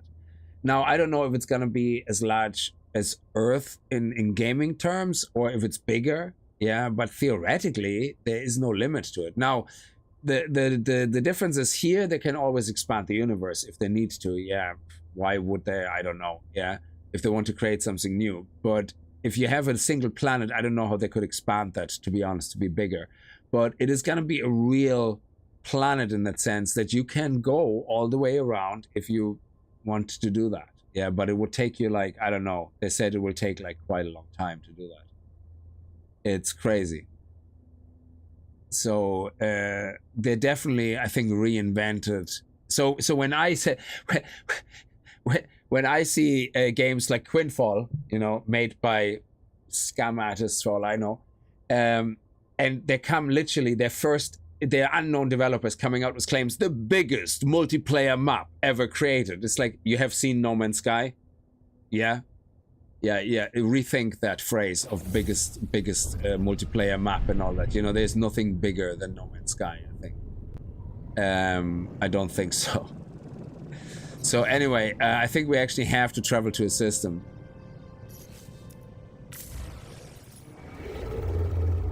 So now we have choices. So you can see on the top there we have free exploration, galactic core. So basically galactic core is our current path that we travel. So we can enter free mode. So the next part whoops, it's a bit fast. So where we actually have to go is, you know, follow this dotted line, you know, to the center of the universe, which is that light here. Yeah. But right now, all we can really do is travel to the next. What is that? So if we're in a galaxy, so this is a planetary system we are in. So if I go to galactic core, this is a planetary system we're in. So we go to another system. So these are just systems, I guess. And let's go to this planet here, I suppose. It's the only one we can travel to right now. F. Is it F? How do we travel to there? Oh, select. Yeah. Oh, yeah. So you can see this is like a whole set of systems here as well in there. So let's warp to it. There we go. There's no screenshot mode on this, sadly, and no first-person view.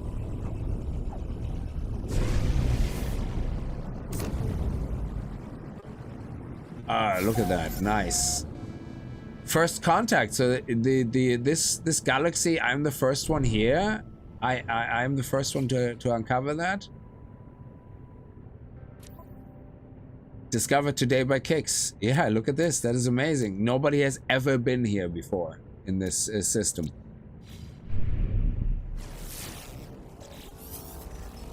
Oh, Starship monitoring system. Searching for other routes. Searching. So we're now getting pushed into the next part of the story. Accept new guidance. Okay, accept. Guidance accepted. Plotting route. And oh, it's a paradise planet. Holy crap. Look at that for lucky. Now, there's a planet we have to go to. But first, where we want to go is the space station here.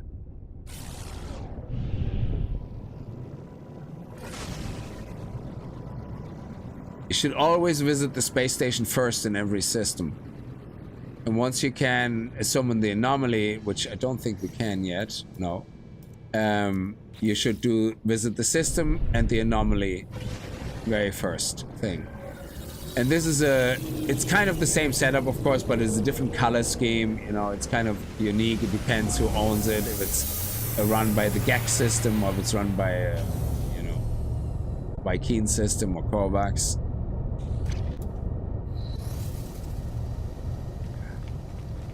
Yeah, this is a Kickz system.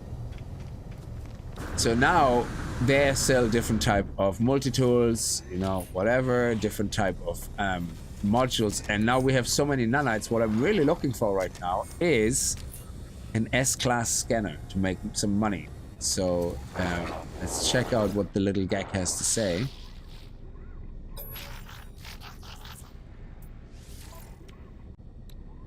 Okay, what S-class? Okay, you don't have a scanner module. Do you have a B-class scanner module? You have a B-class scanner module? That would be interesting. It would be better than nothing, I guess. So let's get that. Oh, we have no more room. Haha. Okay. Upgrading multi-tools, by the way, is not cheap. So most of the time you are better off, like, I think it costs like Well, you can find multi-tool upgrade expansion slots and install them, but you can see here purchasing new slots costs 130,000 units, and each time you expand a slot it costs more and more, so I would not do that. What you rather want to do is maybe go into here and see, oh, okay, let's have a look. This is a B-class multi-tool. It has a lot of slots. It also has actually a special slot, a supercharged slot unlocked. It already comes with a Scatterblast weapon. You can compare it and you can say, oh, you know what? I'm going to buy this, yeah? Or I'm going to exchange it for my current one, yeah?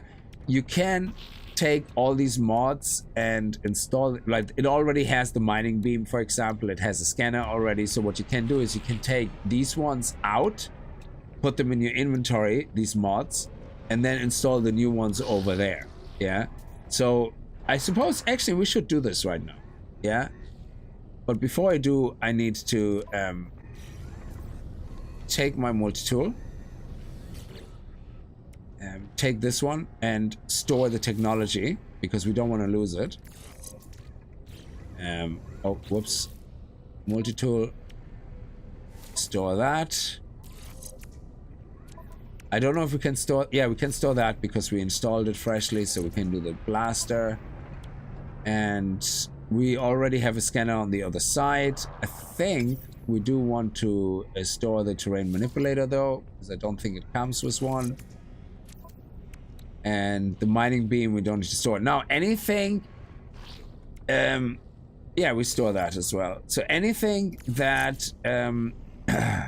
you don't need to store, you can actually dismantle and you get ferret dust for it. So this one here gives us 75 ferret dust. This one gives us a carbon nanotube, you know, so, and this one here we can't dismantle. It's the bare minimum you have to have. So let me see. There's the nanotube. And now what we can do is trade this. Let me see the other one actually. Is that the same one? Oh, it has 2 supercharged slots. Wow. This one is even better. And I think it has more slots as well already unlocked. This is nice. It already comes with a bolt caster as well. And a paralysis mortar. The Scatterblast is a really good weapon though. But I do like that we have 2 supercharged mods in here. So I'm probably just gonna buy at some point the Scatterblaster. It is a very good weapon. Is there any resource that you could use for trade? Like, hey, I know a system where you can find tons of X, give me 100 million and give you coordinates. You mean to trade with other players? I don't think there's, like, you can find any resource on any planet really very quickly. So now there is some sweet planets, but people just freely give away the locations, really. It doesn't matter. So what actually people do is they create, say, nanite farms, yeah, made out of mold balls or whatever they're called, yeah, and then they give access to the public to their farm. So anybody can visit their farm and just take the resources out. So the game does not really have such a lack of resources that people want to get money. You will actually earn money so much, you will pretty much have hundreds of millions very quickly. So the game does not require economical trades. People just freely share, you know, their locations of specialized farms they set up for public. Super, like paradise planets, they share the coordination for people to build nice bases. You know, it's more of a communal thing. You will never find the need to do that. So it's yeah, it's very strange. Like, it's a very nice way for people to play together. Yeah, I think I'm gonna go with that one. It costs a little more, but screw it. Yeah, let's exchange it, and there we go. Now the multi-tool I own is that multi-tool. Very good. Look at that. Nice. Now what I could have done, actually, what I should have done is buy it and then destroy my other multi-tool, because I will get a multi-tool upgrade tool for it. I should have done that. Yes. So if, for example, if I would have gone in here now and just buy it instead of trading it, It would have cost me actually nearly the same, you know, because my multi-tool is worth nothing, but I could have destroyed my multi-tool at the anomaly later for parts and of equivalent value. But one of the parts, I think it has a chance, or it's a guarantee, I'm not sure, it has a chance of giving you a multi-tool upgrade component, which you can then use to add a slot to your existing multi-tool. Anyway, so this one here, paralyzed mortar, I don't really use that. Actually, this is not a bad one to have, to be fair, because it's very handy when you fight the big walkers to get the walker brains, because you can continuously stun them and then electrocute them, stun them, electrocute them. It's actually quite a lot of fun. So I will kind of leave it in here for now because we have room. But let's put these guys in. What do we have here? The bolt cutter I don't actually need now, so I can sell that for 16 nanites because we have one. Terrain manipulator, install. There we go. Charge it. Yeah, silicon. There we go. Let me get the scanner. This scanner, I'm gonna move here.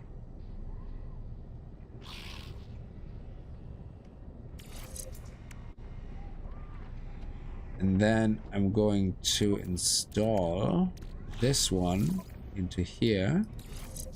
So you can see now this one is a charged slot. So you can see by default we're gonna get an extra scan radius of 13%. It's a terrible attribute, you know, we don't really need that. But we get fauna 2,700% extra. But if I put it in here, it's gonna be an extra 3,400 and an extra 41% scan radius. This is what the supercharged slots do. It's amazing. So right now, let's get the other scanner upgrade. Where is it? This one here. So this one by default also has fauna. This one is fauna. Nice. Animals. This one has 1,077 fauna. Let's put it here, and it goes up to 1,300 fauna. But it also gets an adjacency bonus. So this guy here gets also another adjacency bonus from this and this. So I think, yeah, you can see. You see the way this one has a 41% increased radius, and this one has no radius. Look at the scanner range now, going from 369 to 384, and that is the adjacency bonus. So if we have another one going on this side, it gets another increase in its stats. So the adjacency bonuses are really worth it. So always have a look and play around with them to get the best potential outcome. Gotta get that monies, yeah. So let's see what else we have here. I can destroy that. Let's get the extra ionizer package for the bolt cutter. There we go. It's not a lot, but you know, it's an extra 1% damage. Now we could put it here. And I think 1% doesn't go up much higher. Yeah, it stays on 1%. But the reload time goes from 10 to 28, which means it's an 18% increase this slot. Are they the same? Are they both 18%? Yeah, they're 18%. That is crazy.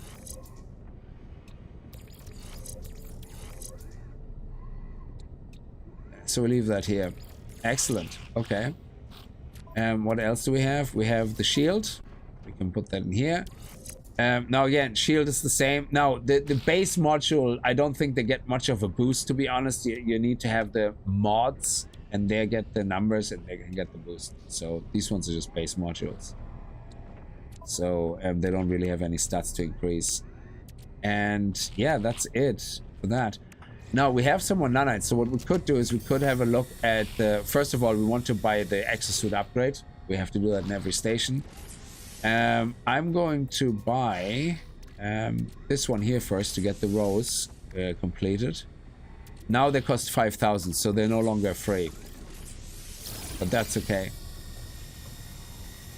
Oh, decorative plant. Oh, okay, thank you.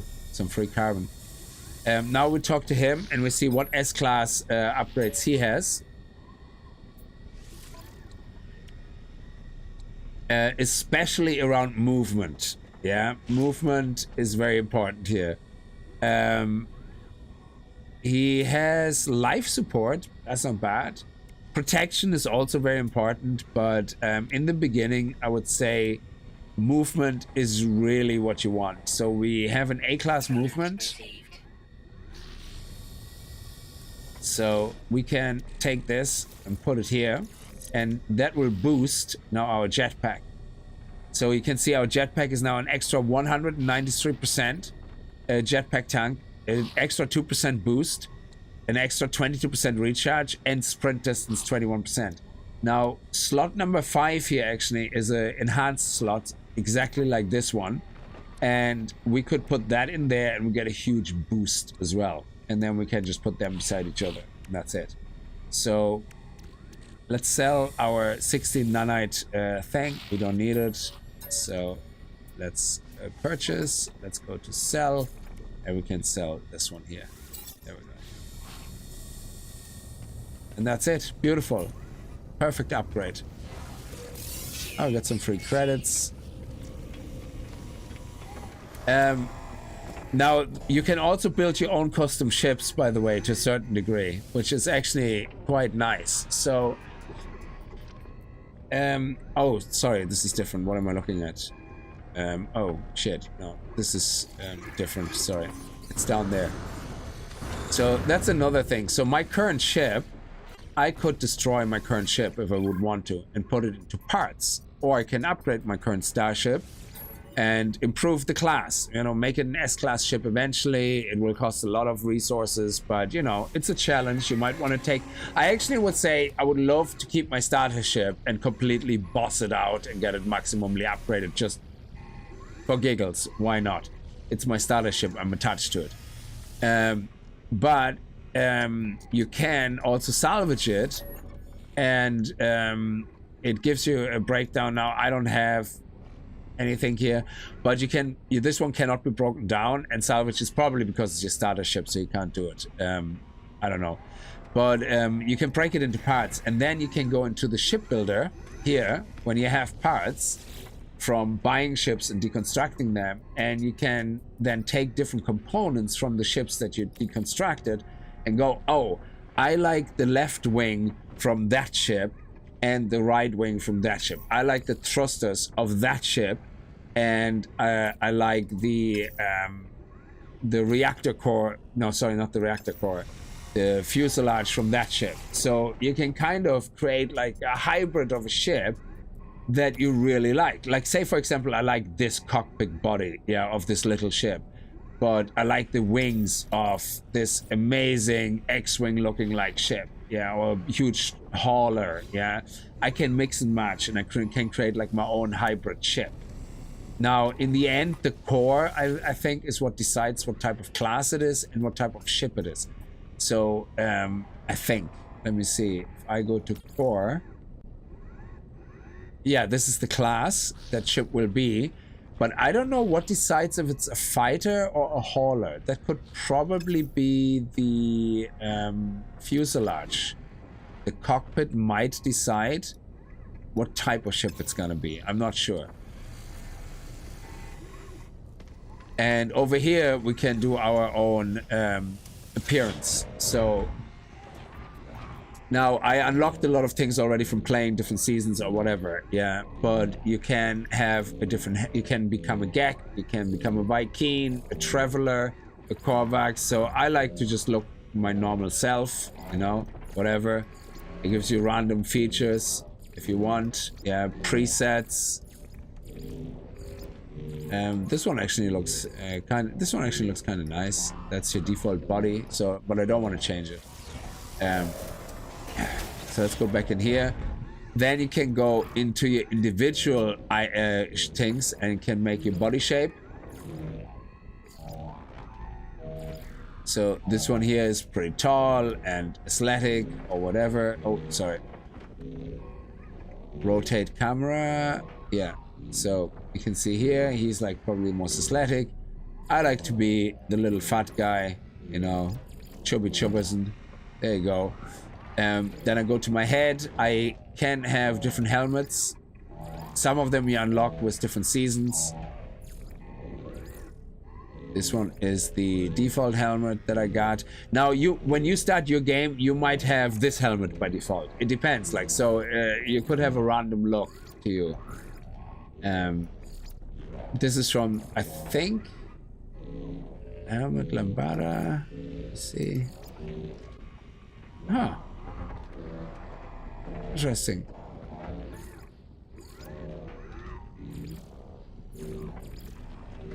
I like the basic one, and I like that. I like blue in general.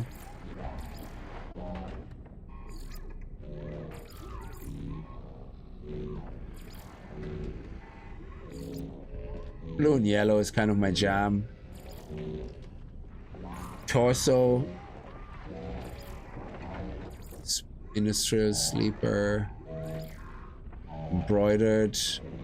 Yeah, I don't know why I don't see any of the unlocked ones. Maybe later when the anomaly comes in. So, let's go. What did we go with the head? We went with helmet alpha. This is the normal spacesuit. We can make it blue. And then have the accent colors yellow. We can have different versions of it. Yeah, that one's fine. Arm patches.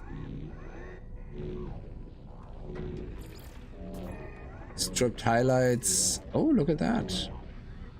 Actually, can have it like that. Or yellow and blue.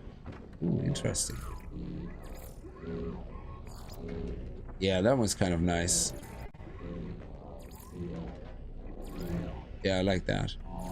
And that one was spacesuit, yeah. So armor, you can leave it on default as well. Or see. Jesus. Let's go with that.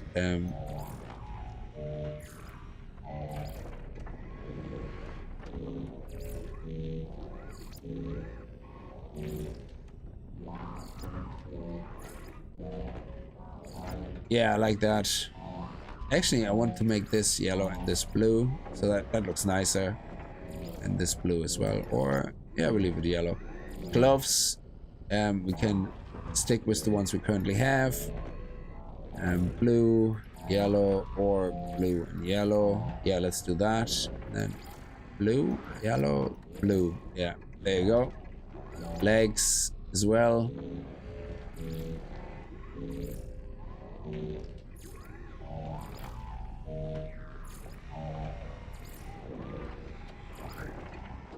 Stripes? They're pretty big stripes. Let's go. No, that looks like I peed my pants. Blue, yellow, yellow. Nice. Oh, this one is actually not bad. Yeah, let's leave that. Boots, blue, yellow, ankle stripes. Make them yellow as well. Beautiful, look at that. Nice. And now a backpack. I